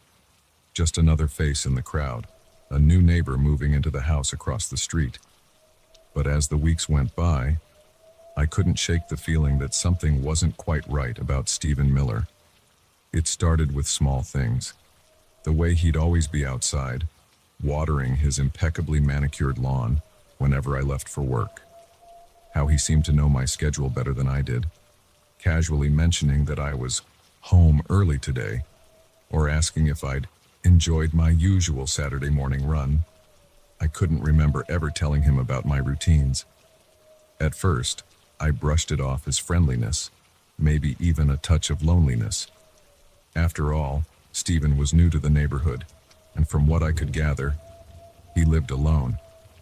But then came the gifts. It was a Tuesday morning when I found the first one. A small, neatly wrapped package sitting on my doorstep. Inside was a delicate silver bracelet and clearly expensive. The card simply read, "For Jenny, from a friend." I was baffled. It wasn't my birthday, and I couldn't think of anyone who would send such an extravagant gift out of the blue. When I mentioned it to my best friend Lisa later that day, she joked that I might have a secret admirer. "Maybe it's that new neighbor of yours," she teased. "The one you said is always watching you." I laughed it off, but her words stuck with me. Could it be Stephen? But why? We'd barely exchanged more than pleasantries since he moved in. The gifts kept coming. A bouquet of my favorite flowers. How did he know I loved sunflowers? A first edition of a book I'd mentioned wanting to read, in a private conversation with Lisa over the phone. Each gift was accompanied by the same note. "For Jenny, from a friend." I started to feel uneasy. The attention, once flattering, now felt invasive. I began to notice other things too. The curtains in Stephen's front window would twitch when I walked by. His car would sometimes be parked a few houses down from mine when I got home from work, only to pull into his driveway moments after I entered my house. One night, I woke up to a noise outside my bedroom window. Peering through the curtains, I caught a glimpse of a figure ducking behind the bushes in my front yard. My heart raced as I called the police, but by the time they arrived, there was no one there. The officer took my statement, looking skeptical. "Are you sure you weren't just dreaming, ma'am? We haven't had any reports of prowlers in this area." I insisted on what I'd seen, but I could tell he didn't believe me. As he was leaving, Stephen emerged from his house, looking concerned. "Everything okay, Jenny?" he called out. I heard a commotion. I forced a smile. Just thought I saw something. False alarm, I guess. Stephen nodded, his eyes never leaving my face. "Well, if you ever need anything, day or night, I'm right across the street." A chill ran down my spine at his words. They should have been comforting, but something in his tone made them sound more like a threat than an offer of help. The next day, I installed a security system. Cameras at every entrance, motion sensors, the works. It made me feel a little safer, but I couldn't shake the feeling of being watched. A week later, I came home to find my front door slightly ajar. My heart pounding. I called the police again. This time, they took it more seriously. They swept the house but found nothing missing. Just one thing out of place. A framed photo of me that usually sat on my bedside table was now on the kitchen counter. The officer suggested it might have fallen and I'd moved it without remembering, but I knew better. Someone had been in my house, touching my things, invading my privacy. That night, Unable to sleep, I sat up reviewing the security footage. For hours, nothing. Then, at 2:17 a.m., a figure appeared on the screen. My blood ran cold as I recognized Stephen's distinctive gait. He walked up to my front door, pulled out what looked like a key, and let himself in. I felt sick. How long had this been going on? How had he gotten a key to my house? I watched, horrified, as he moved through my home with the familiarity of someone who'd done this many times before. The next morning, I went straight to the police station with the footage. They took my statement, promised to investigate, but warned me that it might take time. In the meantime, they suggested I stay with a friend. I called Lisa, my voice shaking as I explained the situation. She insisted I come stay with her immediately. As I packed a bag, I kept glancing out the window, half expecting to see Stephen watching me. But his house remained quiet, the curtains drawn. Just as I was about to leave, there was a knock at the door. My heart leapt into my throat. Through the peephole, I saw Stephen standing there, a concerned expression on his face. "Jenny, are you okay? I saw you packing a bag." I didn't respond, barely daring to breathe. After what felt like an eternity, he left, but not before sliding an envelope under the door. With trembling hands, I opened it. Inside was a photo of me, sleeping in my bed. On the back, in now familiar handwriting, "For Jenny, from a friend." I fled to Lisa's house, terrified and angry. How dare he invade my privacy like this? How long had this been going on? The police promised to step up patrols in my neighborhood, but I knew it wouldn't be enough. Stephen was too clever, too careful. Days passed, then weeks. I stayed at Lisa's, too afraid to return home. The police investigated, but without any concrete evidence of a threat. There wasn't much they could do. Stephen played the part of the confused, concerned neighbor perfectly. "I don't understand," he told the detectives, his voice dripping with sincerity. "Jenny and I are friends. I was just trying to be neighborly. If I've done something to upset her, I wish she'd just talk to me about it." It was maddening. I knew the truth, but I couldn't prove it. The security footage wasn't enough. Stephen claimed I'd given him a key for emergencies, and without proof to the contrary, it was his word against mine. My life fell apart. I couldn't go home, couldn't work, couldn't sleep without nightmares. Every time my phone rang or I got a text, I jumped, half expecting it to be from Stephen. Then, one night, everything changed. I woke up to find Lisa shaking me, her face pale with fear. "Jenny, wake up. Someone's trying to break in."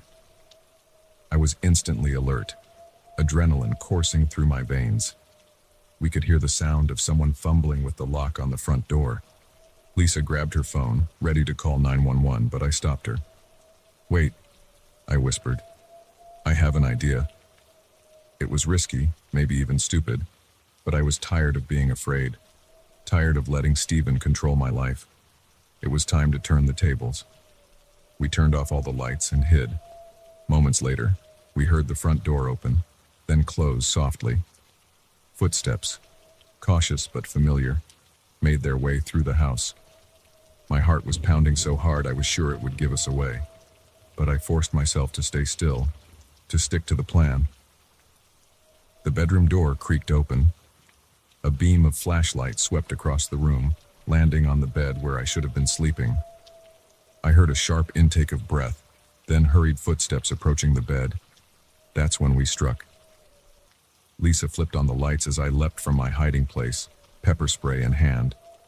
Stephen spun around, his eyes wide with shock and something else, a kind of manic glee that chilled me to the bone. "Jenny," he breathed, a smile spreading across his face. "I knew you'd understand eventually.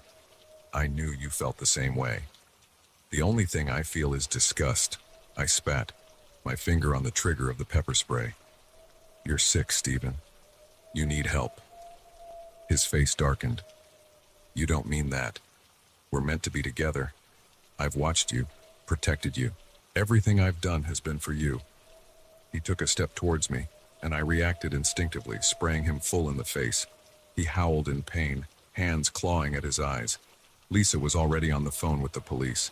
Within minutes, we could hear sirens approaching. Stephen, still writhing on the floor, began to sob. "I just wanted you to love me," he wailed. "Why couldn't you love me?" As the police burst in, I felt a wave of relief wash over me. It was over. Finally, truly over. The aftermath was a blur of police statements and court appearances. Stephen was arrested, charged with stalking, breaking and entering, and a host of other crimes. The evidence we'd gathered that night, combined with what the police found in his home, was damning. Slowly, I began to reclaim my life. I moved back into my house, though it took a long time before it felt like home again.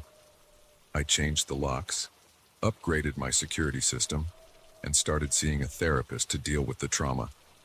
Months later, as I sat on my front porch enjoying a beautiful summer evening, I realized something. For the first time in what felt like forever, I wasn't looking over my shoulder. I wasn't jumping at every sound. I was just living. The scars of what Stephen did will always be with me.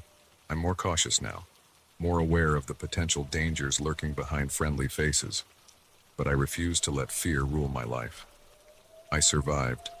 I'm stronger, and I'm free. As the sun set, painting the sky in brilliant oranges and pinks, I smiled to myself. Stephen had tried to possess me, to control me, to make me his. But in the end, the only person I belonged to was myself. And that was something no one could ever take away from me.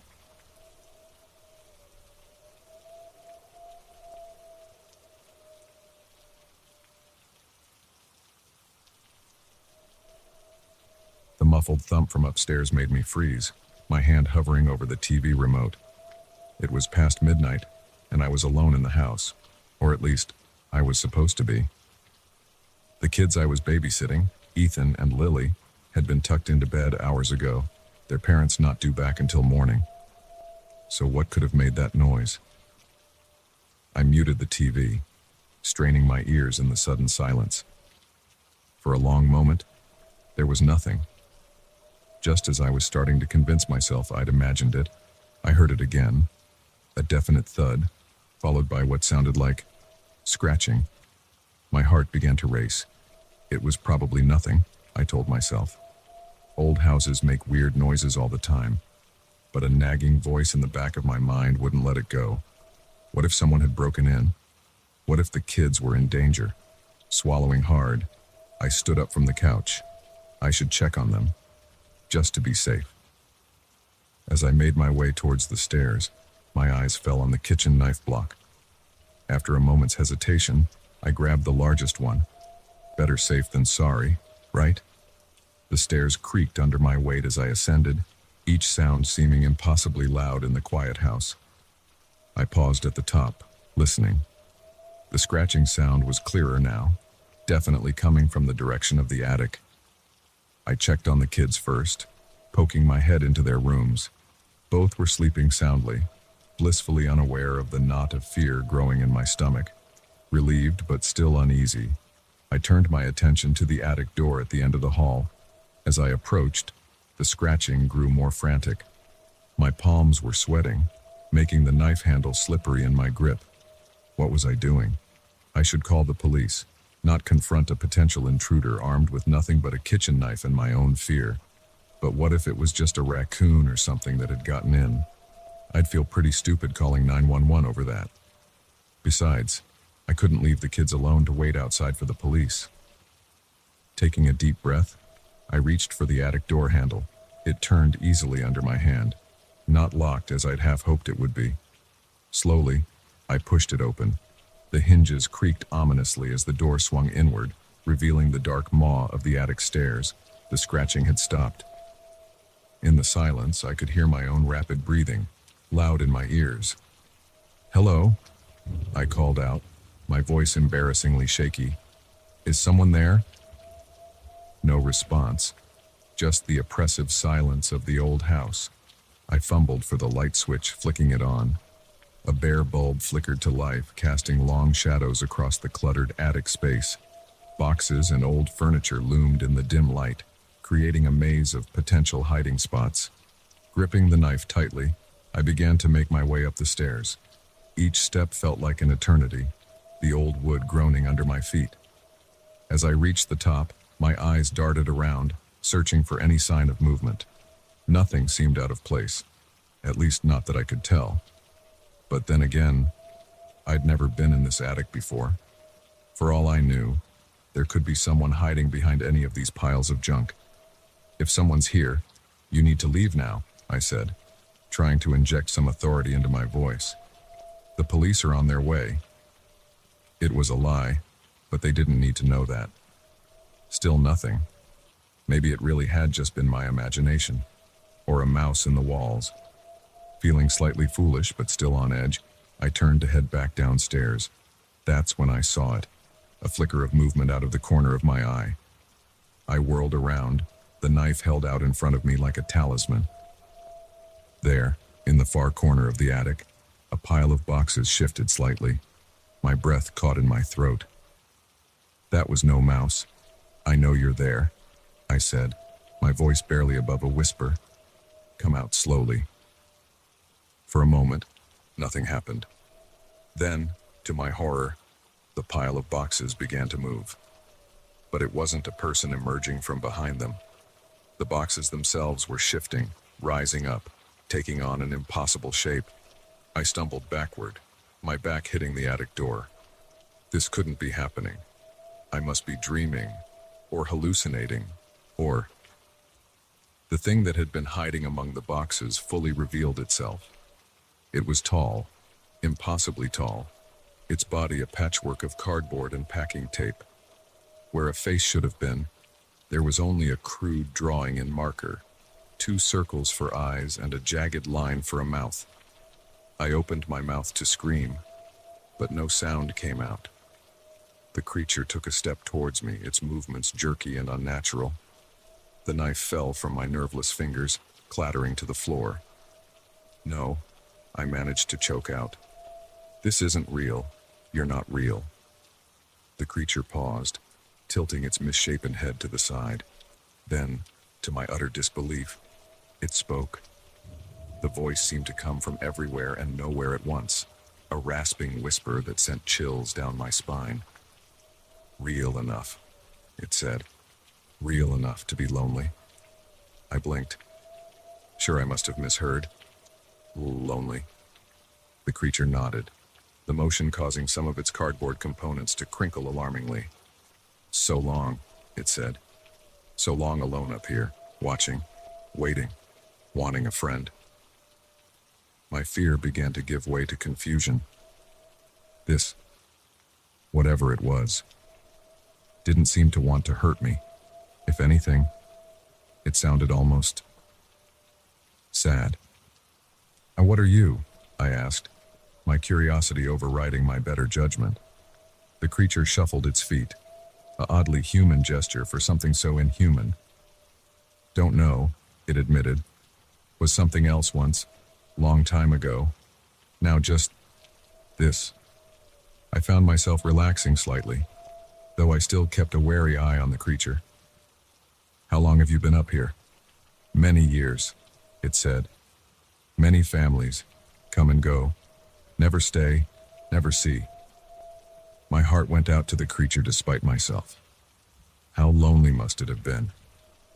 Hidden away up here for who knows how long. "Why show yourself to me?" I asked. The creature's marker-drawn mouth seemed to curve upward in a smile. "You different," it said. "You listen, you hear."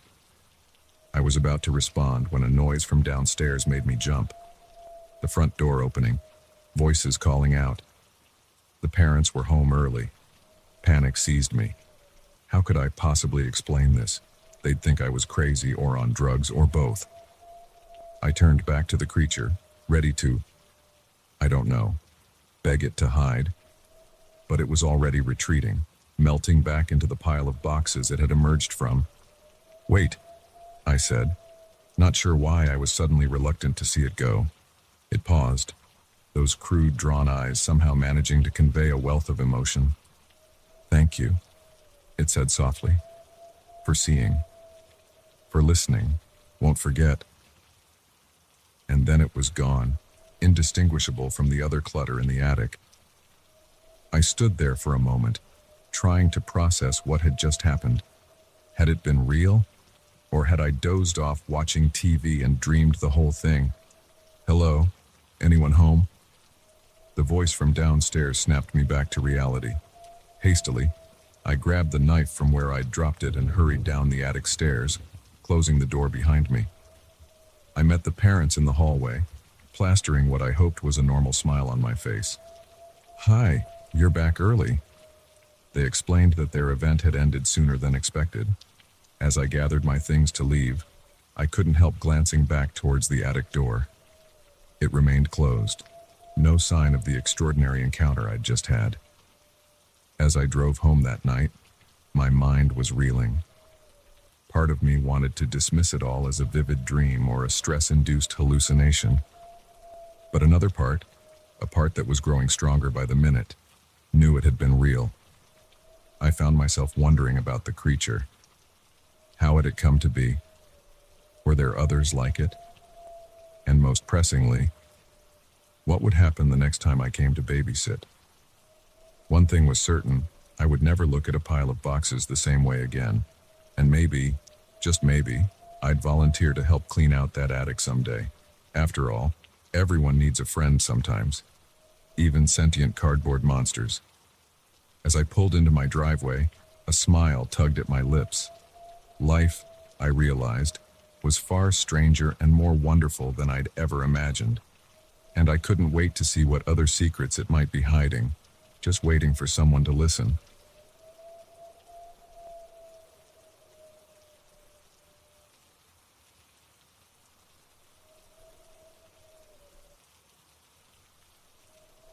The shrill ring of my cell phone pierced the quiet of the evening, making me jump. I glanced at the clock, 11:42 p.m. Who would be calling this late? The number on the screen was unfamiliar, local area code, but nothing I recognized. Normally, I'd let it go to voicemail, but something made me answer. "Hello," I said, trying to keep the irritation out of my voice. There was a moment of silence, then a low, gravelly voice spoke. "I can see you." A chill ran down my spine. "Who is this?" I demanded, my heart suddenly racing. The voice chuckled, a sound devoid of any warmth. "Look out your window, Jake. Wave to me." My blood ran cold. How did this person know my name? And more importantly, how did they know where I was? I lived alone in a small house on the outskirts of town, house-sitting for a friend who was traveling abroad for a year. The nearest neighbor was a quarter-mile away. Against my better judgment, I found myself moving towards the window. The curtains were drawn, but I could see a sliver of the dark yard beyond. With trembling fingers, I pulled the curtain aside just an inch. Nothing, just the empty yard, bathed in moonlight. "I don't see anything," I said into the phone, a mixture of relief and confusion in my voice. "Look closer," the voice insisted. "I'm watching you, Jake. I'm always watching you." I let the curtain fall back into place and my mind racing. This had to be some kind of sick prank, right? But how did they know my name, my location? "Listen," I said, trying to keep my voice steady. "I don't know who you are or what you want, but this isn't funny. I'm hanging up now. And if you call again, I'm contacting the police." The voice laughed again, sending shivers down my spine. "Go ahead, Jake. Call them. They won't find anything, but I'll still be here watching. Always watching." The line went dead. I stood there for a long moment, the phone still pressed to my ear, listening to the dial tone. My hands were shaking as I finally lowered the device and my mind whirling with possibilities. A prank caller? A stalker? Or was I just losing my mind? I spent the next hour checking and rechecking every door and window in the house, peering out into the darkness for any sign of an intruder. But there was nothing. No footprints in the soft earth around the house. No disturbed branches in the surrounding trees. Everything was exactly as it should be. Eventually, Exhaustion overtook my fear, and I fell into a fitful sleep. But my relief was short-lived. The next night, at exactly 11:42 p.m., my phone rang again. The same number. This time, I let it go to voicemail. A minute later, a notification popped up. One new message. With trembling fingers, I pressed play. "You can't ignore me, Jake," the same gravelly voice said. "I'm still here, still watching. Sweet dreams." I deleted the message and blocked the number, my heart pounding. This couldn't be happening. It had to be some kind of mistake, or a very elaborate, very cruel joke. But the calls kept coming. Every night, at 11:42 p.m., from a different number each time. Sometimes I answered, sometimes I didn't. The voice was always the same, always insisting it could see me, always promising it was watching. I became paranoid, jumping at every shadow, flinching at every unexpected sound. I installed security cameras, motion sensor lights, even considered getting a dog. But nothing ever showed up on the cameras. The lights never triggered, and somehow, I knew a dog wouldn't help. After a week of this torment, I finally broke down and called the police. They were sympathetic, but ultimately unhelpful. Without any concrete evidence of a threat, there wasn't much they could do. They suggested changing my number, maybe staying with a friend for a while, but I couldn't bring myself to leave. This was my responsibility, my friend's house, and some stubborn part of me refused to be driven away by what might just be an elaborate prank. So I stayed, and the calls continued. It was on the 10th night that things changed. The call came as usual at 11:42 p.m. This time, I answered immediately. "What do you want from me?" I demanded, my voice cracking with stress and lack of sleep. There was a pause, longer than usual. Then, "Come outside, Jake. It's time we met face to face." My blood ran cold. "No," I said firmly. "No way. I'm not falling for that." The voice chuckled, that same humorless sound I'd come to dread. "You don't have a choice, Jake. Come outside and or I come inside. Trust me, you prefer the first option." The line went dead. I stood there, frozen in indecision. Every instinct I had was screaming at me to barricade the doors, call the police, do anything but go outside. But a small, tired part of me just wanted this to be over, one way or another. Before I could talk myself out of it, I was moving towards the front door. My hand shook as I turned the knob, easing it open as quietly as possible. The night was still, the air heavy with the promise of rain. I stepped out onto the porch, my eyes darting around, searching for any sign of movement. "Hello?"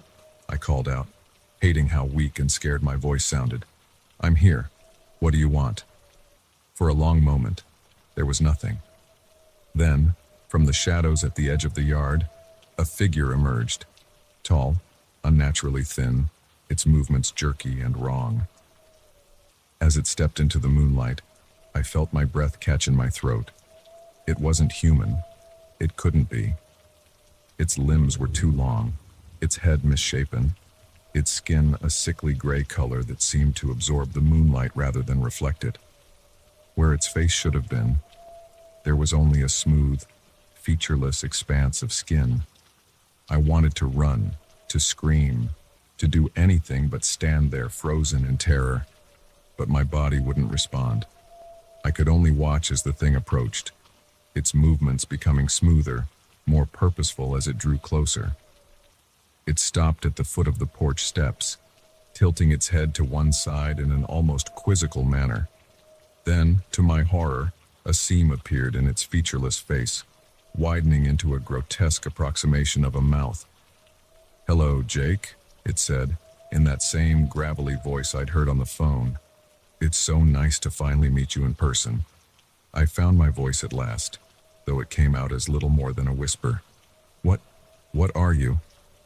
The thing's mouth widened in what might have been a smile. "I am many things, Jake. A watcher, a keeper, a balancer of scales." "What does that mean?" I asked, my fear giving way to a morbid curiosity. Why have you been tormenting me? The creature tilted its head to the other side. Tormenting? No, Jake. Preparing. You see, you're special. You can perceive things others can't, hear things others don't. It's why I chose you. My mind reeled. Chose me for what? To join us, it said simply. To become a watcher, like me. To see the world as it truly is, not as humans pretend it to be. I shook my head, taking a step back. No, I don't want that. I just want to be left alone. The creature's mouth twisted into what might have been a frown. I'm afraid that's not an option, Jake. You've seen me now. There's no going back. It took a step forward, its long arms reaching out towards me. I tried to move, to run, but my legs wouldn't respond. As its cold, gray hands touched my face, I felt a jolt of energy course through my body. Suddenly, the world around me changed. Colors became more vivid, shadows deeper. I could hear things I'd never heard before. The whisper of wind through grass miles away, the heartbeats of animals in the forest. And I could see everything. The true nature of reality laid bare before me. It was beautiful. It was terrifying. It was too much. I screamed, the sound echoing across dimensions I didn't even know existed. The creature, the watcher, held me steady, its touch an anchor in the chaos of my expanding perceptions. Easy, Jake, it said, its voice somehow soothing now. The first moments are always the hardest, but you'll adjust. You'll learn to control it. As the initial shock began to fade, I found I could focus again. I looked at the watcher with new eyes, seeing it not as the monster it had appeared before, but as a complex being of energy and thought. What happens now? I asked, my voice sounding strange to my new ears. The watcher's energy pulsed in what I somehow knew was a smile. Now, Jake, you learn, you watch, and when the time comes, you choose the next one. As the implications of this sank in, I felt a mix of emotions I couldn't even begin to untangle. Fear, excitement, regret, wonder, all swirling together in a maelstrom of feeling. But underlying it all was a sense of purpose, of rightness, as if some part of me had always known this was my destiny. I took a deep breath, taking in the world with my new senses. I'm ready, I said, surprised to find I meant it. The watcher nodded, extending a hand. Then let's begin. As I took its hand, I knew my old life was over, but a new one, vast and strange and wonderful, was just beginning. And somewhere out there, a phone was ringing, waiting for someone special to answer.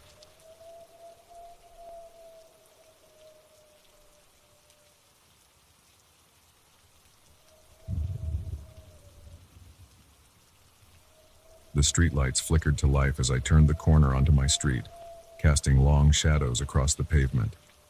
I quickened my pace, clutching my bag closer to my chest. It was later than I'd intended to stay at the library, and the walk home always felt longer in the dark. That's when I first noticed him. Just a glimpse in my peripheral vision, a figure in a dark hoodie, about half a block behind me. I told myself not to panic. It was probably just someone else heading home, same as me. But something about the way he moved, the purposeful stride, sent a chill down my spine. I picked up my pace, my heart beginning to race. The sound of my boots on the pavement seemed impossibly loud in the quiet street. I resisted the urge to look back, focusing instead on the intersection ahead, just 3 more blocks to my apartment. As I reached the corner, I chanced a quick glance over my shoulder. My breath caught in my throat. The hooded figure was closer now, maybe 20 feet behind me, and he was definitely following me. Panic surged through me. I broke into a run, no longer caring about appearing calm. The sound of heavy footsteps behind me told me he had started running too. My mind raced as fast as my feet. Should I scream? Try to flag down a car? My apartment was so close. But would I make it in time? I fumbled for my phone and nearly dropping it in my haste. Just as I was about to dial 911, I heard a voice behind me. Hey, wait up. Despite every instinct screaming at me to keep running, I found myself slowing down. That voice, it sounded familiar. I turned around, my finger poised over the emergency call button. The hooded figure was jogging towards me, hands raised in a non-threatening gesture. As he got closer, he pushed back his hood, revealing a face I recognized. "Mike!" I gasped, relief and confusion warring inside me. What the hell? Mike, my neighbor from 2 floors down, looked sheepish. "Sorry, I didn't mean to scare you. I saw you walking and tried to catch up. I wanted to return that book you lent me." He held out a paperback, the novel I'd loaned him last week. I took it with shaking hands, feeling slightly dazed. You chased me down the street at night to return a book," I said incredulously. Mike had the grace to look embarrassed. "Yeah, I guess that wasn't my brightest idea. I'm really sorry. I didn't realize how it would look until you started running." I let out a shaky laugh, the adrenaline slowly ebbing from my system. "Well, next time maybe just wait until we're both at the building, okay?" He nodded earnestly. "Absolutely. Can I at least walk you the rest of the way home?" I promised to stay a respectable distance behind. I hesitated for a moment, then nodded. Despite the scare he'd given me, I'd known Mike for years. He was harmless, if a bit socially awkward at times.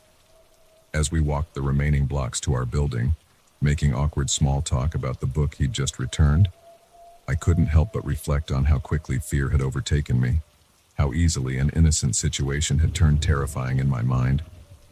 But even as I chided myself for overreacting, a small voice in the back of my head whispered that I'd done the right thing, that it was better to be safe than sorry, because next time, it might not be a well-meaning neighbor behind me in the dark. We reached our building, and I bid Mike good night, my hands still trembling slightly as I unlocked the front door. As I climbed the stairs to my floor, I made a mental note to thank my parents for all those self-defense classes they'd insisted I take in high school. I hadn't needed them tonight, but the confidence they'd given me had probably prevented me from completely falling apart. Safely inside my apartment, I leaned against the closed door, letting out a long breath. The fear was fading, replaced by a sort of giddy relief. I was okay. It had all been a misunderstanding. But as I got ready for bed that night, I couldn't shake the lingering unease. The memory of those moments of pure terror, when I'd been certain I was being pursued by someone who meant me harm, stayed with me. I tossed and turned, unable to fall asleep. Every creak of the building, every distant siren, had me on edge. Around 2 a.m., I gave up on sleep entirely and went to make myself a cup of tea. As I waited for the kettle to boil, I found myself drawn to the window. The street below was empty, streetlights casting pools of yellow light on the sidewalk. It looked peaceful, ordinary. Hard to believe that just a few hours ago, it had seemed so menacing. Movement caught my eye, a figure walking briskly down the opposite side of the street. My heart rate picked up for a moment before I forcibly calmed myself. It was probably just someone heading home from a late shift, or maybe an early morning jogger. But as I watched, the figure stopped abruptly. Slowly, they turned their head, looking directly up at my window. I stumbled back, my heart in my throat. There was no way they could see me. I was 4 stories up, the lights in my apartment off. And yet, I could have sworn.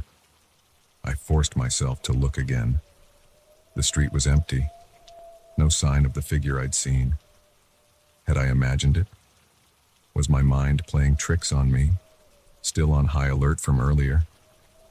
I shook my head, trying to clear it. This was ridiculous. I was letting my imagination run wild. Tomorrow, everything would seem silly in the light of day. But as I finally crawled back into bed, mug of tea cooling on my nightstand, I couldn't shake the feeling that something had changed, that the world had become a slightly more dangerous place, full of shadows that might or might not be hiding something sinister. The next few days passed in a haze of hypervigilance. I found myself constantly looking over my shoulder, startling at sudden noises. I varied my route home from work, bought a can of pepper spray to carry in my bag. My friends noticed my jumpiness, but I brushed off their concerns. How could I explain that I was spooked by something that hadn't actually happened? It was a week after the incident with Mike that things took a turn for the truly unsettling. I was walking home from the grocery store, arms laden with bags, when I felt it again, that prickle on the back of my neck that told me I was being watched. I glanced around casually, trying not to look paranoid. The street was fairly busy, people going about their evening routines. Nothing seemed out of place.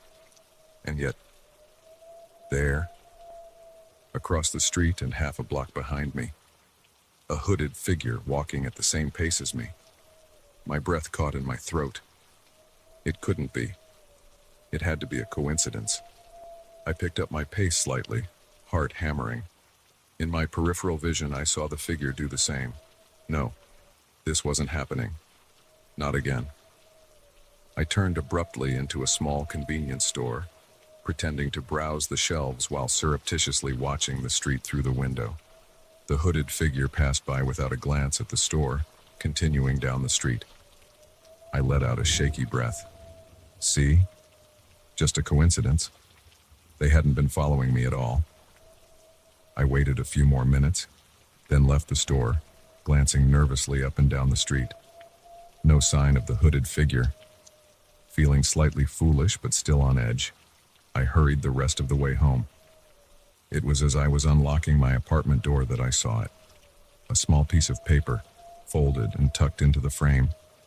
With trembling fingers, I unfolded it. In neat block letters, it read, "I see you." My blood ran cold. This couldn't be happening. It had to be a prank, a coincidence, anything but what it seemed. I burst into my apartment, slamming and locking the door behind me. My groceries lay forgotten on the floor as I paced back and forth, my mind racing. Should I call the police? But what would I tell them? That I thought someone might be following me, but I had no proof. That I'd found a creepy note, but for all I knew, it could have been meant for someone else. I tried to calm myself, to think rationally. Maybe it was just a stupid joke.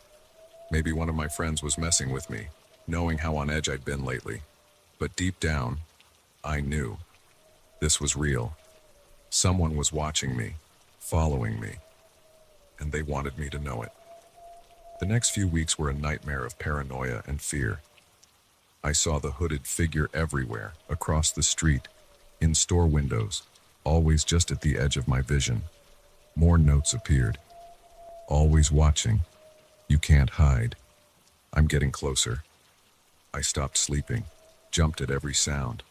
My friends and family were worried sick, but I couldn't bring myself to tell them what was happening. How could I, when I barely believed it myself? It all came to a head one rainy night. I was hurrying home, umbrella clutched tightly, when I saw him, the hooded figure, standing directly under a streetlight, facing me. No pretense of coincidence this time. I froze, terror rooting me to the spot. For a long moment, we just stood there, the rain pattering around us. Then, slowly, deliberately, he raised his hand and beckoned to me. Something in me snapped. I turned and ran, blind panic driving me forward. I could hear footsteps behind me getting closer. I don't know how long I ran, or where I was going. All I knew was that I had to get away, had to escape. Suddenly, a hand grabbed my arm, spinning me around. I screamed, lashing out with my umbrella. "Whoa, hey, it's me, it's Mike." I blinked, the world coming back into focus. Mike stood before me, looking concerned and slightly winded. "Are you okay? I saw you running and you looked scared." I looked wildly around. The street was empty save for a few confused onlookers. No sign of the hooded figure. Did you see anyone following me?" I gasped out. Mike shook his head, looking puzzled. "No, it was just you. What's going on? You've been acting strange for weeks." The adrenaline drained out of me, leaving me shaky and confused. Had it all been in my head? Was I losing my mind? As Mike walked me home, gently probing for answers I couldn't give, I made a decision. Tomorrow, I would get help. Talk to someone, a therapist maybe, because whether the threat was real or imagined, I couldn't go on living like this. But as we reached my building, I glanced back one last time, and there, in the shadows across the street, I caught a glimpse of a hooded figure, watching silently. Real or not, my nightmare was far from over.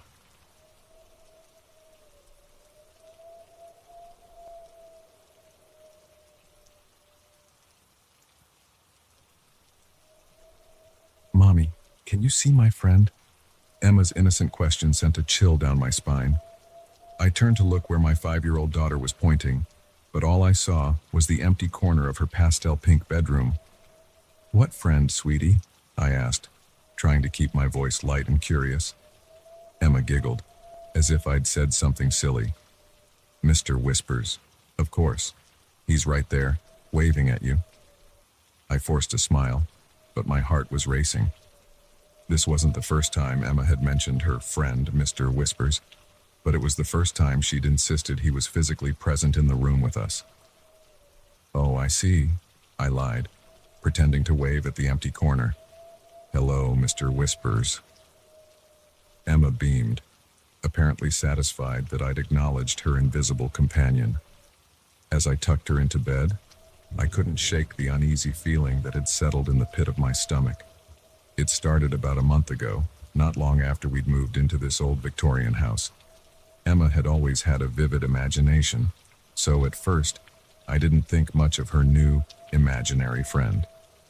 Kids her age often created such companions, right? But as the weeks went by, her stories about Mr. Whispers became more detailed, more unsettling.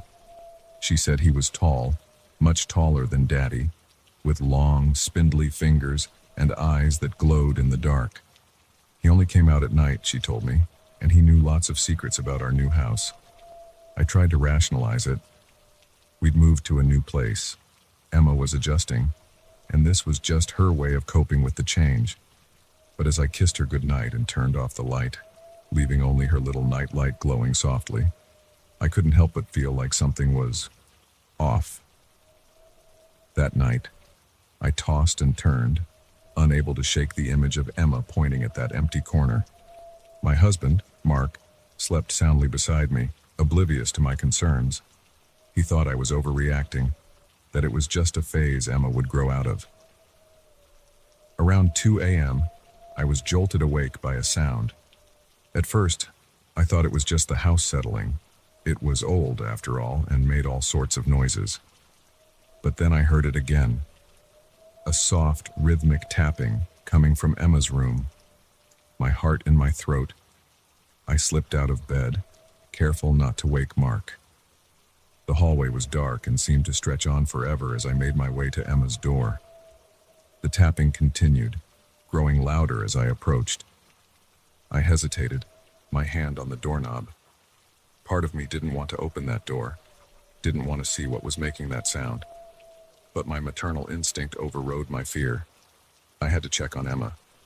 Slowly, I turned the knob and pushed the door open. Emma was sitting up in bed, her eyes wide and gleaming in the dim light of her nightlight. She was smiling, but it wasn't her usual happy grin.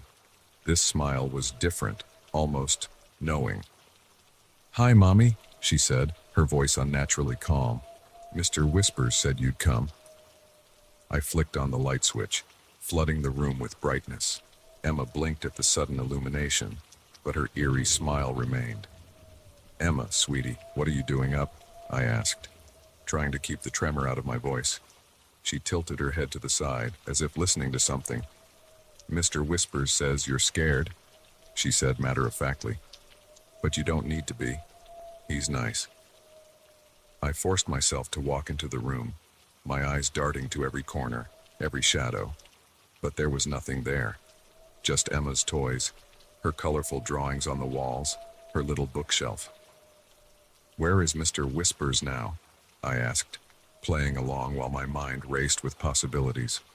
Maybe Emma was sleepwalking, having some kind of night terror. Emma pointed to the closet. In there. He likes the dark. I swallowed hard. The closet door was slightly ajar, a sliver of darkness visible in the gap. Against my better judgment, I found myself moving towards it. Mr. Whispers, I said, feeling ridiculous but unable to stop myself. If you're real, can you show yourself? For a long moment, nothing happened. Then, just as I was about to breathe a sigh of relief, the closet door creaked open a little wider.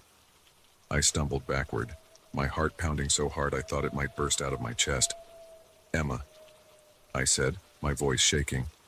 Come here, sweetie. Let's go to Mommy and Daddy's room. But Emma didn't move. She was still smiling that unsettling smile, her eyes fixed on the closet. It's okay, Mommy, she said. Mr. Whispers just wants to be friends. As if in response to her words, something shifted in the darkness of the closet. A shadow that seemed deeper than the others. A shape that didn't quite make sense to my eyes. I wanted to run, to grab Emma and flee from that room. But I was rooted to the spot, unable to look away from that impossible darkness. Slowly, something emerged from the closet. At first, I thought it was just a trick of the light, a shadow cast by the clothes hanging inside. But then I saw the eyes, glowing, just as Emma had described, with an otherworldly light. A sound escaped my throat, something between a gasp and a scream. The thing, Mr. Whispers, unfolded itself, growing taller and taller until it nearly touched the ceiling. Its body was indistinct, more absence of light than physical form. But those long, spindly fingers that Emma had mentioned were all too real. Hello, Mommy, it said, its voice a soft susurration that seemed to come from everywhere and nowhere at once. Emma's told me so much about you. I found my voice at last. What are you? I demanded, stepping in front of Emma protectively. What do you want with my daughter? The being tilted its head, an eerily human gesture for something so inhuman. Want? It repeated, as if the concept was foreign to it. I don't want anything. I am simply here. Emma piped up from behind me. Mr. Whispers has always been here, Mommy. He's part of the house. I glanced back at her, shocked by how calm she seemed in the face of this impossible creature. What do you mean, part of the house? The being, Mr. Whispers, moved closer, its form rippling like smoke. Your daughter speaks the truth. I have dwelled in this place for longer than you can comprehend. I have seen families come and go, watched children grow, witnessed joy and sorrow, birth and death. My mind reeled, struggling to process what I was seeing, what I was hearing. But why? Why show yourself now? Why to Emma? Mr. Whispers. Eyes seemed to soften, the glow dimming slightly. Children see what adults cannot, or perhaps what they choose not to see. Emma saw me, acknowledged me. It has been a very long time since anyone has done that. I looked at Emma, who was now standing beside me, her small hand slipping into mine. She smiled up at me, a normal, childlike smile this time. See, Mommy, he's not scary, he's just lonely. As I stood there, caught between terror and disbelief, a strange calm began to settle over me. The initial shock was fading, replaced by a sort of wonder. Here was something beyond my understanding, beyond what I thought was possible, and yet it wasn't threatening us. If anything, it seemed almost sad. I don't understand, I said, my voice steadier now. What are you, really? A ghost? A spirit? Mr. Whispers made a sound that might have been a chuckle. Those are human concepts, attempts to categorize that which defies categorization. I simply am. A consciousness bound to this place, aware of all that transpires within these walls. Emma tugged on my hand. Can Mr. Whispers stay, Mommy? Please. He tells the best bedtime stories. I looked down at her, then back at the ethereal being that had emerged from my daughter's closet. Part of me still wanted to run, to pack up our things and flee this house and never look back. But another part, a part that was growing stronger by the moment, was curious, fascinated even.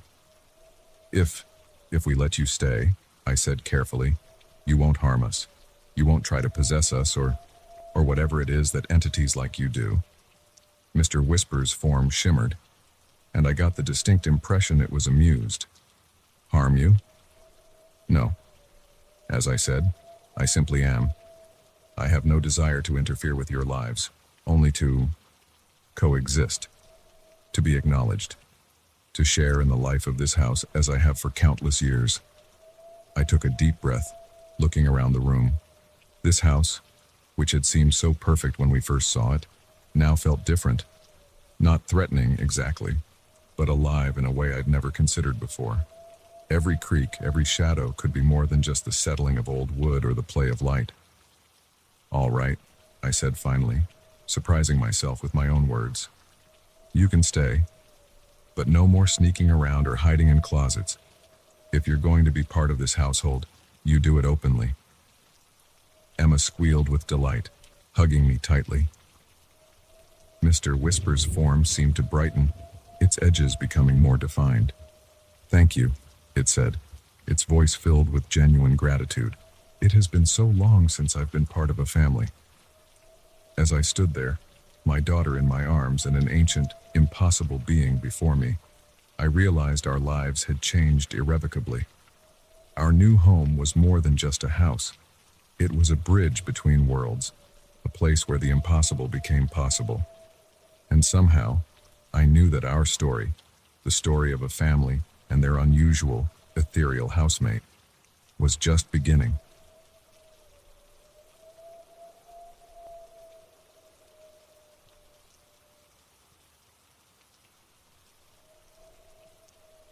The security camera footage played on a loop, each repetition sending a fresh wave of chills down my spine. There I was, locking up the office at 11:23 p.m., briefcase in hand, clearly the last one to leave. Then, at exactly midnight, the lights flickered. When they came back on, every desk in the open plan office was occupied. Dozens of figures, hunched over computers, typing furiously.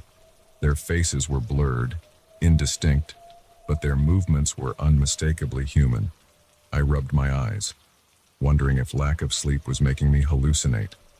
But no, the footage remained unchanged. At 12:07 a.m., the lights flickered again, and the office was empty once more. No sign that anyone had been there at all.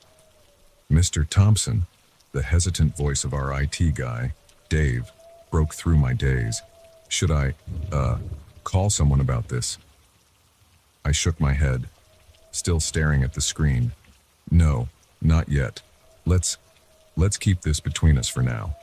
Can you send me a copy of this footage? Dave nodded, looking relieved to not have to deal with this any further. As he scurried away, I sank into my chair, my mind reeling. What the hell had I just witnessed? I've been the night manager at Pinnacle Insurance for 5 years now. In all that time, the strangest thing I'd ever encountered was the occasional drunk employee trying to sneak back in to retrieve a forgotten phone. But this was something else entirely. The rational part of my brain tried to come up with explanations. A glitch in the system, some elaborate prank. But deep down, I knew. Something truly inexplicable had happened in my office last night, and I had a sinking feeling it wasn't a one-time occurrence. That night, instead of heading home after my shift, I decided to stay. I told my wife I had a big project to finish, ignoring the concern in her voice. As the clock ticked closer to midnight, I positioned myself in the security room, eyes glued to the monitors. 11:58, 11:59. My heart was pounding so hard I could hear it in my ears. Midnight struck. The lights flickered, just like in the footage, and then my jaw dropped. The previously empty office was suddenly full of people. But these weren't my daytime colleagues. These figures were translucent, their edges blurred and shifting. They moved with an eerie purpose, typing on computers that I knew were turned off, rifling through files that should have been locked away. Fighting against every instinct that screamed at me to run, I stepped out of the security room. The sound of typing filled the air, accompanied by a low, constant murmur that I couldn't quite make out. None of the figures seemed to notice me as I cautiously made my way through the office. As I got closer, I realized I could see through them to the desks behind. Ghost workers, I thought hysterically. I'm looking at ghost workers. One of them turned towards me suddenly, and I stifled a scream. Where a face should have been, there was only a swirling mist. But somehow, I got the distinct impression it was looking right at me. For a long moment, we stared at each other. Then, slowly, it raised a translucent hand and beckoned to me. My feet moved of their own accord, drawing me closer. The ghostly figure gestured to its computer screen. To my amazement, I could see text scrolling across it, lines of code or data that meant nothing to me. What is this? I whispered, not really expecting an answer. To my shock, a voice responded, not out loud but directly in my mind. We work, it said simply, as we have always worked, as we will always work. But why? I asked, my voice shaking. Who are you? The figure's misty head tilted to one side. We are what remains, the echoes of dedication, of lives given to labor. We continue, long after our physical forms have gone. I looked around the office, really seeing it for the first time. How many people had worked here over the years? How many had poured their lives into these desks, these computers? The thought was both awe-inspiring and terribly sad. Can I help you? I asked, not sure what else to say. The figure seemed to consider this for a moment. You see us, it said finally. That is unexpected. Perhaps you can help. Yes, there is an error we cannot resolve. It gestured to the screen again. This time, I could make out what looked like a customer file. The name at the top read Emily Larson. This one, the ghostly voice said in my mind. Her claim was wrongly denied. We've been trying to correct it, night after night, but we cannot interact with the physical world enough to make the change. I stared at the screen, my mind whirling. Was this real? Was I really being asked by a ghost to correct an insurance claim? But as I looked at the file, I realized I recognized the name. Emily Larson had been in the news recently. A young mother, dying of cancer, whose insurance had denied coverage for an experimental treatment. The story had been heartbreaking, but it hadn't been my department. I hadn't given it much thought. With shaking hands, I sat down at the nearest physical computer and booted it up. The ghost workers around me paused in their tasks, all seeming to watch me. I could feel the weight of their expectations, their hope. It took me nearly an hour to find Emily Larson's file in our system. The ghost had been right.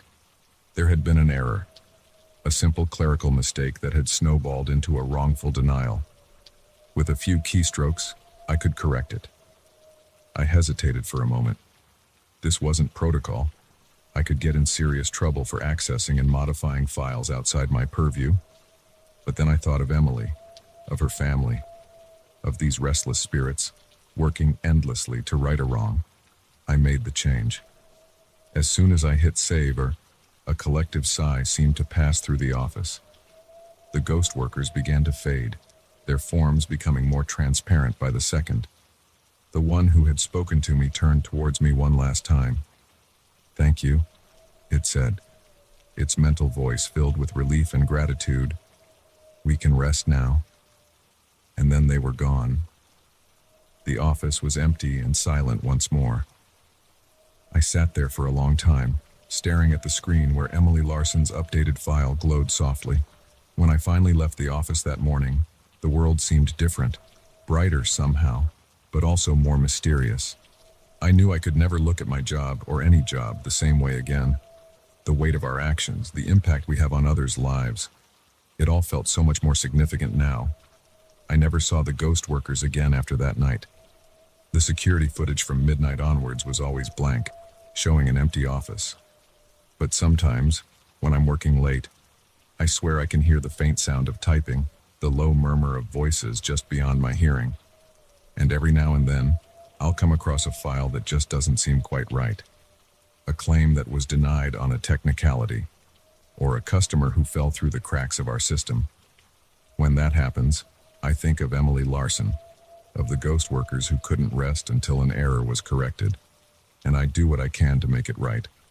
I never told anyone else about what I saw that night. Who would believe me? But it changed me, changed how I approach my work and my life.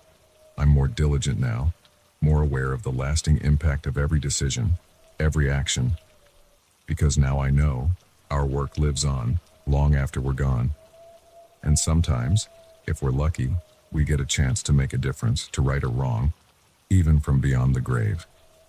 As I lock up the office each night, I pause for a moment in the darkened space. Good night, I whisper to the empty desks, and thank you. And sometimes, just sometimes, I swear I hear a whispered thank you in return.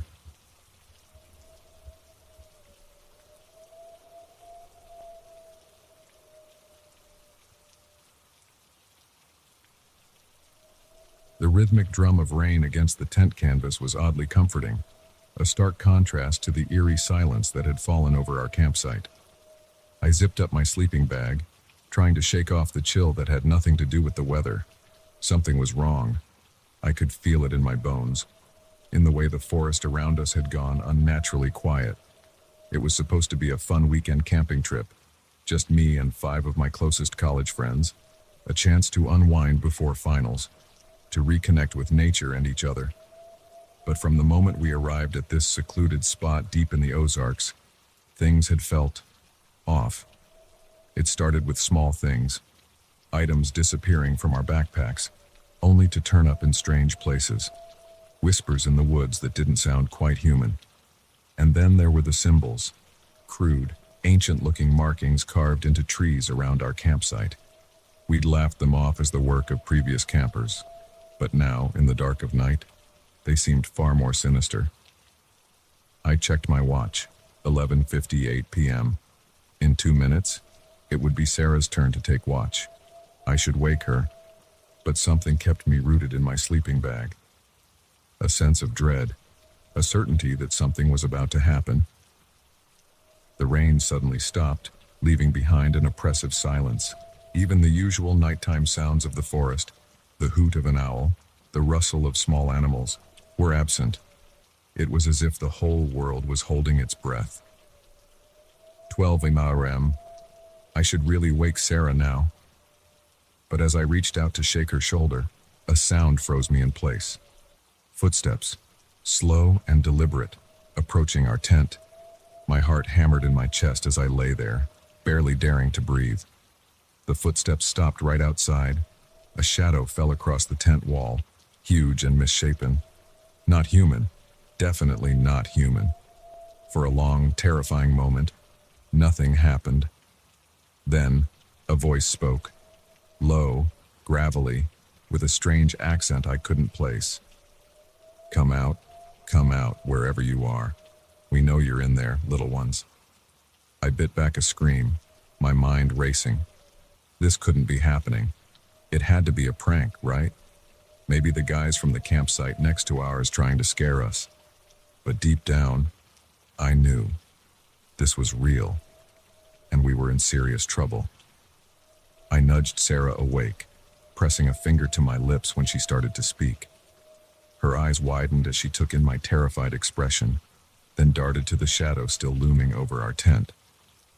"What do we do?" she mouthed silently. I shook my head, at a loss. We were trapped in here, with no way to warn the others sleeping in the 2 other tents nearby, and whatever was out there clearly knew we were here. The voice came again, joined by others. They were speaking in a language I didn't recognize, harsh and guttural. Then, to my horror, I heard the sound of a zipper being slowly pulled down. They were opening our tent. In that moment, survival instinct took over. I grabbed Sarah's hand and lunged for the other side of the tent, tearing through the thin fabric with my free hand. We tumbled out into the cool night air, immediately scrambling to our feet. What I saw nearly stopped my heart.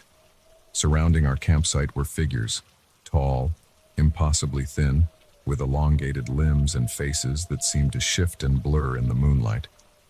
They moved with an unnatural grace, gliding rather than walking across the forest floor. One of them turned towards us, its face splitting into a grin that was far too wide, revealing rows of needle-sharp teeth. "Run!" I screamed, my voice finally breaking free. "Everyone, run!" Chaos erupted. My friends burst from their tents, confused and terrified. The creatures, for lack of a better word, moved with lightning speed, cutting off our escape routes. We scattered, crashing through the underbrush with no real direction, just a desperate need to get away. I could hear screams behind me, the sound of pursuit, but I didn't dare look back. Sarah's hand was still in mine, her ragged breathing matching my own as we ran for our lives. The forest seemed to come alive around us, branches reaching out to snag our clothes, roots rising up to trip us. It was as if the very land itself was working with our pursuers. We ran for what felt like hours, the sounds of pursuit never fading. My lungs burned, my legs ached, but terror kept me going. Finally, we burst into a small clearing. In the center stood a crumbling stone structure, some kind of old tomb or mausoleum. Without thinking, we made for it. The heavy stone door groaned as we pushed it open, slipping inside and slamming it shut behind us. In the pitch darkness, I fumbled for my phone, using its feeble light to survey our surroundings. The interior was small, bare except for a large stone sarcophagus in the center. Ancient symbols, similar to the ones we'd seen carved in the trees, covered the walls. "What the hell is going on?" Sarah gasped, sinking to the floor. What were those things? I shook my head, still trying to catch my breath. "I don't know. I've never seen anything like them." A horrible thought struck me. "The others, do you think they—" Sarah's face crumpled. "I don't know. I heard screaming, but I didn't see." She trailed off, unable to finish the thought. I slumped against the wall, the reality of our situation sinking in. We were trapped in an ancient tomb, being hunted by creatures that shouldn't exist, with no idea if our friends were alive or dead. Suddenly, Sarah grabbed my arm. "Listen," she whispered. I held my breath, straining my ears. At first, I heard nothing. Then faintly, I caught it, chanting, in that same harsh language we'd heard earlier. It was getting closer. "They're coming," I said, my voice shaking. "We need to find a way out of here." We searched desperately for another exit, some hidden passage, anything, but the tomb was solid stone, with no windows and only the one heavy door. The chanting grew louder. I could feel it reverberating through the stone walls, making my teeth ache. Sarah and I pressed ourselves into a corner, as far from the door as we could get. Then, abruptly, the chanting stopped. For a long moment, there was only silence. Boom. Something slammed against the door, making us both jump. Boom. Again. "The symbols," Sarah said suddenly, pointing at the walls. They're glowing." She was right. The strange markings were emitting a soft blue light, growing brighter with each impact on the door. Boom. The door shuddered, dust raining down from the ceiling. It wouldn't hold much longer. In desperation, I turned to the sarcophagus. "Help me with this," I said to Sarah. Together, we pushed against the heavy stone lid. It didn't budge. Boom. A crack appeared in the door. "Please," I whispered, not sure who or what I was pleading with. "Please, we need help." As if in response to my words, the symbols on the walls flared brightly. The lid of the sarcophagus began to move, sliding aside with a grating sound. Sarah and I exchanged a terrified look. What had we done? Boom. The door splintered, moonlight spilling into the tomb. From within the sarcophagus, something began to rise. A figure, tall and imposing, wreathed in that same blue light that emanated from the symbols. As the creature outside finally broke through the door, the figure from the sarcophagus turned. I caught a glimpse of a face, ancient, powerful, with eyes that burned like stars. It spoke a single word, in a voice that shook the very foundations of the tomb. The creatures attacking us screamed, not in triumph, but in terror. There was a blinding flash of light, and then silence. When my vision cleared, the creatures were gone. The door was whole again, and the figure from the sarcophagus stood before us, its light dimmed but still present. "You awakened me," it said, its voice softer now but still thrumming with power. "You called for help and I answered. What are you?" Sarah managed to ask. The being smiled, an expression both terrifying and beautiful. "I am a guardian, set here long ago to protect against the very creatures that hunted you tonight. You did well to seek shelter here." "Our friends," I said, finding my voice at last. "Are they?" The guardian's expression turned somber. "I'm sorry. You two were the only ones to reach my sanctuary. The others, their fate was not as fortunate." Grief and guilt washed over me. We'd survived, but at what cost? As if reading my thoughts, the guardian spoke again. "Do not blame yourselves. You could not have known what lurked in these woods, but now you do, and with that knowledge comes responsibility." It turned, gesturing at the symbols on the walls. "Learn these, understand them, for the creatures you encountered tonight are not the only threats that exist in this world. There are dark things that linger in forgotten places, and too few left who stand against them." The guardian began to fade, its light dimming. "Go now. You are safe for the moment. But remember what you've seen here. Remember and prepare. For one day, you may be called upon to stand as guardians yourselves." With those words, it vanished, leaving Sarah and I alone in the tomb. We emerged into the pre-dawn light, shaken but alive.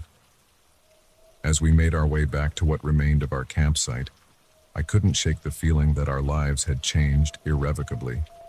We had glimpsed a world beyond our understanding, faced terrors I still couldn't fully comprehend, but we had survived.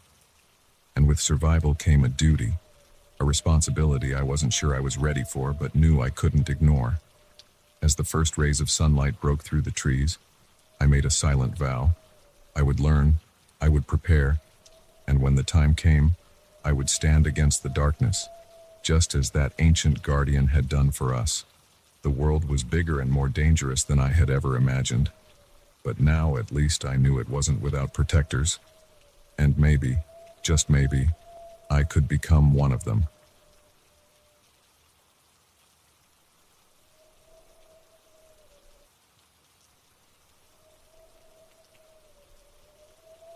The mahogany grandfather clock in the foyer chimed midnight, its deep, resonant tones echoing through the cavernous halls of Blackwood Manor. I paused in my work, a shiver running down my spine despite the warmth of the study. Midnight. The witching hour, as my grandmother used to say. The time when the veil between worlds grows thin. I shook off the superstitious thought, chiding myself for letting old wives' tales get to me. I was here to do a job, after all. As the newly hired caretaker for the Blackwood estate, it was my responsibility to catalog and organize the vast collection of artifacts and curios amassed by generations of the eccentric Blackwood family. It was tedious work, but fascinating. Each item seemed to have a story, a history that hinted at adventures and mysteries I could only imagine.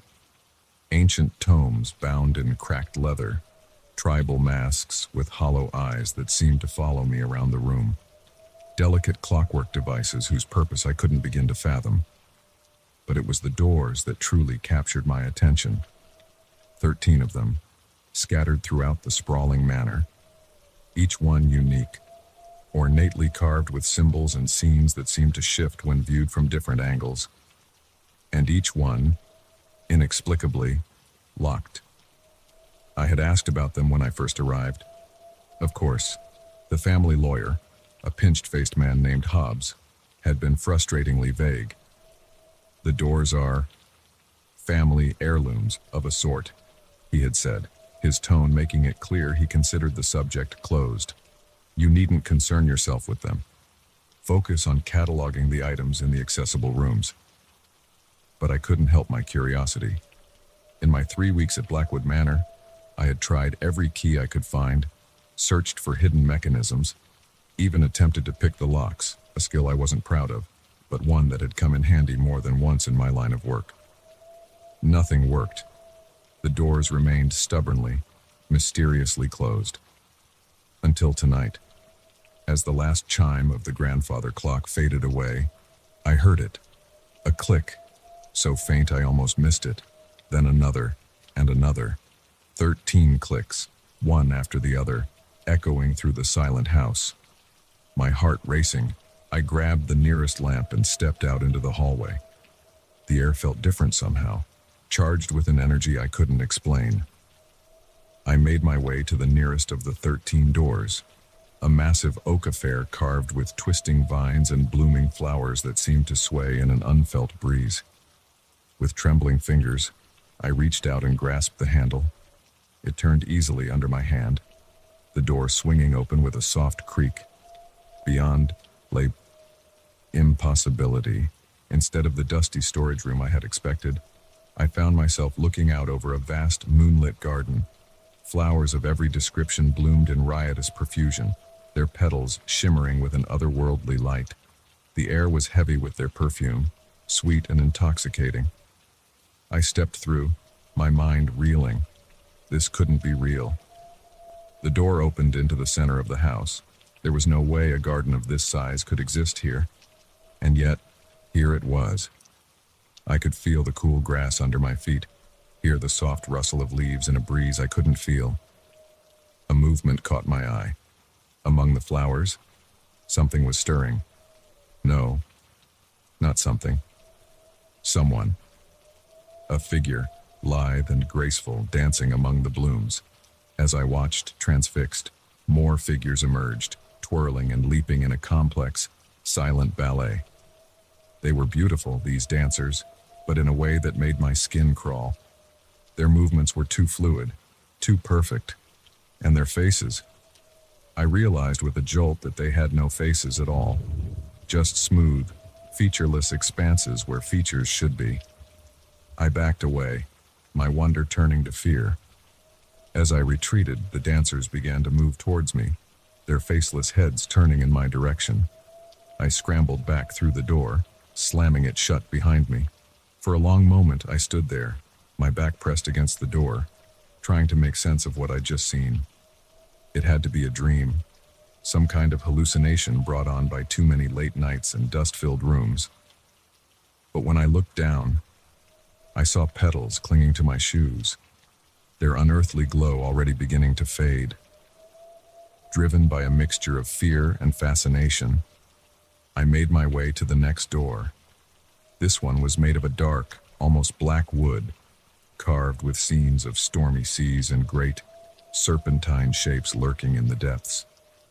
I hesitated only a moment before turning the handle. A blast of salt air hit me as the door swung open. I found myself on the deck of a ship, ancient and creaking, tossing on a storm-tossed sea. Rain lashed at my face as I gripped the railing, staring out at the roiling waves. In the distance, something massive broke the surface, a vast, coiling shape, silhouetted against flashes of lightning. I watched in horror and awe as it rose higher and higher, until it seemed to blot out the sky itself. A great eye, glowing with eldritch light, fixed upon the ship, upon me. I felt the weight of that gaze, ancient and alien, and knew with certainty that I was looking at something that should not be. Something that predated humanity, that would endure long after we were gone. The eye blinked, And in that moment of darkness, I threw myself back through the door, slamming it shut just as a massive tentacle crashed down where I had been standing. My legs gave out, and I slid to the floor, gasping for breath. The taste of salt lingered on my lips, the echo of that unearthly storm still ringing in my ears. It went on like this, door after door. Each one opened onto a different world, a different impossibility, a vast desert of purple sand, where great crystal spires sang mournful songs to a triple-mooned sky, a forest of flesh, where trees pulsed with a sickly heartbeat and fruits wept tears of blood when plucked, a city of impossible geometry, where gravity seemed to work differently on every street, and shadowy figures flitted between buildings that couldn't possibly exist in our reality. With each world I glimpsed, I felt my grip on sanity loosening. These places, these things I was seeing, they defied everything I thought I knew about the universe, and yet I couldn't stop. Some compulsion drove me forward, from door to door, even as my mind screamed at me to run, to flee this house of madness. Finally, I stood before the 13th door. It was different from the others, smaller, almost humble in comparison, made of a pale wood I didn't recognize. Its only adornment was a simple brass knob. I reached out, my hand shaking so badly I could barely grasp the knob. As I turned it, I braced myself for whatever fresh horror or wonder lay beyond. The door opened onto a study. My study. The very room I had been working in when the clock struck midnight. For a moment, I thought I had somehow circled back to where I started, but as I stepped through, I realized something was off. The room was a mirror image of my study, everything reversed. And there, sitting at the desk, was me. The other me looked up as I entered, a sad smile on his face. "I was wondering when you'd arrive," he said. What is this place?" I managed to ask. "What's happening?" My doppelganger sighed, setting down the pen he'd been writing with. "This is the end of the journey," he said, "and the beginning. You've seen what lies beyond, the worlds hidden behind the doors. Now you have a choice to make." He gestured to the chair across from him. Numbly, I sat down. "The Blackwoods were more than just eccentric collectors," he continued. "They were guardians, keepers of the doors, protectors of the boundaries between worlds. For generations, they've stood watch, ensuring that what lies beyond stays beyond." I shook my head, struggling to process this information. But why me? Why show me all this? The other me smiled again, but there was no humor in it. "Because the last Blackwood is gone, the responsibility falls to you now. You can walk away, try to forget what you've seen, live a normal life, always looking over your shoulder, always wondering. Or, I prompted, though I feared I already knew the answer, or you can take up the mantle, become the new guardian, keep the doors closed, protect this world from what lies beyond. But know this, once you accept, there's no going back. This will be your life, your purpose, until the day you die." I sat there for a long moment, my mind reeling.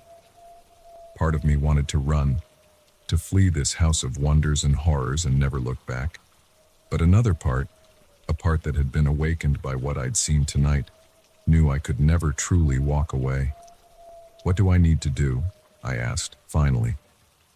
My doppelganger nodded, as if he'd expected nothing less. He pushed a piece of paper across the desk. A contract, I realized. At the bottom was a line for a signature. "Sign," he said simply. "Accept the responsibility. Become the guardian." With a hand that shook only slightly, I picked up the pen. As I signed my name, I felt something shift in the world around me. A weight settled onto my shoulders, a knowledge flooding into my mind. I understood now. The doors, the worlds beyond, the delicate balance that had to be maintained. I knew what I had to do. As the ink dried on the contract, my doppelganger began to fade. "Good luck," he said, his voice already distant. The doors are in your hands now. And then he was gone, leaving me alone in the study. My study. I could feel the doors now, a constant presence in the back of my mind. 13 worlds, 13 realities, all needing to be watched, guarded, kept separate from our own. I stood up, straightening my shoulders. I had work to do. The night was still young, and there were doors to check, boundaries to reinforce. After all, I was the guardian now, and the doors were waiting.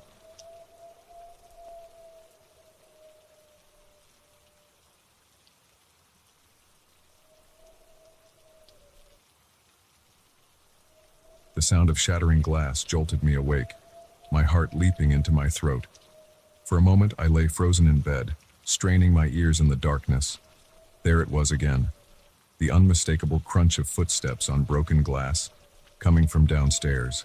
I lived alone. Nobody else should be in the house. My mind raced as I fumbled for my phone on the nightstand. Should I call the police? But what if I was overreacting? What if it was just the neighbor's cat that had somehow gotten in again? I'd feel like an idiot if I called 911 over a wayward feline. Swallowing hard, I swung my legs over the side of the bed. The wooden floor creaked beneath my feet, and I winced at the sound. If there really was an intruder downstairs, I'd just announced my presence. I grabbed the baseball bat I kept propped against my dresser, a leftover from my college days that I'd never gotten around to storing properly. Now, I was grateful for my procrastination. Gripping the bat tightly, I crept towards my bedroom door. The house was eerily silent now. No more sounds of movement from below. Had I imagined it all? I eased the door open, cringing at the slight squeak of the hinges. The hallway beyond was pitch black, the darkness seeming to press in on me from all sides. I fumbled for my phone again, using its feeble light to illuminate my path. As I reached the top of the stairs, a floorboard creaked, not beneath my feet, but somewhere in the living room below. My breath caught in my throat. Someone was definitely down there. I should go back, I thought, lock myself in my room and call the police. But curiosity and a strange sort of determination propelled me forward. This was my house. I wasn't going to cower in fear while some stranger invaded my space. Slowly, carefully, I descended the stairs. Each step felt like an eternity, the wood groaning softly beneath my weight. I kept the bat raised, ready to swing at a moment's notice. As I reached the bottom, I saw it, a slash of moonlight cutting across the living room floor, coming from the broken window. Shards of glass glittered on the carpet, and there, silhouetted against the pale light, was a figure. My heart pounded so hard I was sure the intruder must be able to hear it. They were facing away from me, seemingly absorbed in examining something on my bookshelf. I opened my mouth, intending to demand they leave, but my voice failed me. Instead, a small, strangled sound escaped my throat. The figure whirled around, and I caught a glimpse of wide-eyed, startled eyes before instinct took over. I swung the bat with all my might. There was a sickening thud as it connected, followed by a cry of pain. The intruder crumpled to the floor, clutching their head, adrenaline surging through me. I fumbled for the light switch. As warm light flooded the room, I got my first clear look at the person I'd just struck. It was a woman, probably around my age. She was dressed all in black, a backpack lying beside her where she'd fallen. Blood trickled from a gash on her forehead, where the bat had connected. "Please," she gasped, her voice tight with pain. "I can explain." I stood there, bat still raised, my mind reeling. This wasn't how I'd imagined a home invasion going. Weren't burglars supposed to run when confronted? Why was she asking to explain? "You have 1 minute," I said, surprised at how steady my voice sounded, "before I call the police." The woman struggled to sit up, wincing as she did so. "My name is Sarah," she said. "I'm not here to rob you. I'm here because you're in danger." I barked out a laugh, harsh and humorless. "I'm in danger. You broke into my house." Sarah shook her head, then immediately looked like she regretted the movement. "Not from me. From them. The people who are watching you." A chill ran down my spine. What are you talking about? Have you noticed anything strange lately? Sarah asked, her eyes intense despite the pain she was clearly in. The things moving around your house when you're sure you left them somewhere else. The feeling of being watched when you're alone. I wanted to deny it, to tell her she was crazy. But unbidden, memories rose to the surface. The coffee mug I could have sworn I left on the kitchen counter, found in the sink. The constant prickling sensation on the back of my neck when I walked home from work. The shadows I sometimes thought I saw moving in my peripheral vision. How do you know about that? I whispered. Sarah's expression was grim. Because I've been through it too. They're called the Watchers. They observe people, study them, and when they've learned enough, they take them. Take them where? She shrugged. Nobody knows. But the people they take, they never come back. I sank onto the couch, my legs suddenly unable to support me. This was insane. It had to be. And yet, a part of me couldn't help but feel that Sarah was telling the truth. Why me? I asked. Why are they watching me? I don't know, Sarah admitted. They seem to choose at random, but once you're on their radar, there's no escaping their attention, not without help. I looked at her sharply. Is that why you're here? To help me? She nodded. I'm part of a group. We find people who are being watched and we extract them. Get them somewhere safe before the Watchers can take them. My mind was spinning.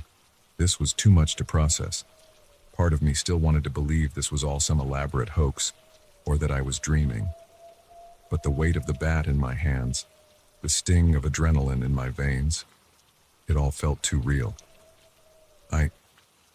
I need proof, I said finally. I can't just take your word for this. Sarah nodded, as if she'd been expecting this. She reached for her backpack, movements slow and deliberate. I tensed, gripping the bat tighter, but she simply pulled out a small device that looked like a cross between a cell phone and a radar gun. This detects their surveillance equipment, she explained. Watch. She pressed a button, and the device came to life with a soft hum. Slowly, she panned it around the room. For a moment, nothing happened. Then, as she pointed it at my TV, it emitted a high-pitched beep. There, Sarah said grimly. In your television. It's not just for watching shows, I'm afraid. I stared at my TV in horror. I'd had that set for years. The idea that it had been spying on me all this time. There will be others, Sarah continued. In your phone, your computer, probably even in your car, they're very thorough. I felt sick. My entire life, all my private moments, had been on display for who knew how long. What do we do? I asked, my voice shaking. We leave, Sarah said simply. Now, pack a bag, only essentials. Where we're going, you won't need much. I hesitated. How do I know I can trust you? This could all be some elaborate setup. Sarah's eyes softened. You don't. But ask yourself this. What's the alternative? Stay here, knowing you're being watched, waiting for them to come for you. At least with me, you have a chance. She was right, I realized. Whether her story was true or not, I couldn't stay here. Not now that the seed of doubt had been planted. Okay, I said, taking a deep breath. Give me 5 minutes. As I threw some clothes and toiletries into a duffel bag, my mind was reeling. How had my life changed so drastically in the span of an hour? This morning, my biggest worry had been a presentation at work. Now, I was preparing to flee my home with a stranger, running from an unseen threat I wasn't even sure I believed in. But as I zipped up my bag and took one last look around my bedroom, I knew I was making the right choice. Because if Sarah was telling the truth, and deep down, I feared she was, then staying here wasn't an option. I walked back downstairs, bag in hand. Sarah had managed to get to her feet, though she was leaning heavily against the wall. Ready? She asked. I nodded. not trusting myself to speak. As we stepped out into the cool night air, I cast one last glance at my house. For all I knew, this could be the last time I ever saw it. "Where are we going?" I asked as we hurried down the street. Sarah's expression was grim but determined. "Somewhere safe. Somewhere they can't find us." As we disappeared into the darkness, I couldn't shake the feeling that my old life was over.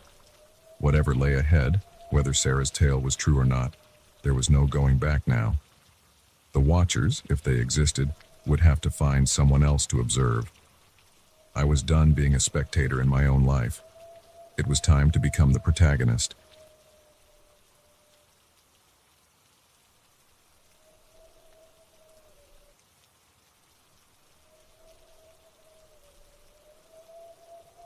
The first time I saw my house on the dark web, I thought it was a mistake.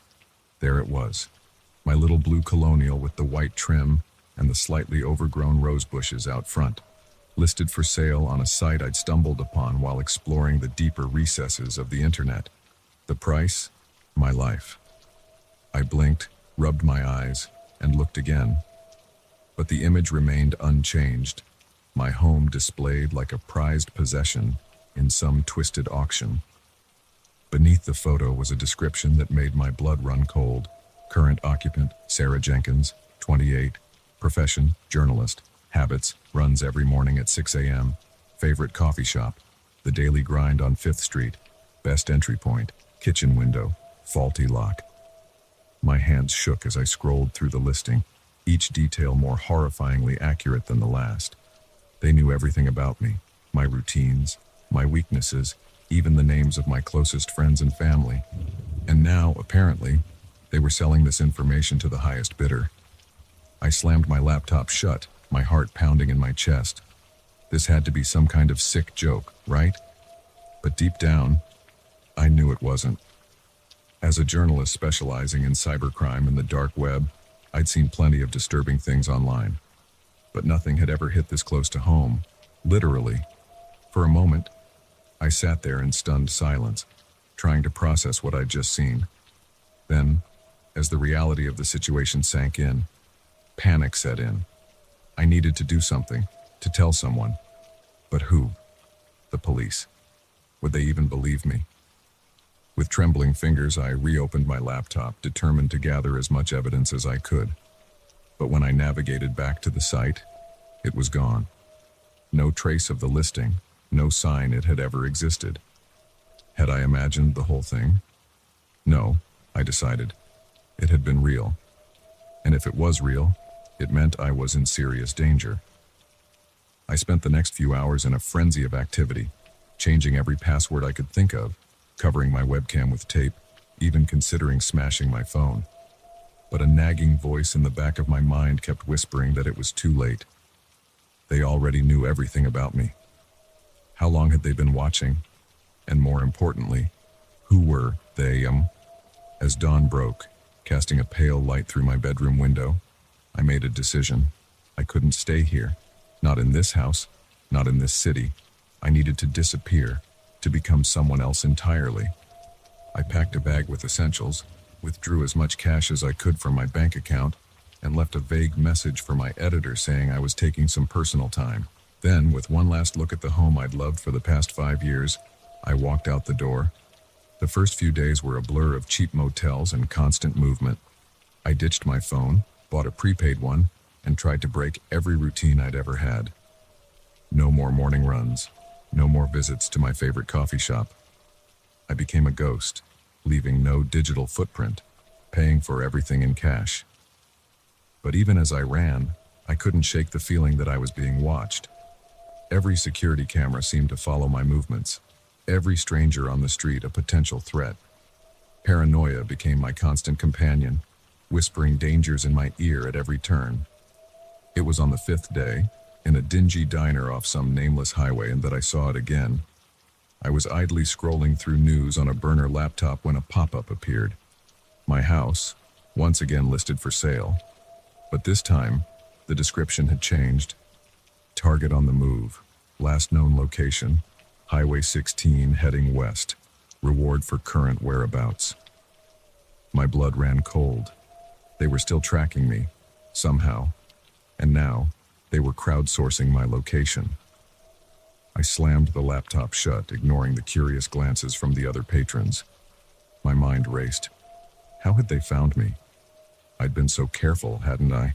As I hurried out of the diner, my eyes darting nervously around the parking lot, a thought struck me. What if it wasn't about my digital footprint at all? What if they had other ways of tracking me? I remembered a story I'd covered months ago about implantable RFID chips. At the time, I dismissed it as fringe conspiracy theory stuff. But now, I ran my hands over my body, searching for any sign of surgical scars, any lump under the skin that shouldn't be there. Nothing, but that didn't mean it wasn't possible. What if they'd done it while I slept? What if it was in my food, my water? Stop it, I told myself firmly. You're spiraling.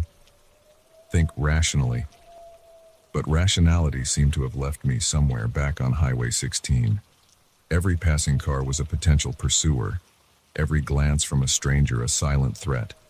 I needed help, I realized. But who could I trust? My colleagues at the paper? No, too risky. The police? They'd think I was crazy. My family? I couldn't bear to drag them into this. Then I remembered Tom, an old college friend who'd gone off the grid years ago, spouting warnings about government surveillance and corporate control. We'd all thought he was paranoid back then. Now I was starting to think he might have been onto something. It took some doing, but I managed to track down his last known address, a remote cabin in the mountains, miles from the nearest town. It was a long shot, but it was the only play I had left. The drive was nerve-wracking. Every mile felt like it could be my last, every bend in the road potentially hiding those who were hunting me. But finally, after hours of tense driving and a treacherous hike up a barely there mountain trail, I found it. A small, weathered cabin, nearly hidden among the trees. I approached cautiously, my heart in my throat. What if he wasn't here? What if this was all part of their plan? I was about to knock when the door swung open. There stood Tom, older and wilder looking than I remembered, a shotgun pointed squarely at my chest. "Who are you?" he demanded, his voice gruff. "What do you want?" "Tom," I said, raising my hand slowly. "It's me, Sarah Jenkins, from college." Recognition flickered in his eyes, quickly replaced by suspicion. "Sarah, what are you doing here? How did you find me?" "I need your help," I said, the words tumbling out in a rush. "They're after me, Tom. They know everything about me. They're selling my information online. I didn't know where else to go." Tom studied me for a long moment, his grip on the shotgun never wavering. Then, slowly, he lowered the weapon. "You better come inside," he said. "Sounds like we've got a lot to talk about." The next few hours were a whirlwind of explanations and revelations. I told Tom everything, the listing, the chase, my growing paranoia. He listened silently, his expression grave. When I finished, he let out a long, low whistle. "You've stepped in it now, Sarah. Sounds like you've caught the attention of the Watchers."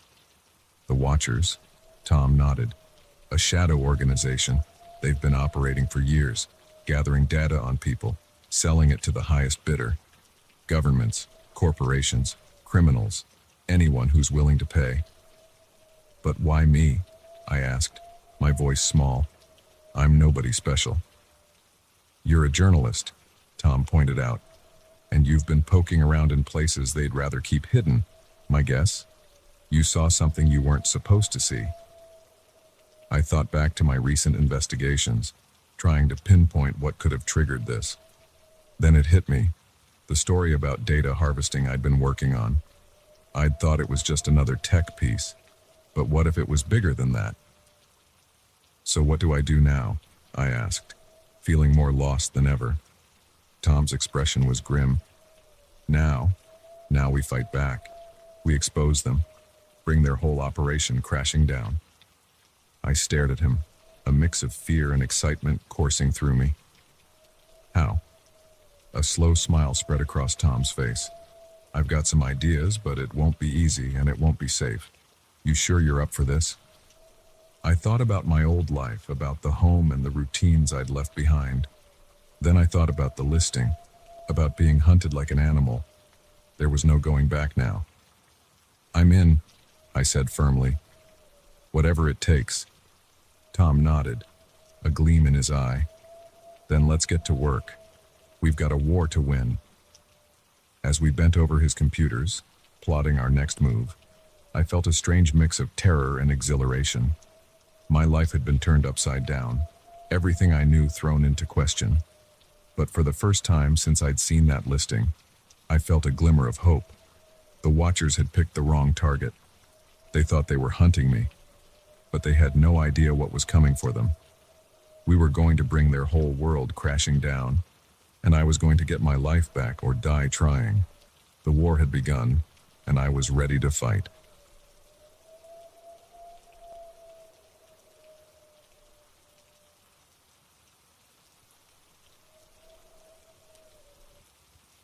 The moment I stepped into the abandoned asylum, I knew I had made a terrible mistake. The air was thick with dust and the unmistakable scent of decay, and an oppressive silence seemed to swallow every sound. But it was too late to turn back now. My friends were already disappearing down the darkened corridors, their excited whispers echoing off the crumbling walls. I hadn't wanted to come on this adventure in the first place. Urban exploration had never been my thing, especially not in a place with such a dark history. Lakeview Asylum had been shut down in the 1970s after a series of scandals involving patient abuse and unethical experiments. Local legends spoke of restless spirits and unexplained phenomena, but I had always dismissed such stories as nonsense. Now, standing in the decaying entrance hall, I wasn't so sure. "Come on, Alex," Jake called from somewhere ahead. "Don't be a chicken." Swallowing my apprehension, I clicked on my flashlight and followed the sound of their voices. Our beams of light danced across peeling wallpaper and broken furniture, creating shifting shadows that seemed to move with a life of their own. We made our way through what must have once been the administrative offices, then into the patient wings. Each room we passed told a silent story of suffering. Restraints still attached to rusted bed frames, faded photographs pinned to walls, personal belongings left behind in the hurried evacuation decades ago. It was in one of these rooms that I first felt it, a cold spot so intense it took my breath away. I paused, shining my light around the small space. "Guys?" I called out, my voice sounding small and frightened even to my own ears. "Did you feel that?" But my friends had moved on, their voices growing fainter. I hurried to catch up, not wanting to be left alone in this place.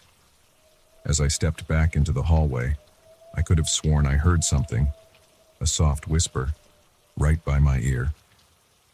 "Help us." I whirled around, my heart pounding, but there was nothing there, just the empty corridor stretching out behind me. "Get a grip, Alex," I told myself sternly. "Your imagination is running wild." I quickened my pace, relief washing over me as I caught sight of my friends up ahead. They were clustered around a heavy metal door, excitement evident in their hushed voices. "Guys, I think we should go," I said as I approached. "This place is giving me the creeps." Jake rolled his eyes. "Don't be such a baby, Alex. We haven't even gotten to the good part yet." "Good part?" I echoed, a sense of dread settling in my stomach. Mia grinned, her face eerily illuminated by her flashlight. "The basement, that's where they did the experiments." Before I could protest, Jake had shouldered the door open with a rusty groan. The stairs leading down were steep and narrow, disappearing into inky blackness. "I really don't think this is a good idea," I said, but my objections fell on deaf ears. One by one, my friends descended into the darkness. With a resigned sigh, I followed. The basement was, if possible, even more oppressive than the floors above. The air was thick and stale, and our flashlights seemed to barely penetrate the gloom. We picked our way through rooms filled with ancient, ominous-looking equipment, things that looked more suited to torture than medical treatment. It was in one of these rooms that it happened. Jake was examining what looked like an old electroshock machine when suddenly, the door slammed shut behind us. We all jumped, startled by the noise in the otherwise silent building. "Very funny, guys," Mia laughed nervously. "Who did that?" But one look at everyone's frightened faces told me that none of us were responsible. Jake tried the door, but it wouldn't budge. "It's locked," he said, a hint of panic in his voice. That's when the whispering started. At first, it was so faint I thought I was imagining it, but judging by the looks on my friends' faces, they heard it too. Countless voices, all around us, growing louder by the second. "Help us. Save us. Don't leave us here." The temperature in the room plummeted, our breath visible in the sudden cold. The medical equipment began to rattle and shake, as if coming to life after decades of disuse. Mia screamed, pointing to the far corner of the room. There, barely visible in the gloom, was a figure. It was hazy and indistinct, like a person made of smoke, but I could make out the outline of a hospital gown and what looked like restraints on its wrists. As we watched in horror, more figures began to appear. They filled the room, their whispers rising to a cacophony of pleas and accusations. "You abandoned us. We suffered. It's your turn now." I felt ghostly hands grabbing at me, icy fingers brushing against my skin.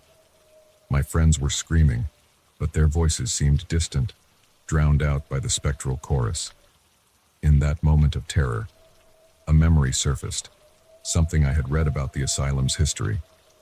Many of the patients who died here had been unclaimed, buried in unmarked graves on the grounds. They had been forgotten, left to suffer even in death. Acting on instinct, I raised my voice above the supernatural din. "We're sorry," I shouted. "We didn't know. We'll make it right, I promise. We'll make sure you're remembered." For a heartbeat, everything went silent. Then, slowly, the ghostly figures began to fade. The oppressive cold lifted, and the rattling equipment fell still. With a click, the door swung open. We didn't need any encouragement. We ran, scrambling up the stairs and through the decaying halls, not stopping until we burst out into the cool night air. As we stood there, gasping for breath, I knew our lives had changed forever. We had glimpsed something beyond our understanding, something that defied rational explanation. In the days that followed, we kept our promise. We researched the asylum's history, uncovering the names of patients who had died there. We worked with local historians to create a memorial, ensuring that those who had suffered and been forgotten would be remembered. And slowly, the nightmares began to fade. The feeling of icy fingers on my skin became less frequent, the whispers in the dark less insistent. But I never forgot that night in Lakeview Asylum. It taught me that there are things in this world that can't be explained, forces beyond our comprehension. It taught me the power of remembrance, of acknowledging past wrongs and trying to make them right. Most of all, it taught me to listen to that little voice of apprehension, the one that says, maybe this isn't such a good idea. Because sometimes, that voice knows more than we do. I never went urban exploring again. But sometimes, on quiet nights, I find myself drawn to the memorial we helped create. I stand there, reading the names of those long-dead patients, and I whisper a quiet apology. And sometimes, just sometimes, I feel a gentle breeze, like a sigh of relief. A wordless thanks from those who can finally rest in peace. The abandoned asylum still stands, a decaying monument to a darker time. But now, thanks to our experience, it serves a new purpose. It reminds us of the importance of compassion, of remembering those who have been forgotten. And it stands as a warning that some places are best left undisturbed, some doors best left unopened, because you never know what might be waiting on the other side, longing to be set free.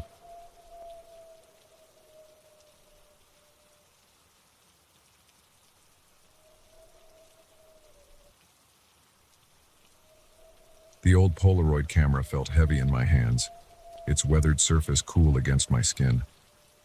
I had found it tucked away in a dusty corner of my grandmother's attic, a relic from a bygone era. On a whim, I had decided to take it with me on my solitary hike through the dense forests of the Pacific Northwest. Little did I know that this innocuous piece of outdated technology would become the lens through which I'd glimpse a world beyond our own. The day had started like any other hiking trip. I had set out early, the morning mist still clinging to the ancient trees as I made my way along the winding trail. The forest was alive with the sounds of birds and small animals, the air thick with the scent of pine and damp earth. It was the perfect day for photography, and I found myself snapping pictures of anything that caught my eye. A particularly gnarled tree trunk, a patch of vibrant mushrooms, a ray of sunlight breaking through the canopy. It wasn't until I reached a small clearing that things took a turn for the bizarre. As I raised the camera to capture the picturesque scene before me, I noticed something strange through the viewfinder. A figure, tall and impossibly thin, stood at the far edge of the clearing. It was motionless, its form seeming to blend with the shadows of the trees. I blinked, lowering the camera. The clearing was empty, just as it had been a moment ago. Confused, I raised the camera again. There it was, the figure, clear as day in the viewfinder, but invisible to my naked eye. My heart began to race. What was I seeing? Was the old camera malfunctioning, creating some kind of double exposure? Or was I glimpsing something that existed just beyond the veil of our reality? With trembling fingers, I pressed the shutter button. The camera whirred and clicked, spitting out a small square of film. I waved it in the air, waiting impatiently for the image to develop. As the chemicals did their work, an image slowly appeared. The clearing, just as I had seen it, but with one chilling addition. The figure stood there, its elongated limbs and featureless face sending a shiver down my spine. I looked up from the photo, scanning the clearing again. Nothing. Just trees and underbrush. No sign of the otherworldly being I had captured on film. Curiosity overcame my fear. I raised the camera again, slowly panning across the forest. Through the viewfinder, I saw them. More figures, some hiding behind trees, others standing in plain sight. They were everywhere, a hidden world teeming with life that was invisible to the human eye. I spent the next hour photographing everything I could. Each picture revealed more of this hidden realm. Creatures that defied description. Structures that seemed to exist in impossible spaces between the trees. Even what looked like doorways leading to places I couldn't begin to imagine. As the sun began to dip towards the horizon, I realized I had wandered far off the trail. The forest around me was unfamiliar, darker and more primeval than the area I had started in. Panic began to set in as I realized I was lost. That's when I heard it, a soft, melodic humming coming from somewhere nearby. It was beautiful, enticing, unlike any sound I had ever heard before. Without thinking, I began to move towards it, drawn by its otherworldly allure. I pushed through a thick patch of ferns and found myself in another clearing.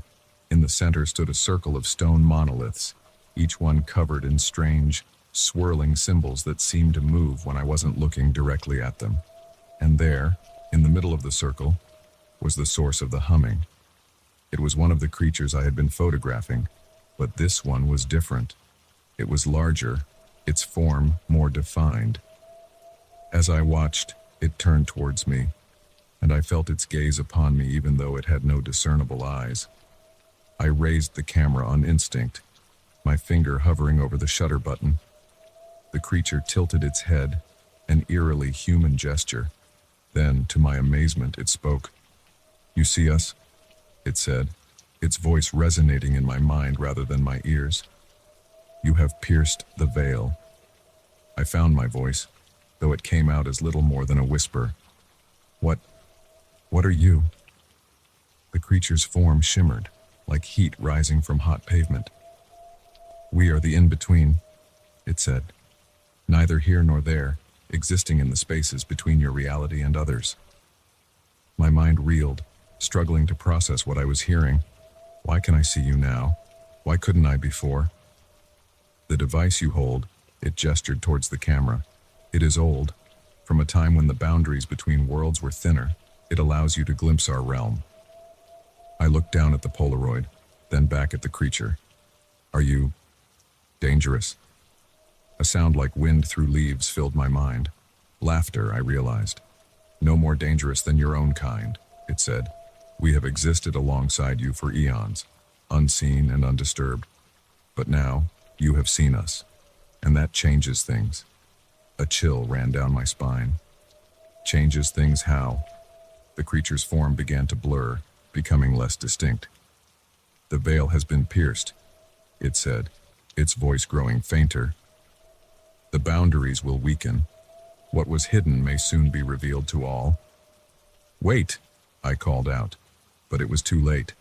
The creature vanished, along with the stone circle.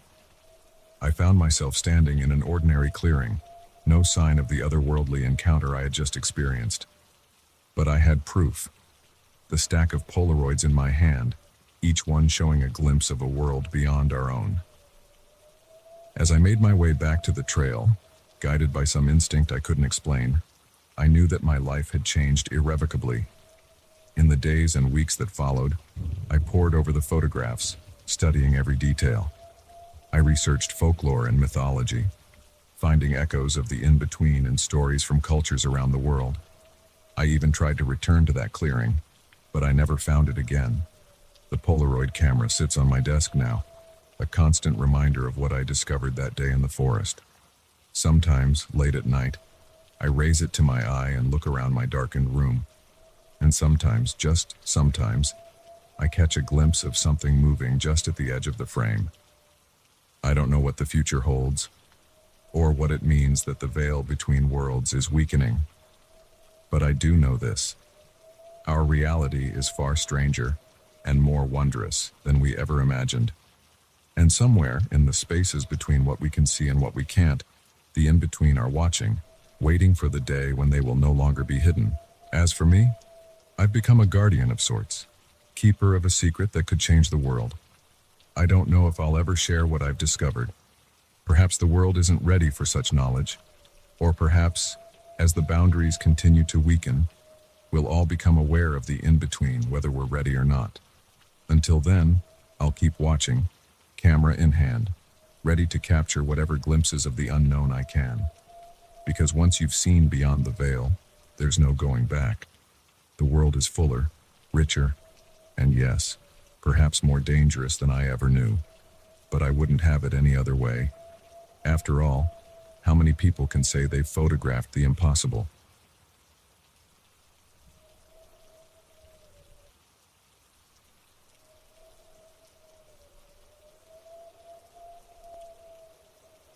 The first time I saw the numbers, I thought I was losing my mind. They appeared out of nowhere, hovering in the air above people's heads like some sort of bizarre, personalized halo. At first, I blinked hard, rubbed my eyes, did everything I could to make them disappear. But they persisted, glowing faintly in my vision no matter what I did. It started on what should have been an ordinary Tuesday morning. I was on my usual commute, sardined into a packed subway car, when I noticed a faint blue glow above the head of the woman standing next to me. As I focused on it, the glow resolved into a number, 43. I stared, bewildered, wondering if maybe I'd had one too many cups of coffee that morning. But then I noticed another number, floating above a businessman engrossed in his phone, 78, and another, over a teenager with bright blue hair, 16. Soon, I realized that everyone in the subway car had a number hovering over their head. Everyone except me. I got off at my stop in a daze, my mind reeling. As I walked the 2 blocks to my office, I saw numbers everywhere. Some were single digits, others stretched into the hundreds. They varied in color too. Most were that same faint blue, but some were green, yellow, even a deep, ominous red. By the time I reached my desk, I was convinced I was having some sort of mental breakdown. I considered calling in sick, going home, maybe scheduling an emergency appointment with a psychiatrist. But as I looked around the office, seeing the numbers floating above my coworkers' heads, a strange calm settled over me. If this was a hallucination, it was the most consistent, coherent one I'd ever heard of.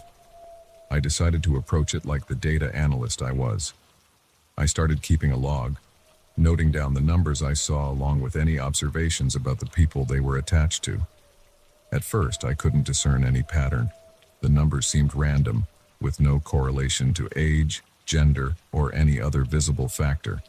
But as the days passed, I began to notice something strange. The numbers weren't static. They changed, usually slowly, but sometimes with alarming speed. I watched my boss's number tick down from 89 to 88 over the course of a week. My cubicle neighbors jumped from 32 to 45 overnight. It was about 2 weeks into this bizarre new reality when I finally figured it out. I was at lunch with my best friend, Sarah, watching her number, 62, as she told me about her recent breakup. As she spoke about her ex, her voice bitter and angry, I saw her number drop to 61. Then, as she moved on to talking about a new hobby she'd taken up, it rose back to 62.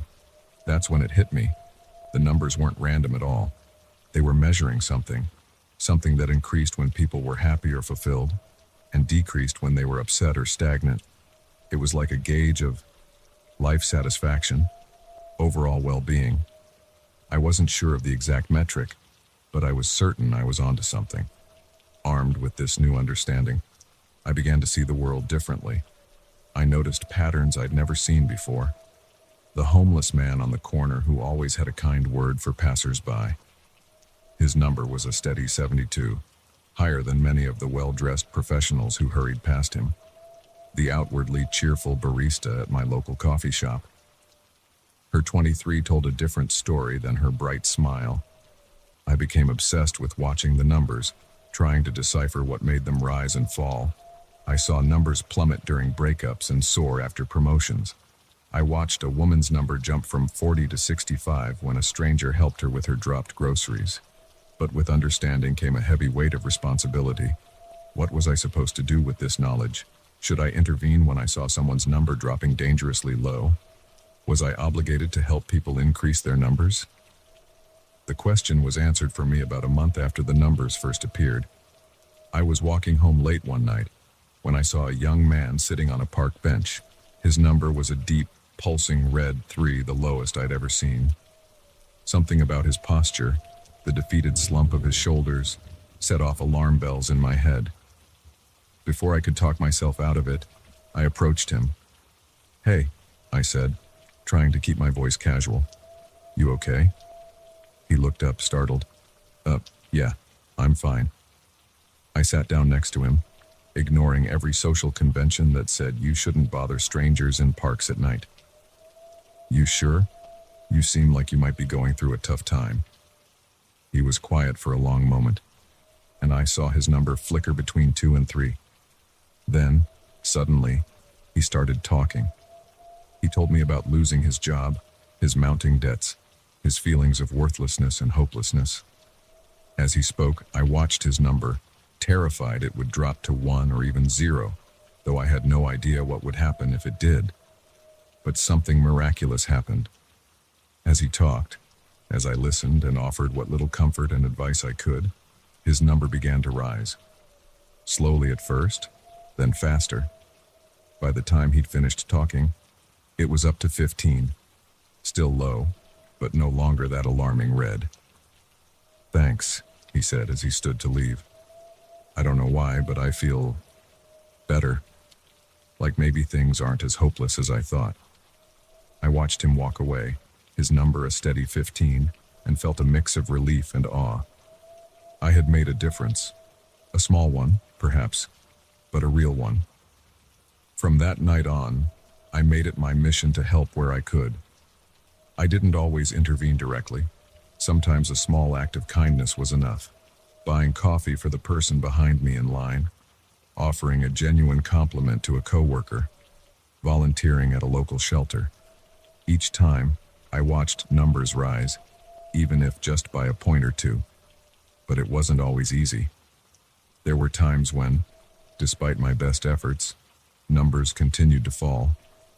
I watched helplessly as my aunt's number dropped steadily as she battled cancer, ending at a peaceful 5 before she passed away. I saw relationships crumble, dreams shatter, and the toll it took on people's numbers. And then there was the constant question, why me? Why was I the only one who could see these numbers? Was it a gift? A curse?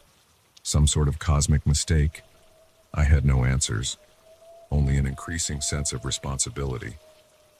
As months passed, I noticed something else changing. Me. I found myself becoming more empathetic, more attuned to the people around me. I started to recognize the signs of a dropping number even without seeing it. A forced smile, a slump in posture, a tone of voice. I became a better listener, a more compassionate friend, a more engaged member of my community. My relationships deepened. My career flourished as my enhanced emotional intelligence made me a better colleague and leader. I felt more fulfilled than I ever had before. It was nearly a year after the numbers first appeared that I caught a glimpse of myself in a mirror and gasped. There, floating above my own head, was a number, 89. A strong, steady blue. In that moment, I understood. The numbers hadn't appeared to drive me crazy or burden me with unbearable knowledge. They had appeared to teach me something about empathy, about the impact we have on each other, about the importance of human connection. I still see the numbers. I still do what I can to help people raise theirs. But now, I do it with the understanding that we're all connected, all part of this grand, complex system of human interaction. Each kind word, each moment of genuine connection, ripples out in ways we can't always see but are no less real. I don't know if the numbers will ever disappear, or if I'll ever meet someone else who can see them. But I do know this, even if they vanished tomorrow, I would still live my life the same way. Because now I understand the truth that the numbers were trying to show me all along. We all have the power to affect each other's well-being, for better or worse.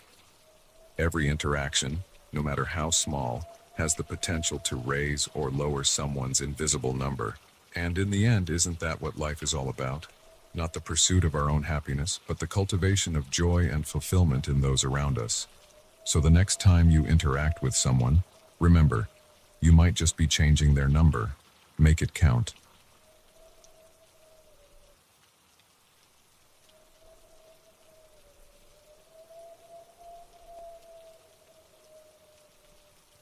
The day I discovered I could rewind time started like any other, but it ended with me holding the power of a god in my trembling hands. It was a crisp autumn morning, and I was running late for work. Again.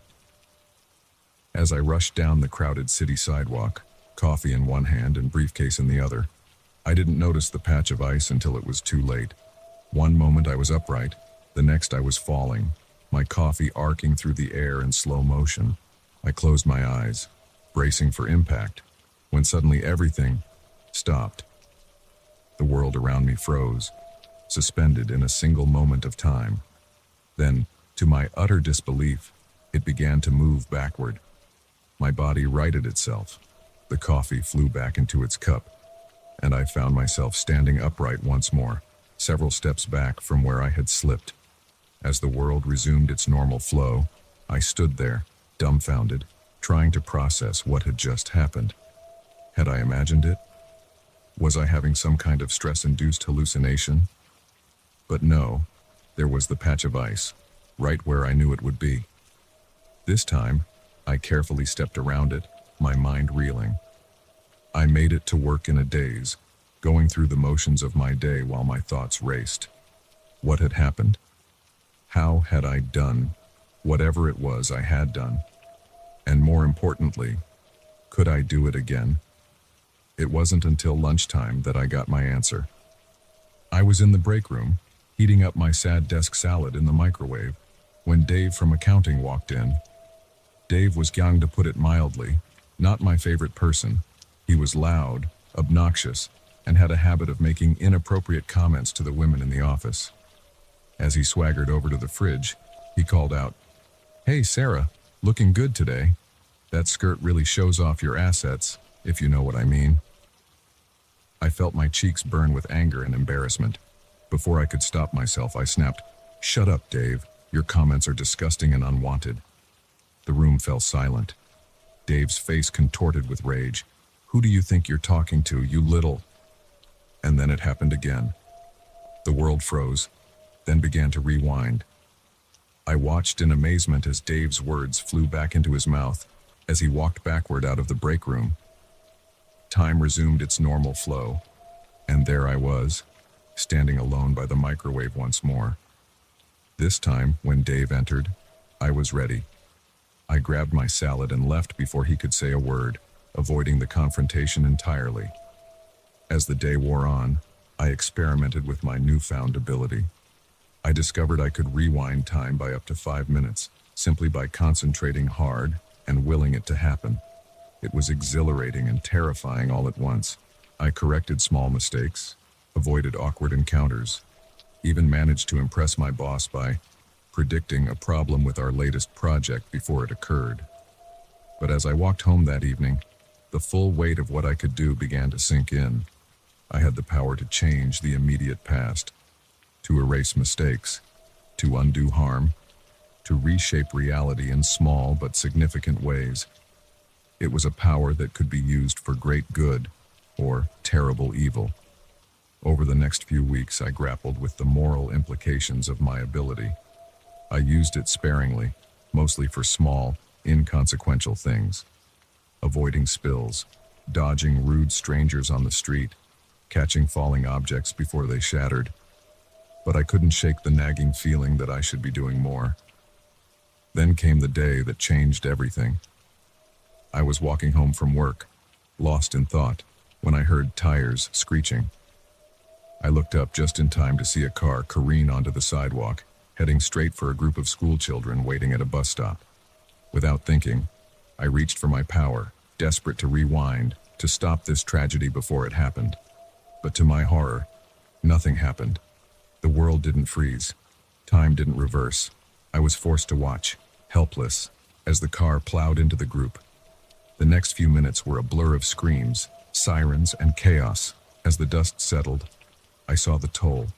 2 children dead, several more injured, and I had been powerless to stop it. In the days that followed, I was consumed by guilt and confusion.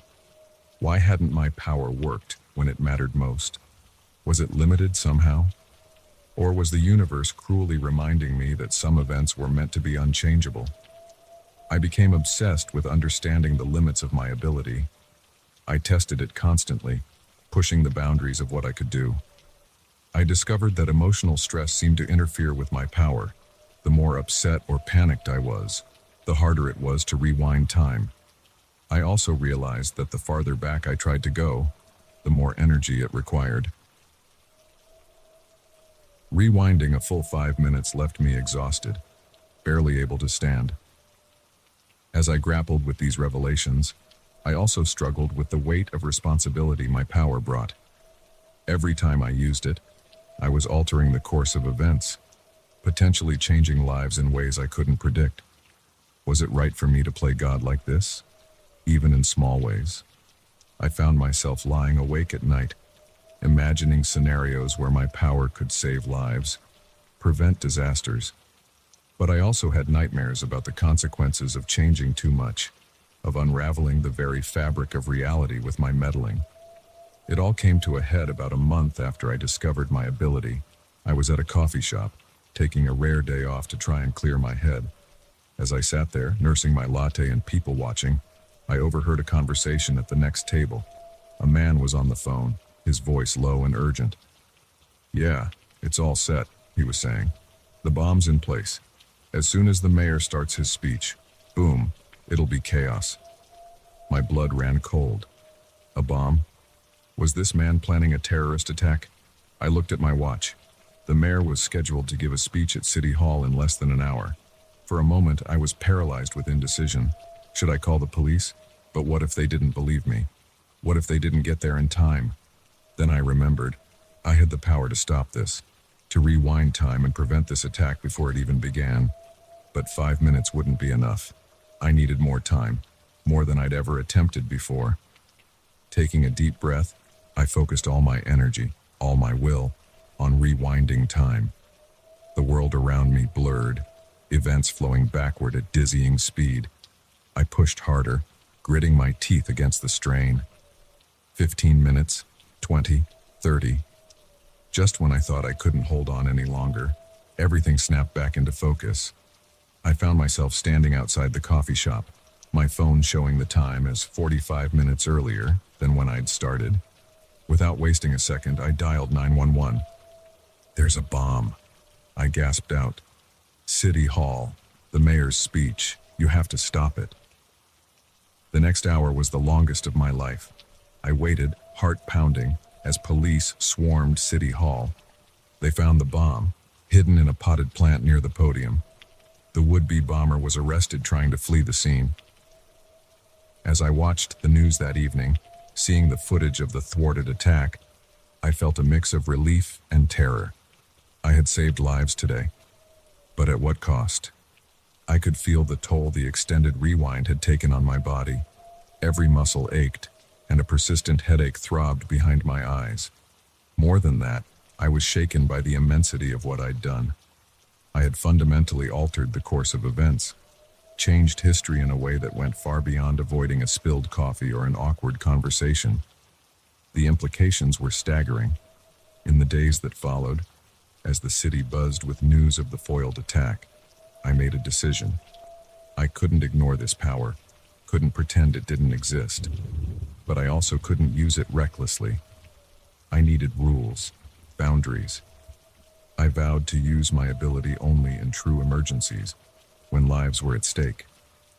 I would not use it for personal gain, or to manipulate people's lives. And I would always consider the potential consequences of my actions. It's been a year since that day in the coffee shop. I've used my power a handful of times since then, to prevent a car accident, to stop a mugging, once to give a dying man a chance to say goodbye to his family. Each time, I feel the weight of responsibility, the knowledge that I'm tampering with the natural order of things. But I've also come to see my ability as a gift, a chance to make a real difference in the world. It's not always easy, carrying this secret, making these impossible choices. But when I look at the lives I've saved, the tragedies I've prevented, I know it's worth it. I don't know why I was given this power, or how long I'll have it. But for as long as I can rewind time, I'll do my best to use it wisely to make each moment count. Because in the end, that's all any of us can do. Make the most of the time we're given, whether we can control it or not.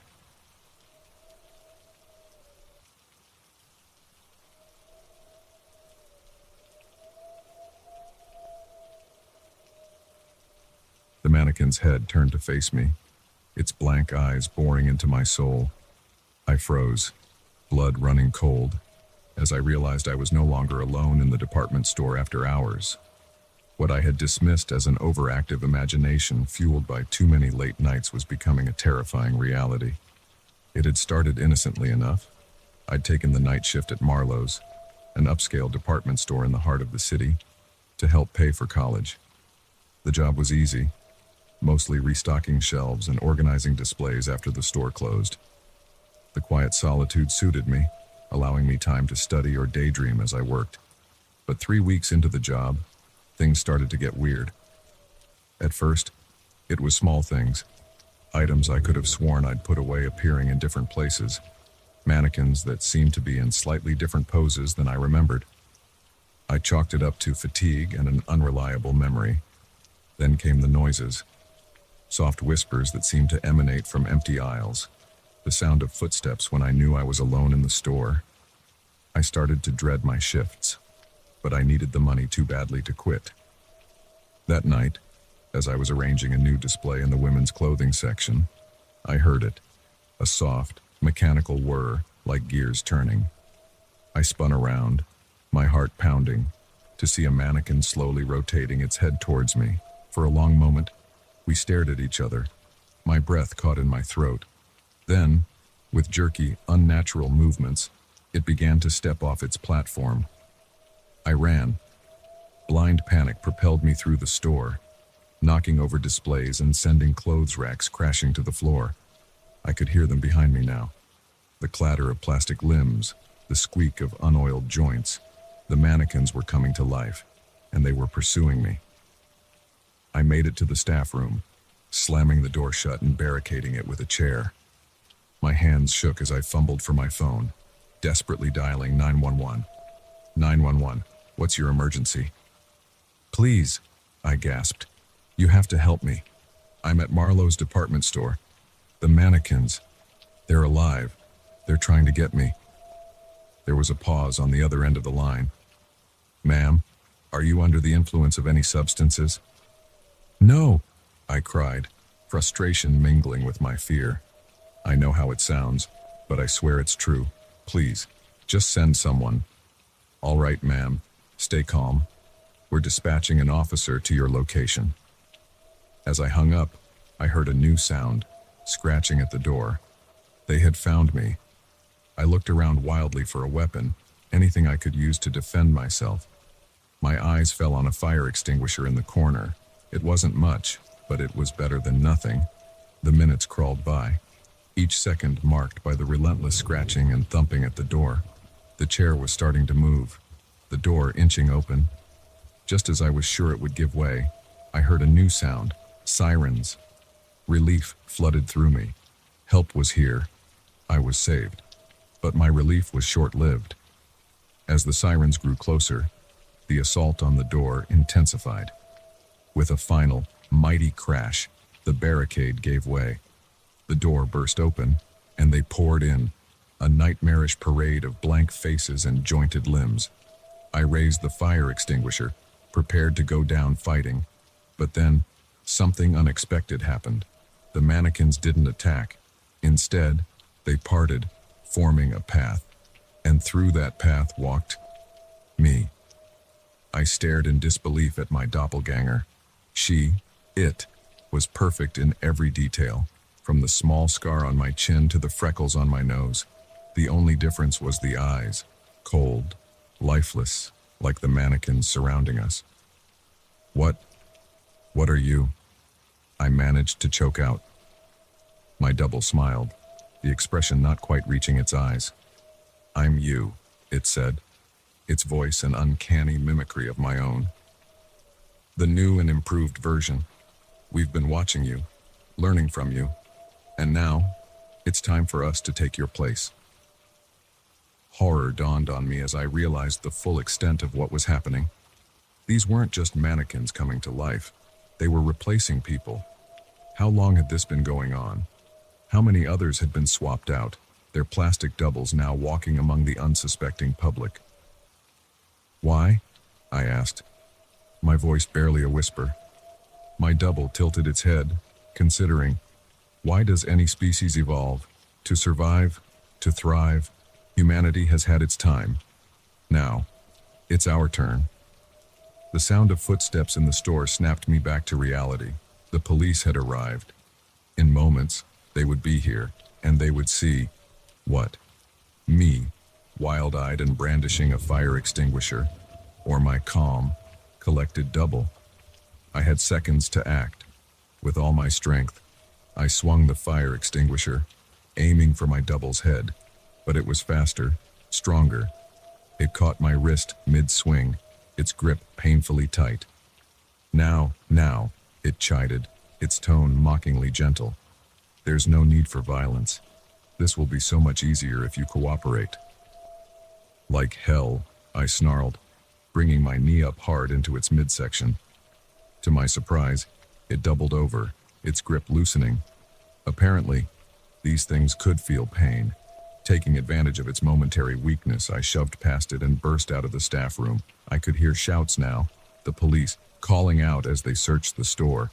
Here, I screamed. I'm here. Help. I rounded a corner and nearly collided with two officers, their flashlights momentarily blinding me. Ma'am, one of them said, lowering his light. Are you all right? We received a call about a disturbance. Before I could respond, I heard my own voice behind me. Oh, thank goodness you're here, officers. I turned to see my double approaching, its face a mask of concern. The mannequins were nowhere to be seen. "This woman," my double said, gesturing to me. She broke in. I found her in the staff room, ranting about living mannequins. I think she might be on drugs. "What? No," I protested. "That's not true. I work here. She's the imposter." The officers exchanged glances, their hands moving to their weapons. "All right, let's everybody calm down," one of them said. "We're going to need to see some identification." My heart sank. My ID was in my bag, which was still in the staff room.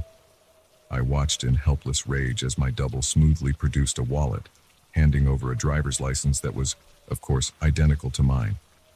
"This is insane," I said, my voice shaking. "Look, I can prove I work here. Call the manager. Check the security footage. You'll see I'm telling the truth." "We'll sort this all out down at the station," the officer said, his tone not unkind but firm. "For now, I'm going to have to ask you to come with us."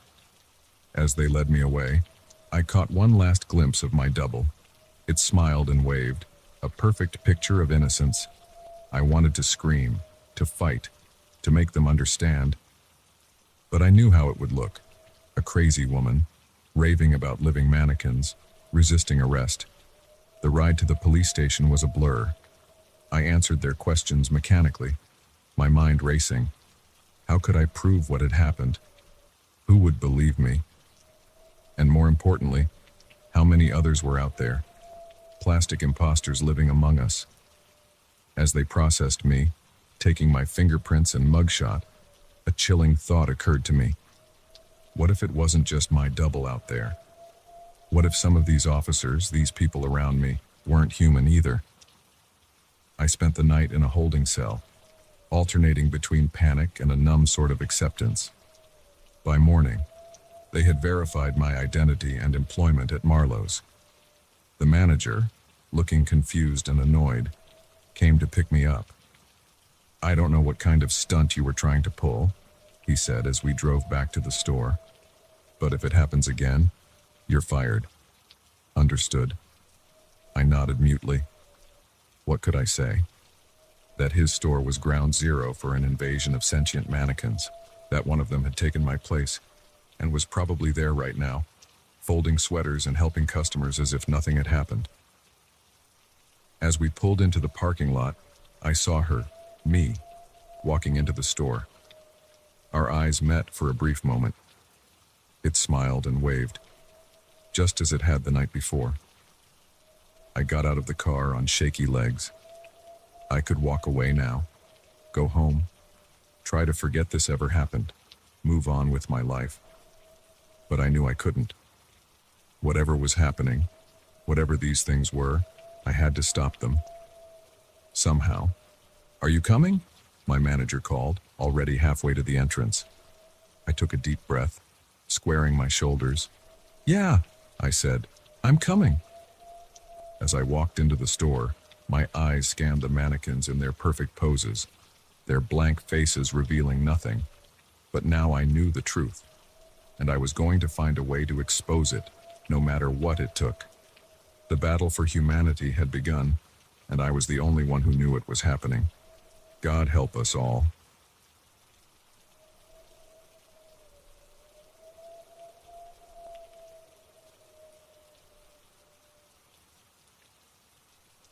The mirror rippled like water as my fingers passed through its surface, sending chills down my spine.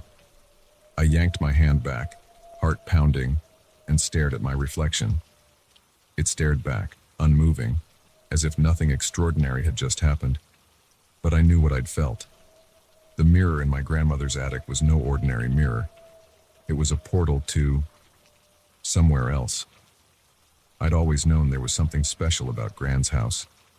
As a kid, I'd spend summers here, exploring the creaky old Victorian with its hidden nooks and mysterious artifacts. Gran had been an archaeologist, traveling the world and bringing back all manner of strange souvenirs, but she'd always been particularly secretive about the attic. "Not until you're older," she'd say whenever I begged to see what was up there. Well, I was older now, 25 and fresh out of grad school. I'd come to help clean out the house after Gran's passing. The attic key burned in my pocket as I climbed the narrow stairs, dust motes dancing in the beam of my flashlight. I wasn't sure what I expected to find. Maybe some valuable antiques or journals detailing Gran's adventures. What I didn't expect was a room full of mirrors. They lined the walls, propped against old trunks, hanging from the rafters. Mirrors of every shape and size, their frames ornate and ancient.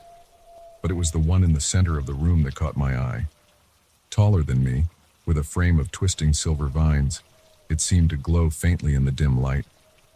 As I approached, my reflection shimmered and distorted, like I was looking at myself underwater. Fascinated, I reached out to touch the glass, and my fingers slipped through as if it wasn't there at all. Now, as I stood there trying to process what had just happened, 1,000 questions raced through my mind. Was this some kind of hallucination? A trick mirror Gran had picked up on her travels? Or was it something far stranger? There was only one way to find out. Taking a deep breath, I steeled myself and stepped forward. For a moment, there was resistance, like pushing through a membrane. Then, with a sensation like plunging into cold water, I was through. I found myself in a forest, but like no forest I'd ever seen. The trees towered impossibly high, their trunks a deep purple, leaves shimmering with an inner light. The air was thick and sweet, filled with floating spores that glowed softly. Behind me stood the mirror, looking bizarrely out of place among the alien flora. "Oh my God," I whispered, turning in a slow circle. "Gran, what did you find?" As if in answer, I heard a rustle in the underbrush. Something was moving towards me, something big. Panic seized me, and I scrambled back towards the mirror. But before I could reach it, a figure emerged from between the trees. It was humanoid, but clearly not human. Tall and slender, with iridescent skin and eyes that seemed to swirl with galaxies. It regarded me with what I could only interpret as curiosity. Hello?" I managed, my voice shaking. "I come in peace?" The being tilted its head, then spoke. Not with words, but with a series of musical tones that somehow formed thoughts in my mind. "Welcome, traveler," it said, sang. "It has been long since one of your kind has crossed the veil." "My kind?" I asked. "You mean humans? Has my grandmother been here?" The being's eyes swirled faster. "The elder one. Yes, she walked among us many cycles ago. She learned much, and left us with much to ponder." My mind reeled. Gran had actually been here, to this impossible place. How many times? What had she discovered? "I don't understand," I said. "What is this place? How did she find it?" "This is but one realm of many," the being explained. "Your elder one stumbled upon the crossing point by chance, as humans sometimes do. But she returned many times, seeking knowledge." I looked back at the mirror, understanding dawning. The mirrors, they're all portals, aren't they? To different realms. The being made a sound like wind chimes, which I took to be affirmation. "The veil between worlds is thin in some places. Your kind has long sensed this, building myths around these crossing points. But few have the ability to truly see, to step through." I thought of all the mirrors in Gran's attic. How many worlds had she visited? What wonders had she seen? "Can you show me?" I asked, a mix of fear and excitement coursing through me. "Can you teach me what my grandmother learned?" The being regarded me for a long moment, its swirling eyes seeming to peer into my very soul. Then it extended a hand, long-fingered and webbed, but recognizably a hand. "Come," it said, sang. "There is much to see." What followed was a whirlwind tour of a universe far stranger and more wonderful than I had ever imagined. We passed through mirror after mirror, each one leading to a new realm of impossibilities. I saw a world where gravity ran sideways, cities built along vertical cliffs. Another where time flowed backwards, the inhabitants living their lives in reverse. There were oceans of living metal, forests of crystalline trees that sang in the wind, deserts where the sand was made of tiny machines that rebuilt the landscape each night. In each realm, there were beings, some humanoid, others defying description, but all of them knew of humans, of the rare few who had crossed the veil, and all of them spoke of my grandmother with a mix of reverence and awe. The elder one brought wisdom. A creature of living flame told me in a world of endless volcanoes. She taught us of your science, your art. She learned our songs, trilled a being of pure sound in a realm of music, and left us melodies of her own. Everywhere we went, I saw signs of cultural exchange. Earth artifacts in alien museums, human concepts integrated into alien philosophies, and in return, Gran had brought back knowledge beyond imagining. As we traveled, my guide, who I came to know as Arya, taught me the basics of veil walking, how to sense the thin spots between worlds, how to navigate the paths between mirrors. It was dizzying, exhilarating, and more than a little terrifying. Your grandmother had a rare gift, Arya told me as we rested in a meadow of bioluminescent grass. She could see the threads that connect all things, across all realms. It is a talent few humans possess. I plucked a glowing blade of grass, watching it pulse in my hand. Do I have it? This gift? Arya's eyes swirled thoughtfully. The potential is there, but it must be developed, nurtured. Your grandmother spent many cycles honing her abilities. I thought of the life I'd left behind. My job, my friends, my plans for the future. All of it seemed small and insignificant compared to the wonders I'd seen. I want to learn, I said, the determination in my voice. I want to see everything, understand it all. Oh, Arya made the wind chime. Oh, it is a path few would choose. To walk between worlds is to be forever changed. You will see things that will challenge everything you believe. You will face dangers beyond imagining. I nodded, a mix of fear and excitement churning in my gut. I understand, but I have to try. For Gran, if nothing else. Very well, Arya said, saying, then let us begin your true education, young one. We spent what felt like weeks traveling the realms, though time moved strangely between worlds. Taught me the secret languages of the veil, the mathematics of interdimensional travel, the history of the multiverse itself. I learned of the Council of Realms, a sort of interdimensional United Nations that Gran had helped establish. I discovered only beings who could cross the veil, but we were among the rarest, and everywhere we went. With my grandmother, how she had brokered peace between warring realms, introduced revolutionary ideas, pushed the boundaries of what was thought possible. She hadn't just been an archaeologist. She had been a pioneer, an explorer of realities. As my training progressed, I began to see what Arya had meant about being changed. My perception of reality itself shifted. I could sense the ebb and flow of interdimensional energies, could see the gossamer threads connecting all things across all realities. But with this expanded awareness came a growing sense of responsibility. Gran hadn't just explored these realms. She had become a vital part of this vast, interconnected multiverse. And now, it seemed, that mantle was being passed to me. Finally, after what might have been months or years, Arya brought me back to the forest where we'd first met. The mirror still stood there, a window back to my own world. You have learned much, young one, Arya said, saying, but this is only the beginning. The path of a veil walker is long and fraught with challenges. I nodded, feeling both exhausted and exhilarated. What happens now? Now, you must choose. You can return to your world, armed with the knowledge you've gained. Or you can continue on this path, becoming a true veil walker like your grandmother. I stared at the mirror, thinking of the life I'd left behind. It felt like a lifetime ago. Could I really go back to that, knowing what I knew now? Could I walk away from the wonders I'd seen, the responsibility I'd inherited? But as I gazed into the mirror, I saw not just my reflection, but the countless realms beyond.